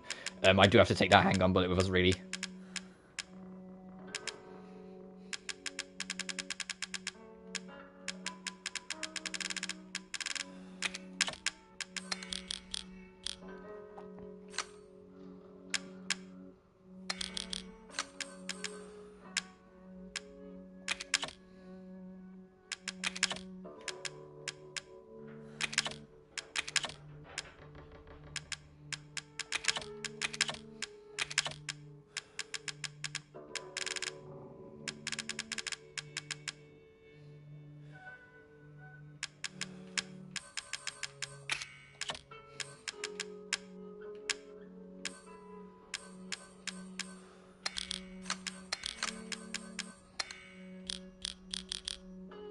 No, I'll keep the pistol there.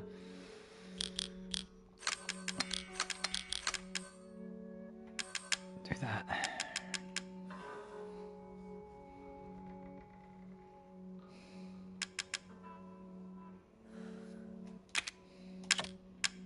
It makes... I should take the nade launcher with me. It makes sense to bring it along, I think.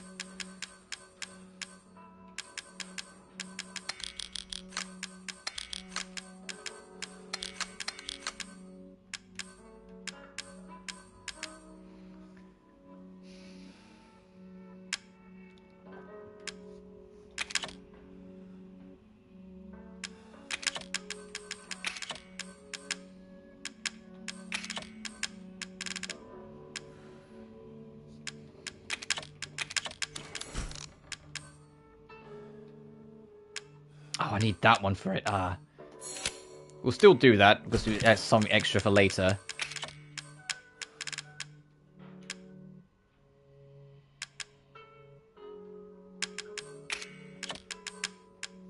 Oh, hang on. Got a message, 1 second.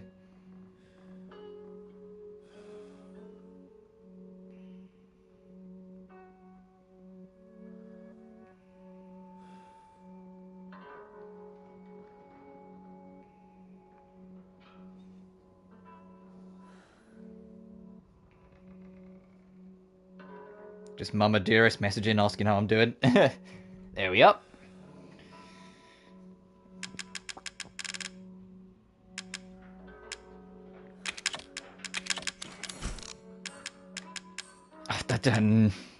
I think it's just that for the trophy of like make one of everything. So what I might honestly do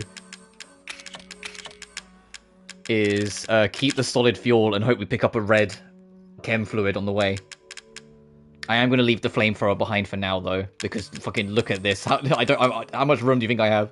I am hoping we'll pick up magnum rounds as we go though, which is why I'm kind of keeping it along. I know we don't have any right now. Same with the nade launcher, but I'm kind of copiuming that we will.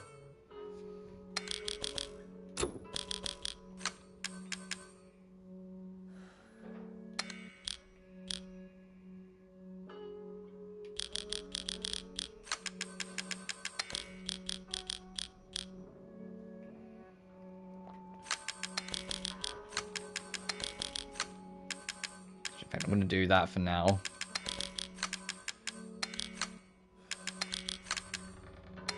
So I'm trying to organize it still as I go a little bit. I like things to be organized, I'm sorry.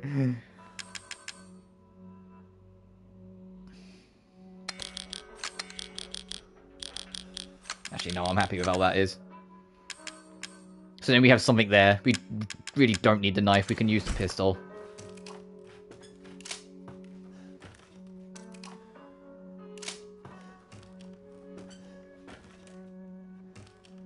Yeah, we don't have any more to increase either of them.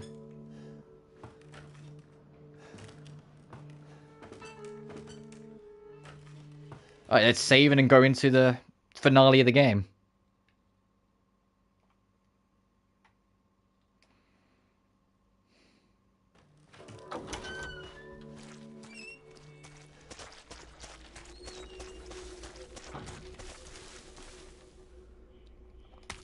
Fucking hang on.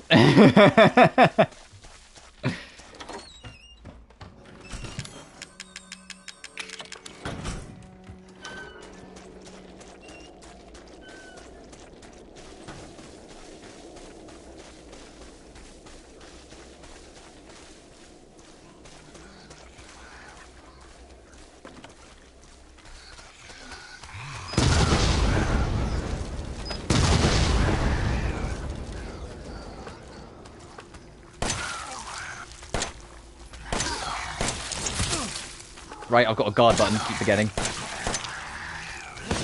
There it is.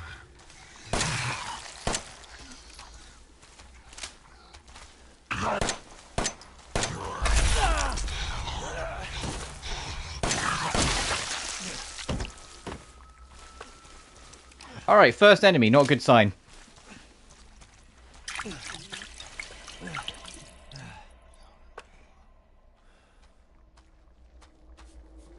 I'm trying to message. Hang on.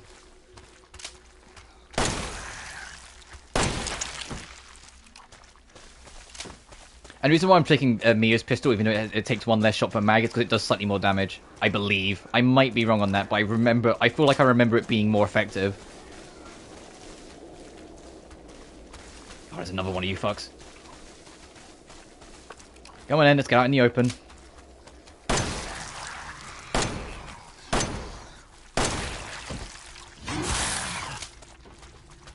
Oh, hey.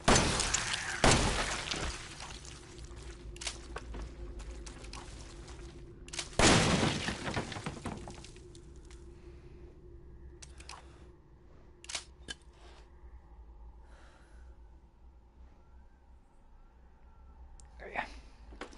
So I'm trying to message my mum at the same time, alright?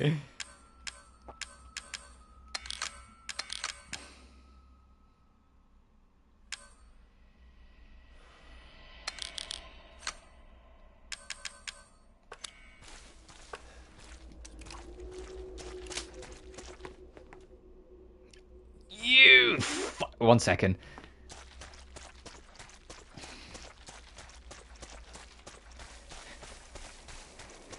Look at me trying to be all practical and like organize my inventory for the final push and make sure we got everything filled up, and then I...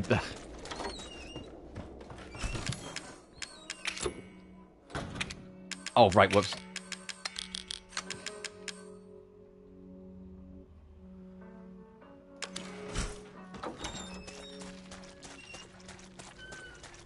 And I'm also completely, like, crossing my fingers, hoping that we'll pick up some Magnum rounds as we go, so I can use it for the final boss.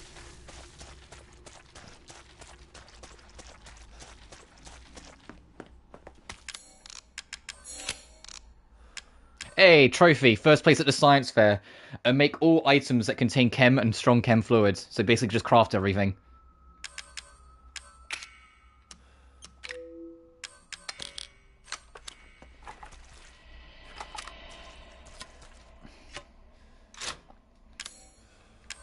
How's this inventory now looking?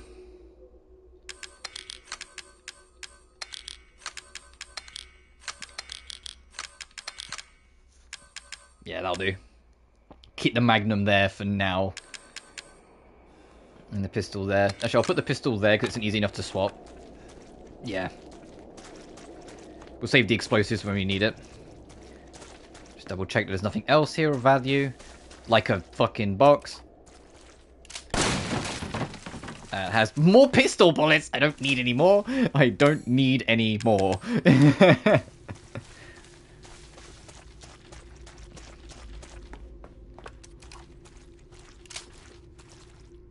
Let's go.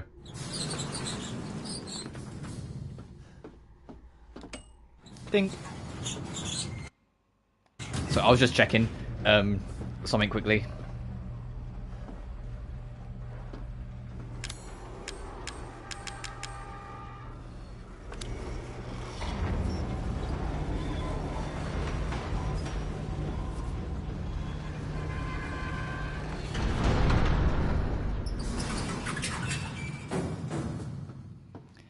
Gee, this looks like the final chapter of Outlast.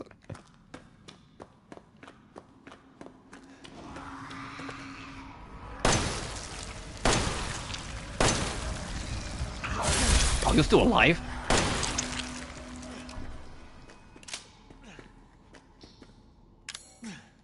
Okay, fine.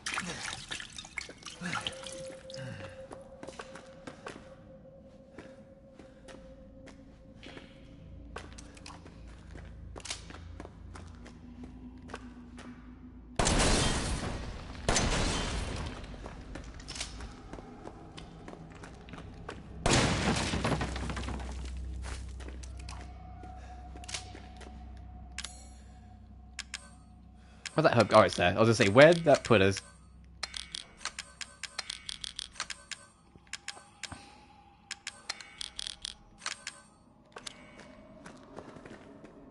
Oh, there's another bomb there.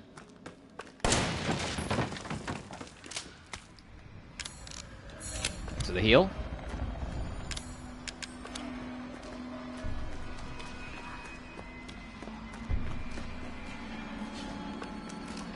Come on, come into an explosive. Yay.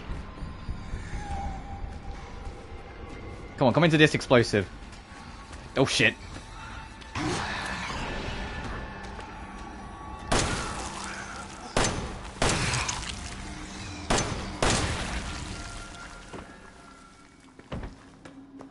And I think the other guy got taken down by walking into the bombs. Yes, he did.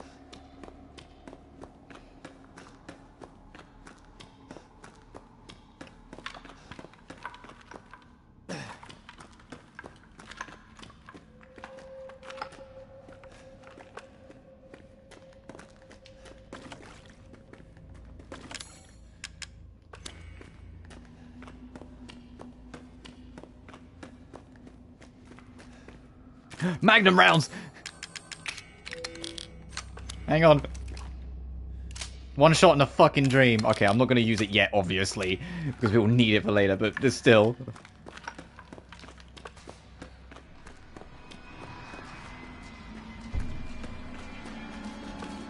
Oh, shit.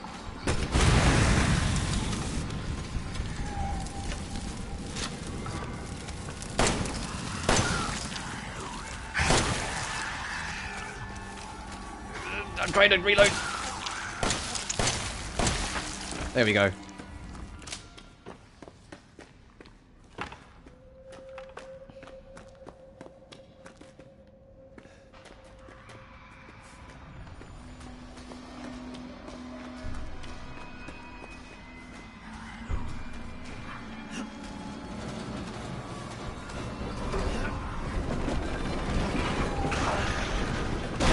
least got one of them. I know one of them got up behind us. Hey, buddy.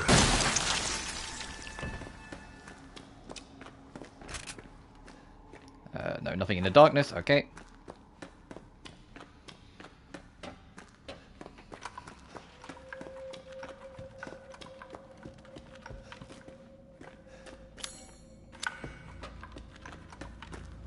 I won't let us go any further that way, okay?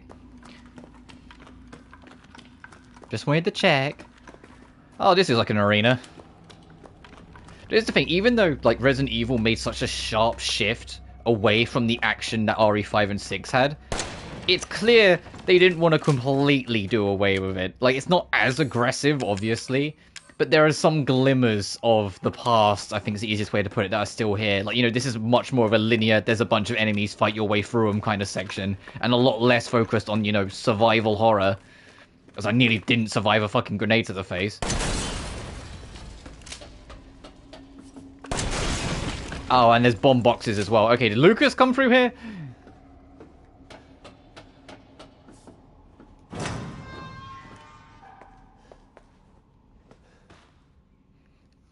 Sent Friday, January 16th, 2015 at 12:42 AM.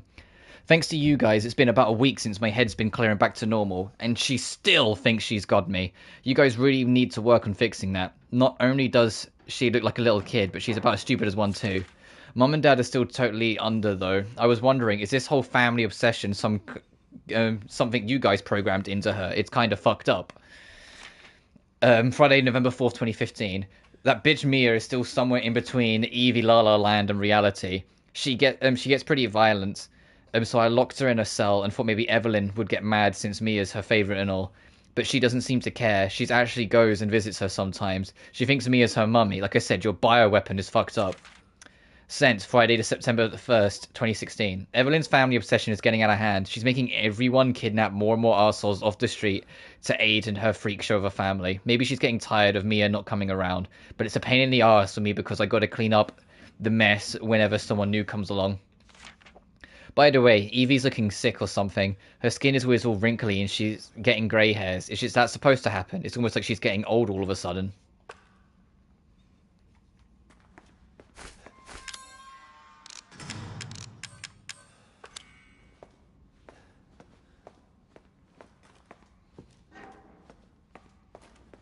See if there's anything else in here. Like steroids hidden.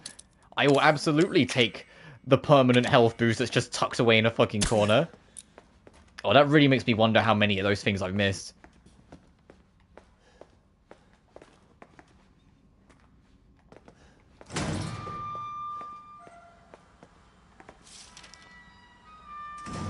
This report details the symptoms that appear when the bacterium that grows inside of the E-series infects a human. Be sure to read this document thoroughly before dealing with the E-series weaponized assets. Hereafter will be referred to as mold. The initial infection. The mold ingests nutrients from the subject's body to propagate itself and slowly takes over cells within the body. As a side effect of this, the infected subject gains remarkable regenerative abilities. During experiments, we removed arms and legs from test subjects and found they were able to coapt the amputated limbs in a matter of minutes.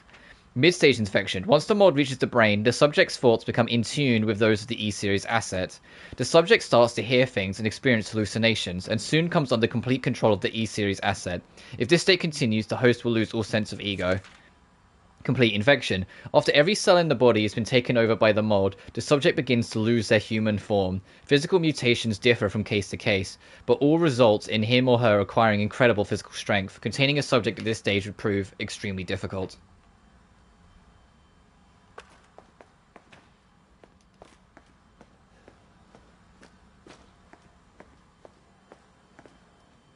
Five minutes after dose, vomiting. Neurotoxin E series dosage test. 10 minutes after dose, death! 12 minutes after dose, cell classification.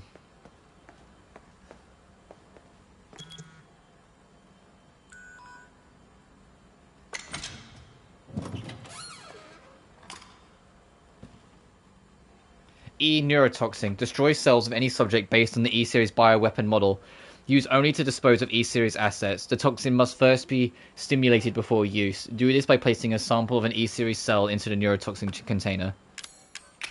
Put the Eveline tissue sample in, and then it will make a cure using whatever that is.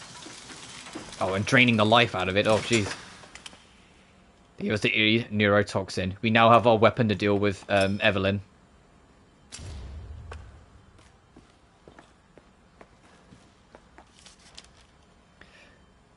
This project was instigated in 2000 as one of several concepts of the company's next-based and next-generation experimental battlefield superiority initiative, working with technical assistance from the HCF to develop a bioweapon for neutralizing combatants en masse with minimal direct contact. NextBAS was later folded and all of its assets diverted into this project. What makes this project markedly different from conventional weapons is its ability to turn enemy combatants into allies, converting hostile elements into willing servants.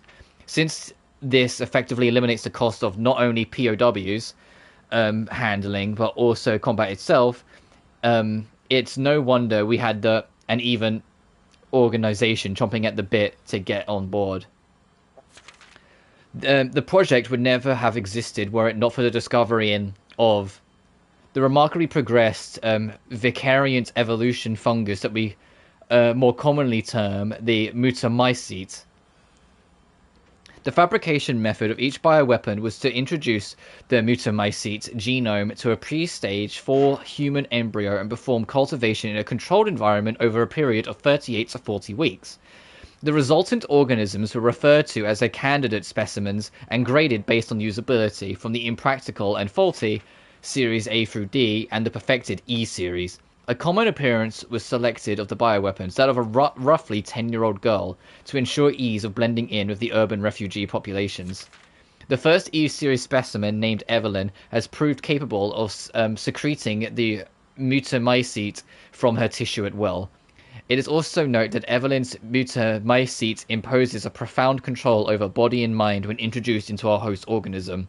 We still have a lot to learn about the mechanism by which Eveline achieves and maintains this control, but the working theory is that the vector is similar to the autoinducer pheromones used for quorum sensing in Pseudomonas bacteria. Eveline's control is exerted in a series of discrete stages, the first of which is hallucination. Almost immediately after infection, the subject begins to see images of Eveline, though she is not in fact there, and even hear her voice, which is inaudible to everyone else. Auditions with infected subjects throughout the stages of infection reveal that at first, the phantom Eveline appears to be a normal young girl, sometimes desiring companionship or assistance. As time progresses, she begins to make more and more extreme demands, including self-mutilation and attacks on other people. The psychological shock that induces help to break down the mind's natural barriers to Eveline's brainwashing effect, and by the time mental control is achieved, the mutamycete infection has progressed throughout the body cells to the body. Yeah, if you haven't caught on yet, the kid version of Eveline we've been seeing isn't Eveline. It's the image of those who she's got to. The real Eveline is someone else. If you've been paying attention a little bit, you might already know who that is. Eveline's functions also include the ability to form organisms from Melicia, the fungal filaments. The term organism is used loosely here. Strictly speaking, they are superorganisms formed of countless Melicia, or mycelia. What's important, though, is that they exhibit a strong survival instinct and will defend themselves ferociously with the slightest provocation. Their fungal toughness and remarkable strength give them significant battlefield potential. The researchers have been calling these superorganisms the molded. Made of mold, but also molded as in shaped. The name has a certain elegance to it. For the treatment of accidental infections performing on samples of Eveline's body tissue produces a unique fungicidal serum. Administering the serum to an infected subject will cause the mycelia to calcify, but if the subject's cells are already largely invaded, the serum will be fatal. Since the treatment window is so small, the serum's primary use is therefore disposal of infected subjects rather than a cure. In exploring the serum's potential, we found that subjugating it would enhance its effect to extreme potency, becoming a compound we now call E-neurotoxin, which, in even tiny amounts. What's been interesting to observe in Eveline's behavior is her obsession with the concept of family. In experiments, we found on multiple occasions that infected subjects were compelled to act as her mother or father, treating her as if she were really their daughter. Why did she settle upon family as a theme of her mental control? This is just speculation, but it could be that she instinctively understands that a family unit is better suited to blending into social groups than a lone girl. On the other hand, well, a sentimental sort might suggest that she's making up for a perceived lack of love in her quarantined upbringing, a parent's love.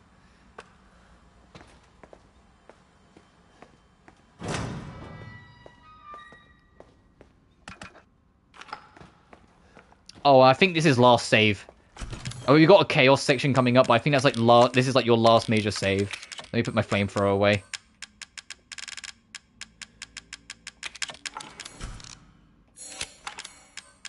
Alright, now we've got 2 heals. And I'll keep that herb as an extra just to be safe.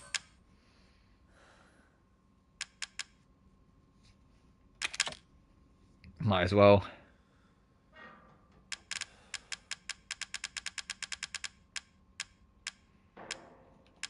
Oh, I didn't realize we had another chem fluid, but now we...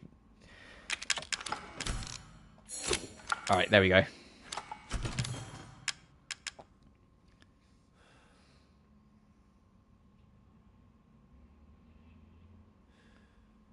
I don't have any more enhanced bullets, right?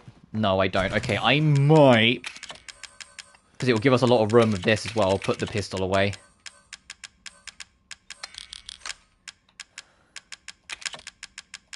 And then bring the flamethrower back in.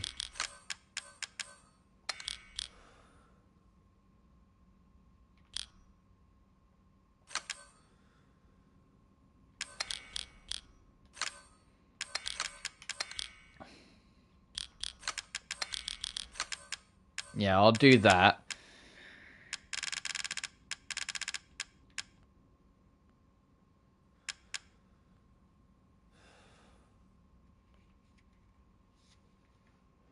Actually, no, I will keep the pistol solely for one reason and one reason only, and that's to break open any boxes so I can save ammo on the big shit. So I can just do that when I need to.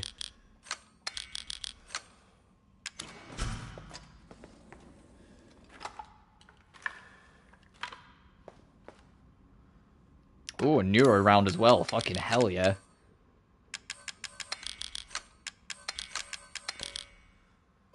Okay, I was gonna say, do I actually have enough ammo for this? Like, enough room if I, like, do that?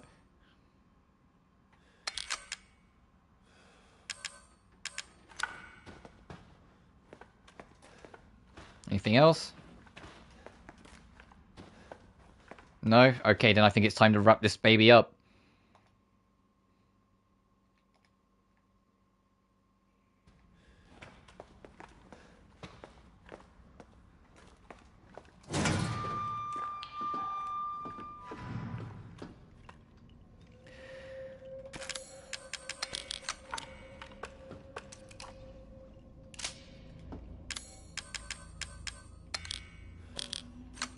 There's going to be a lot of that.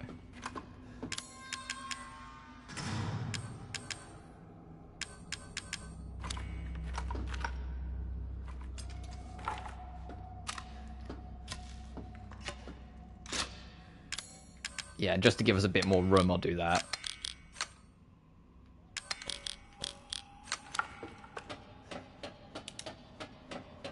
Alright, let's start. Final hurrah.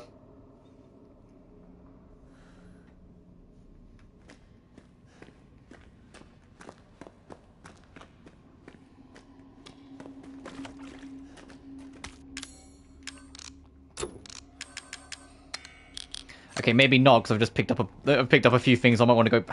Hang on 1 second. God damn it! Every time, it's like, why put things on this side of the door when you know they've just done all the prep? Just fucking.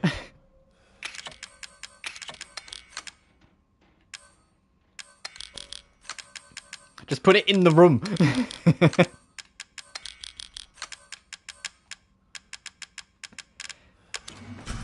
Right, try again. You know, I'm gonna fucking save, so I don't have to do that again.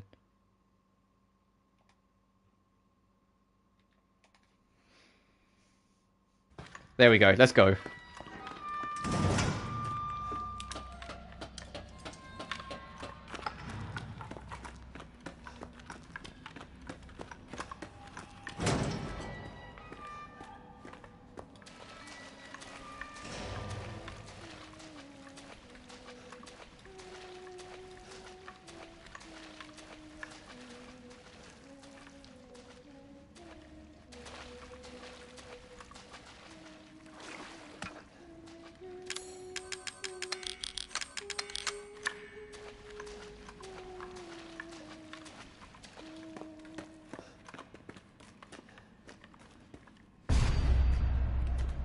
Hey, kid.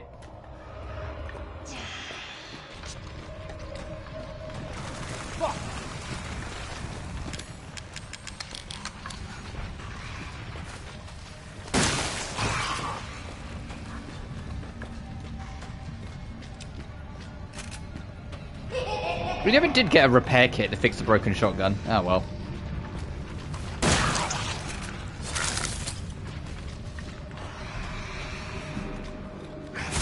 Oh, whoa, okay, you fucking... You the Doom 3 imps? Just fucking jump at me at the door like that? Excuse me, coming through.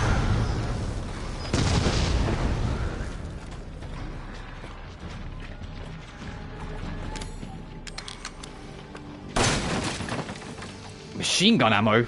Alright, fine.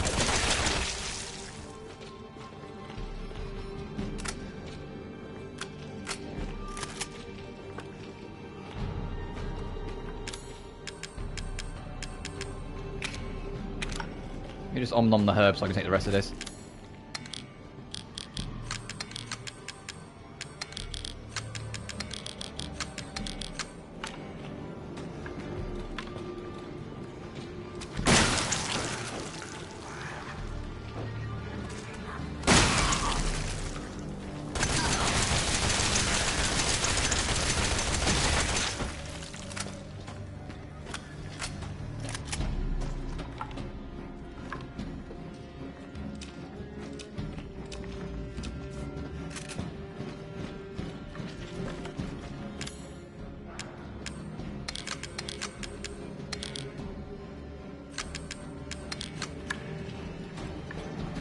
There's going to be a lot of, like, on-the-fly item management you're going to see from me, by the way.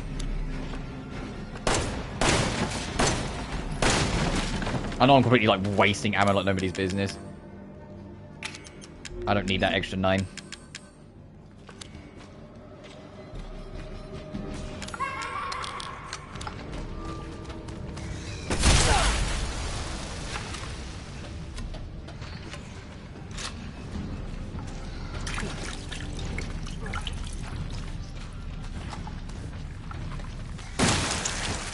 Excuse me.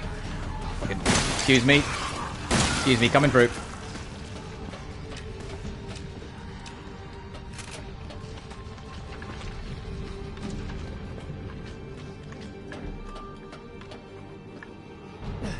And the game just also saved, so we're clear of that section.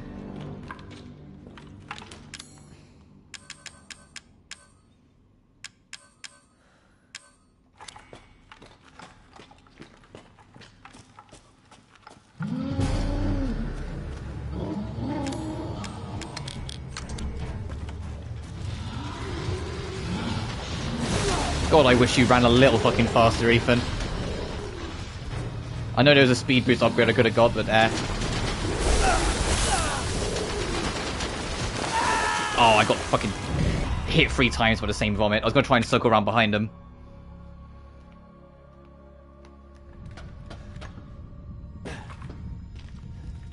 Also, that tutorial in the thing straight up just call it fat molded. Like, that's a bit rude.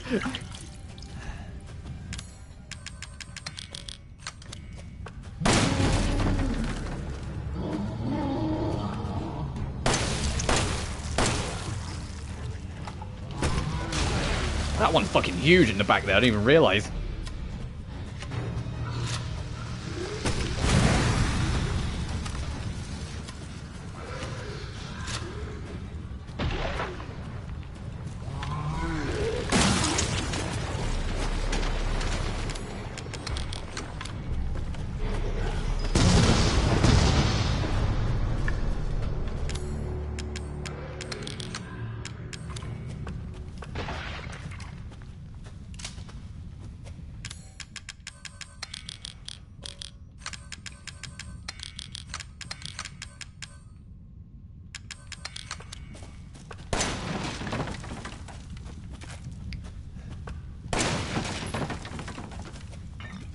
Oh, they expected you to fight this thing for a while then, huh? And I just bombed it. Oh, jeez, and a strong heal as well? Oh, hell yeah.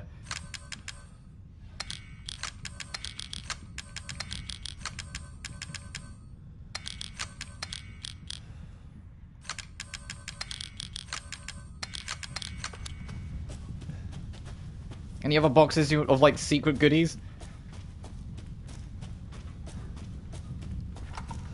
Like survival horror? What survival horror? We're armored up to the fucking teeth now.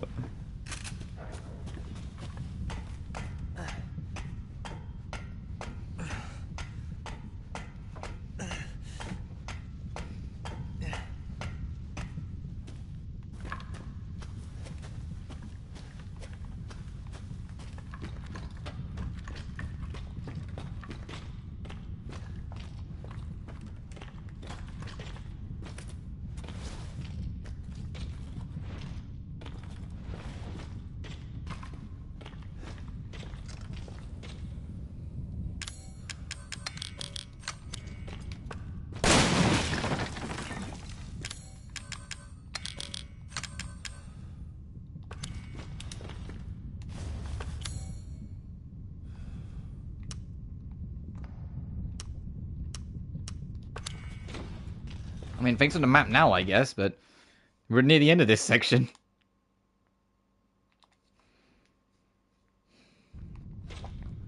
I guess it's more if you want to go back to, try and see if you can find out other secrets and whatnot, but I'm good to proceed.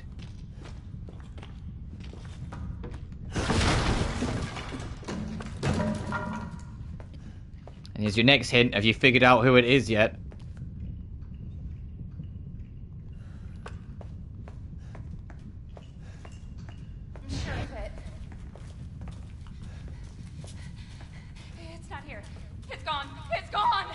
From the start of the game.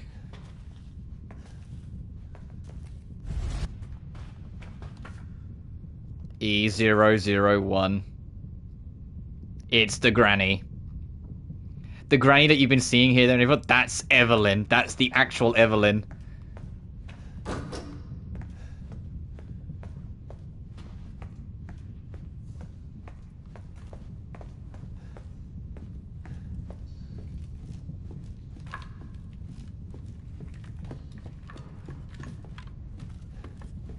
Now back in the opening, like literal the prologue area of the game.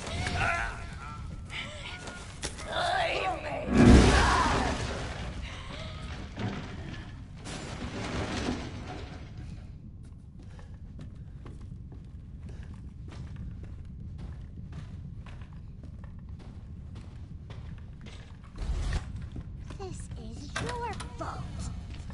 Why am I seeing this?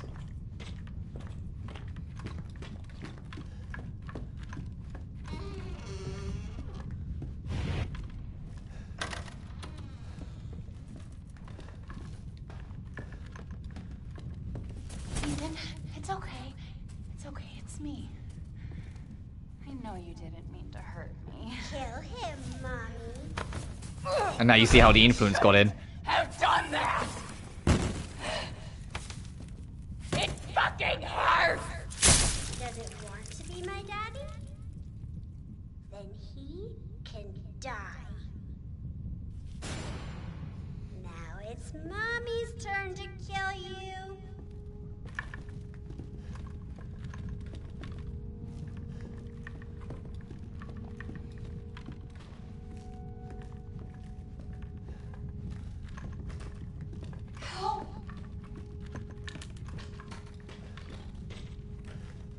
Ethan, help me.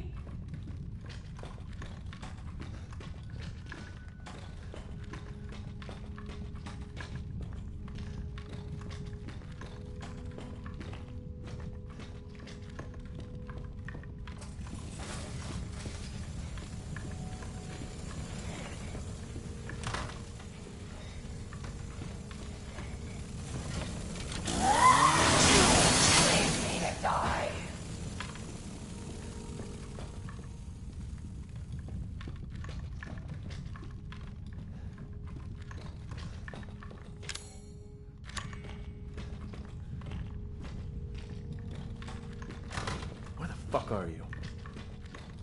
Yeah. Where are you hiding, Eveline? We know you're around.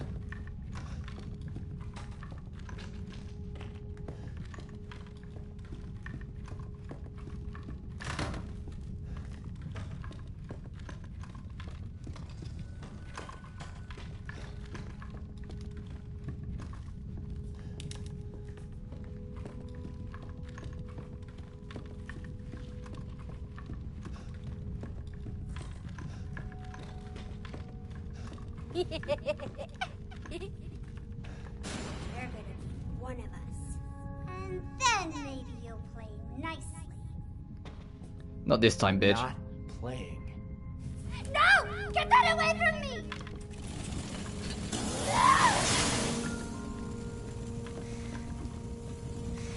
It's up to me. Please.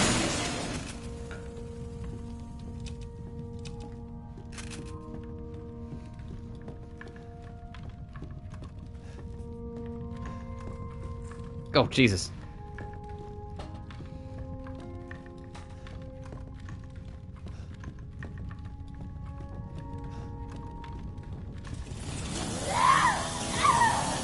Excuse me.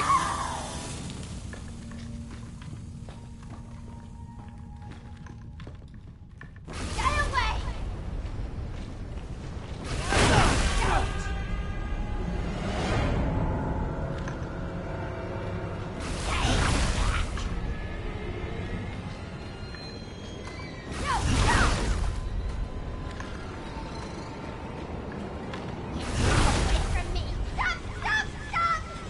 Gotcha, bitch.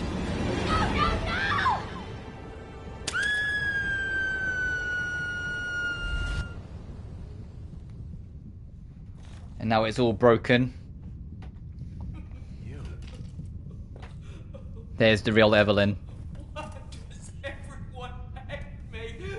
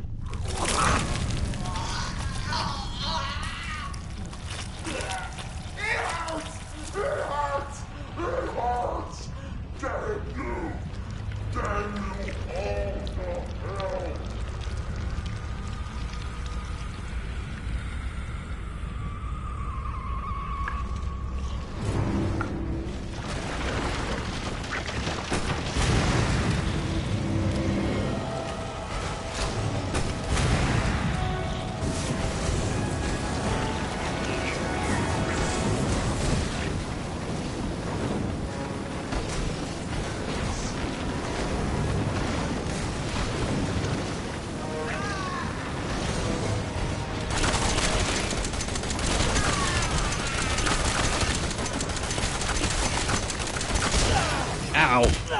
Ow.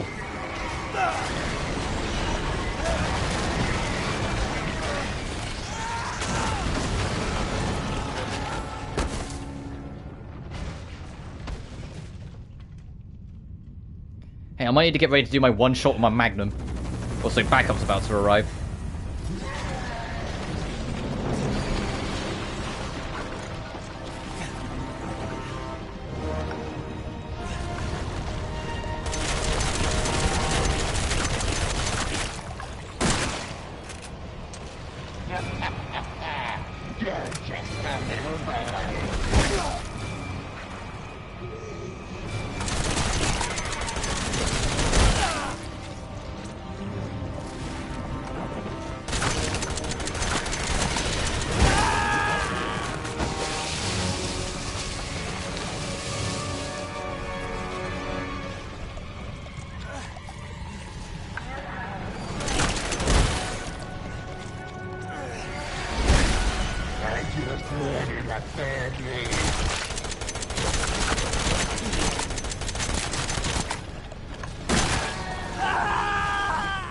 We're not dead. Even though that's the death sound scream, it's just...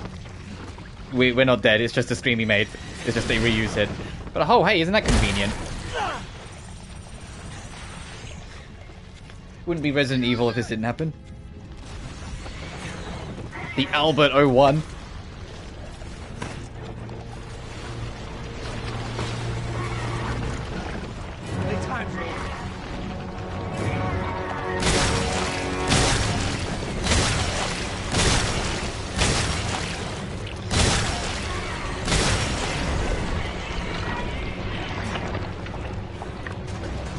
Goodbye, Eveline.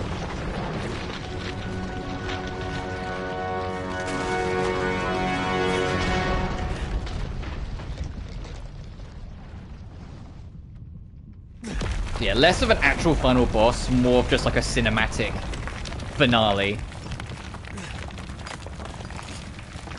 Technically, that means the final boss was just the slightly taller big guy that we just bombed to death. But now it's time for our ending.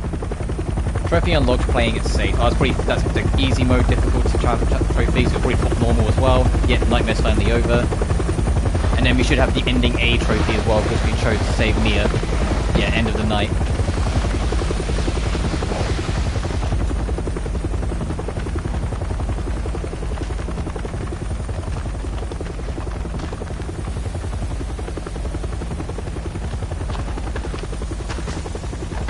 Oh, this is funny. You want to see one thing that no one was on board with?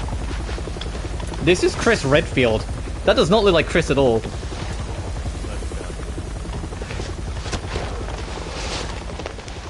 And people hated it so much, they actually changed how he looked in Village to make it look more in line of how he used to look. But that's it. That's Resident Evil 7. We do still need to come back to this game. I am gonna wrap up this stream once the credits roll. But you do need to do one more stream, and that's to cover the DLCs. We've got 2 big DLCs and a bunch of small DLCs. I'll do the 2 big ones first, but we do have 2 small ones. So, like, we do have like 2 packs of small ones that we'll cover afterwards. That are mostly like mini game stuff.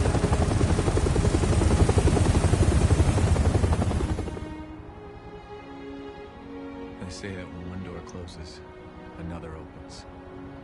Well, a door closed tonight. And what a long night it was. Oh, and hey, for those who were keeping track, at the end of Resident Evil 4, I said, hey, don't get used to having a Resident Evil game that doesn't have Chris Redfield in it, because Chris Redfield's in every single mainline Resident Evil game after 4. Also, fucking Umbrella Corps is what saved us, which is a little scary in its own way. Resident Evil 5, Chris was the protagonist, RE6 the protagonist, RE7 he just saved our life, and he stars in the Not a Hero DLC, and he's literally on the box art of Village. Chris Redfield becomes the protagonist of Resident Evil, like, after 4, it's crazy. Resident Evil 7, Biohazard. It has been so nice to come back to this game, though. I'm surprised how much of it I actually remembered, considering it's been like 9 years since I last played it. But this game ruled, and I'm glad I came back to it. It's a lot shorter than I remember it being as well. Also, this song rules. It's literally just called Go Tell Aunt Rhody. Director. But this is how they're going to do their credits. But yeah, this game ruled. It was so nice to come back to this. And it was so good for me personally after RE6 for these live streams. Because RE6 was such a fucking train wreck. It was funny and it was silly, but I was so done with that game. There's a reason why it took me a whole year before I got to another Resident Evil, because 6 just burnt me out. But this was the thing that saved Capcom. This was the game that finally put them back in people's good books and showed that there was still hope for the future for a company that at the time was doing everything in their power to fight off bankruptcy.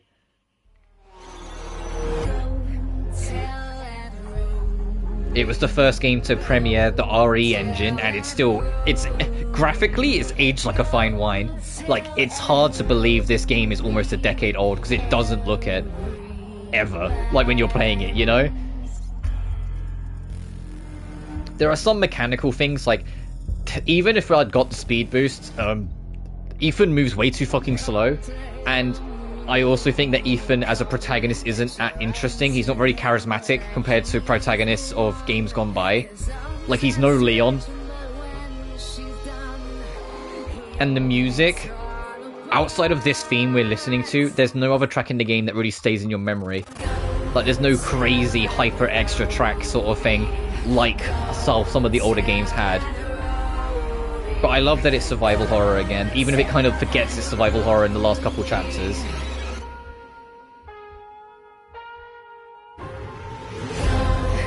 I love this song. So simple yet so effective.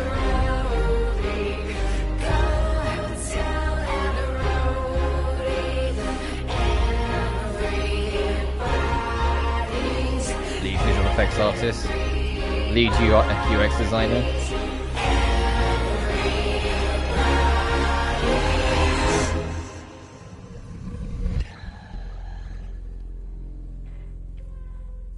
And certain aspects of this game I am aware of do transfer into Village, the next game in the series. Which, yes, when I next properly come back to Resident Evil, like I said, there'll still be one more stream of this at some point where I cover the DLCs. But when we next properly come back to Resident Evil, we're finally catching up. Or we'll finally be caught up. Because the next one is the most recent numbered entry. Obviously, like I say, if you want to count RE4 Remake as like the newest one, then technically I'm 2 games off. But the next one, Resident Evil 8 or Village, is the most recent game in the series, and is the latest in the chronology. And it also stars Ethan again, so I hope he kind of gets like a personality uplift between games, because otherwise, because I know Village is longer.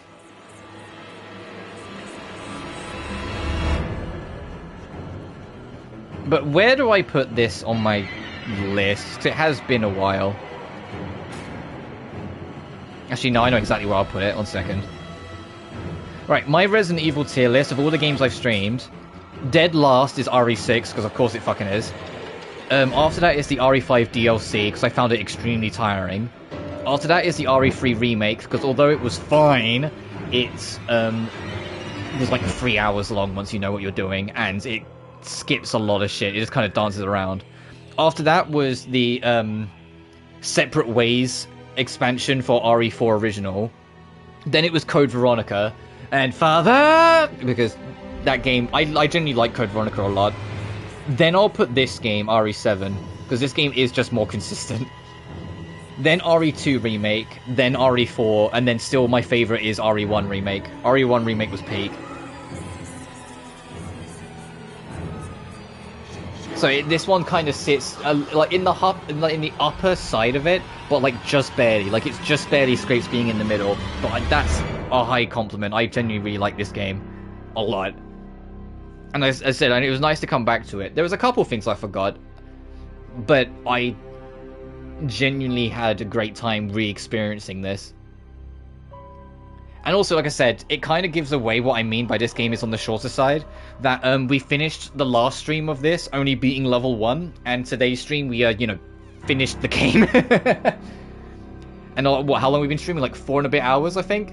Yeah, literally 4.5 hours. So 2 hours, 4.5 hours. If I had like more time with it, or like hadn't had the back trouble throughout the week, I could have done all of this in one stream potentially, like one 6 to 7 hour stream.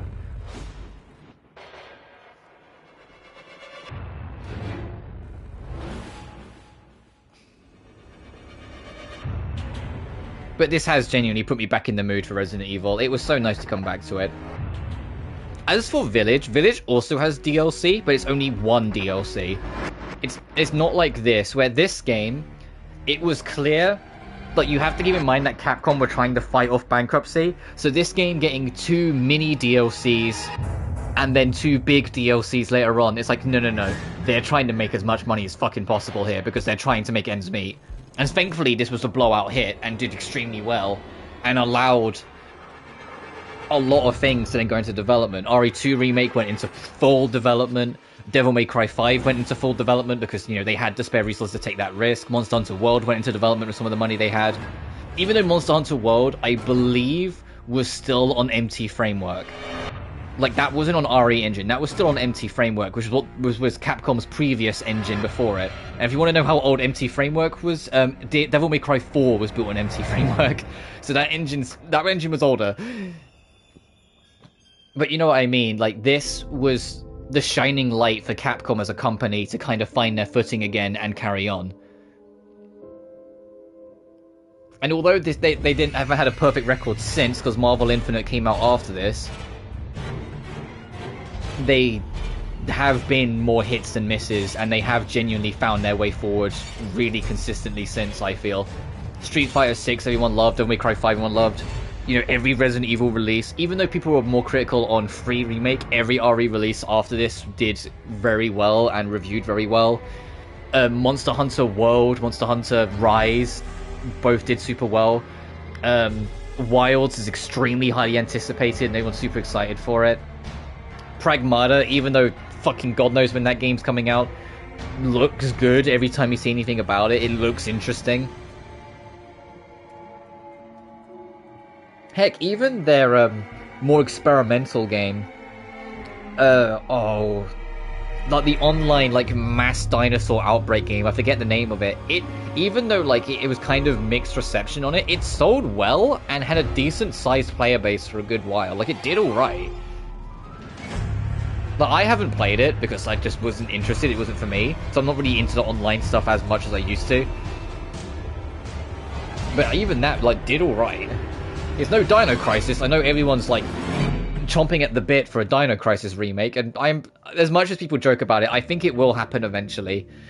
I think this game that we're playing, like, you know, we just finished, very much feels like this, or will become more of a start of a trilogy, because Village carries on certain aspects of it, and I wouldn't be surprised if 9 does too as well. Also, music, hello? A bit of like crash bang, like almost like garage rock. A bit of grunge. Still want a Clay Fighter? One day, buddy, one day. But I think for those wanting Dino Crisis to come back, I think they'll do it once RE9's out if they're gonna. And my reason for this is that I think after RE9's out, they will take a break from the series.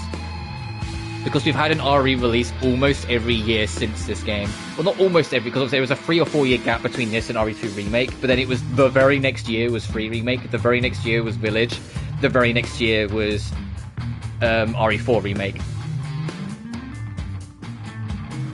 Yeah, there's a proper little grunge rock track hidden at the end of the credits, what the fuck? Do you think they heard me and they went, when I said Go to Aunt Rhodey's like the only track that I remember in this game? To be fair, it still was the only track I remember from this game. I forgot all about this.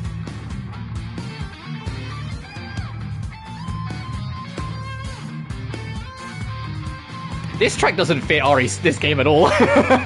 It's good, but what the fuck? I also, when we get to those DLCs, I've played the lost footage, which is what the mini DLCs that came out alongside with the game with, because it came out alongside the game, so I just went, ah, fuck it, and got it. I've never played End of Zoe and Not a Hero. I know what they're about, but I've never played them, so those will be a bit more interesting in terms of where we're going into them completely blind. I'll do End of Zoe first, because that released first. End of Zoe, as it implies, like Zoe, the girl that helped us throughout all of it, it's her epilogue. It's what happened with her at the end of everything and where it goes from there. Whilst Not a Hero is based after this, where you play as Chris, and it ultimately involves him dealing with Lucas, the last of the Baker family that, you know, got away. We never actually dealt with him. The boss of Chapter 3 was Jack again. It wasn't Lucas. He just fucking booked it after the Happy Birthday trap. Also, look at how many little studios were involved in this game. When I tell you, like, Capcom were chomping at the bit, like they were struggling, they reached out to fucking everybody to get this out the door. Like, thankfully, it's just a small footnote of Capcom's history now, but at the time, a lot of people were adamant Capcom were dead. Like, Capcom were not going to survive the PS4 generation, because none of their games were selling and no one was interested. And then there was murmurs that Sony might just buy them out, and people were going, yeah, that might be the best thing. Thankfully, that didn't happen, because I think we would have had a very different Capcom if that had happened.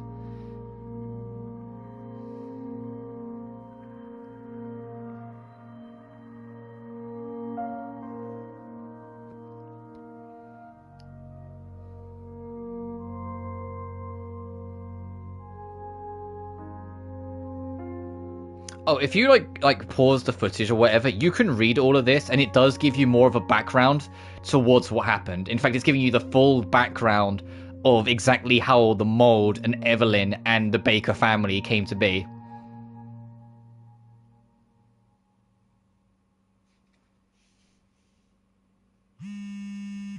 I thought that was me for a second. No, it's the game. It's in the game.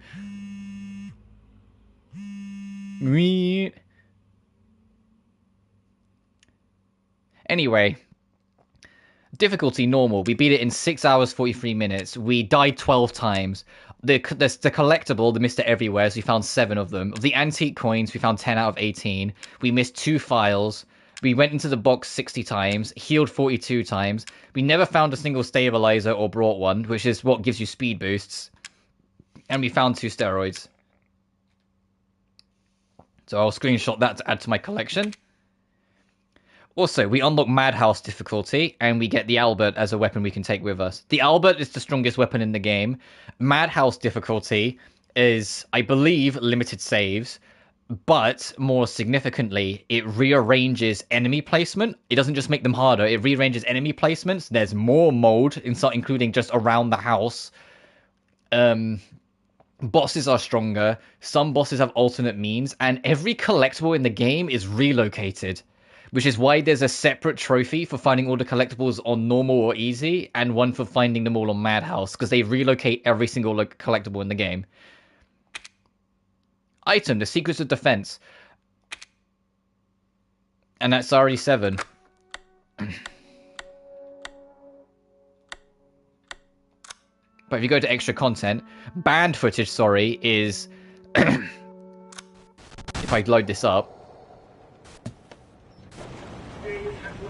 I won't show this off completely now. This was what came out for DLC for the game, basically like a week after the game came out. My little girl is giving me. And they're all mini episodes.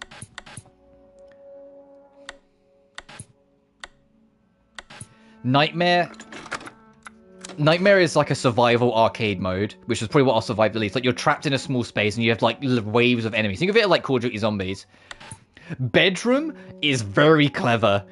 The idea of Bedroom is you are locked to a bed and Marguerite keeps on coming in and feeding you. When Marguerite leaves, you have to break out of your chain, solve puzzles around the room to eventually get a key to get out the room to escape. But every now and then, she'll start coming back, and it's not enough for you to just get back in the bed to convince her you're still there. You have to put everything back in the room exactly as it was, then get in the bed and chain yourself back down before she gets in to convince her. It's a very clever, very challenging little mini-game DLC, where it becomes a memory game under pressure, where every single thing you pick up, you need to remember you picked it up and where the fuck you got it from. Because eventually there's going to be a point where she's going to come back and you need to put it all back exactly how it is. And if anything is out of place, she will notice and then you fail. 21 is the card game 21. Literally the card game 21. And you can see it's the only one I played because I needed to kill a little time the other day. Where you have a deck of cards from 1 to 11. And you draw cards and whoever gets closest to 21 wins. If you go over 21, you lose. But it's Lucas designed it, so obviously it's more fucked up. And Daughters is a mini episode where you play as Zoe for a second, like as and it's based just as Eveline came into the family, so you get to see the origin of the corruption, which is one I do want to cover. But after that, I want to say it was like 9 months later, we got End of Zoe and Not a Hero. And these two were bonuses that came with the banned footage that are separate. Ethan Must Die, obvious reference, hence why he's got a gun and it's got like the red light and whatnot. And Jack's 55th birthday is a really fucking stupid minigame where the whole point is that you have to search the house for presents to feed Jack.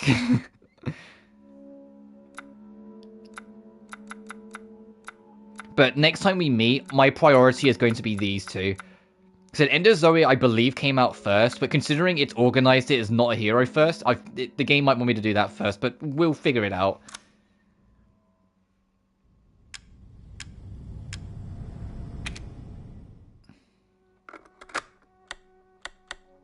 But that'll do from me.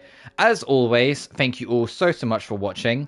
Next week's schedule is gonna be a little mixed. We're gonna do some Atelier Escher and Logi either tomorrow or Tuesday. I haven't decided.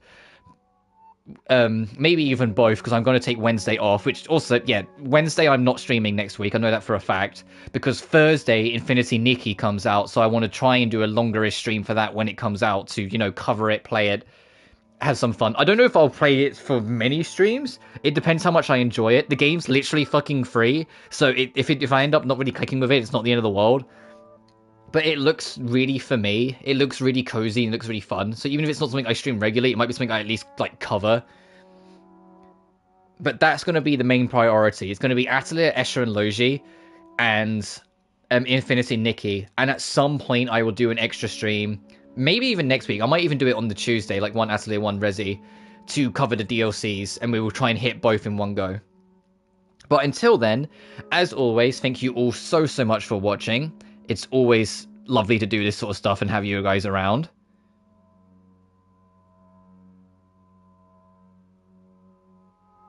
Oh, hey, Fable. Sorry, I didn't even realize you. I was too busy waffling.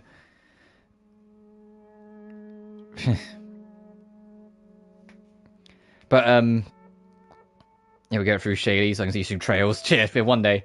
But, yeah, that's the general idea. And 100%. Cheers.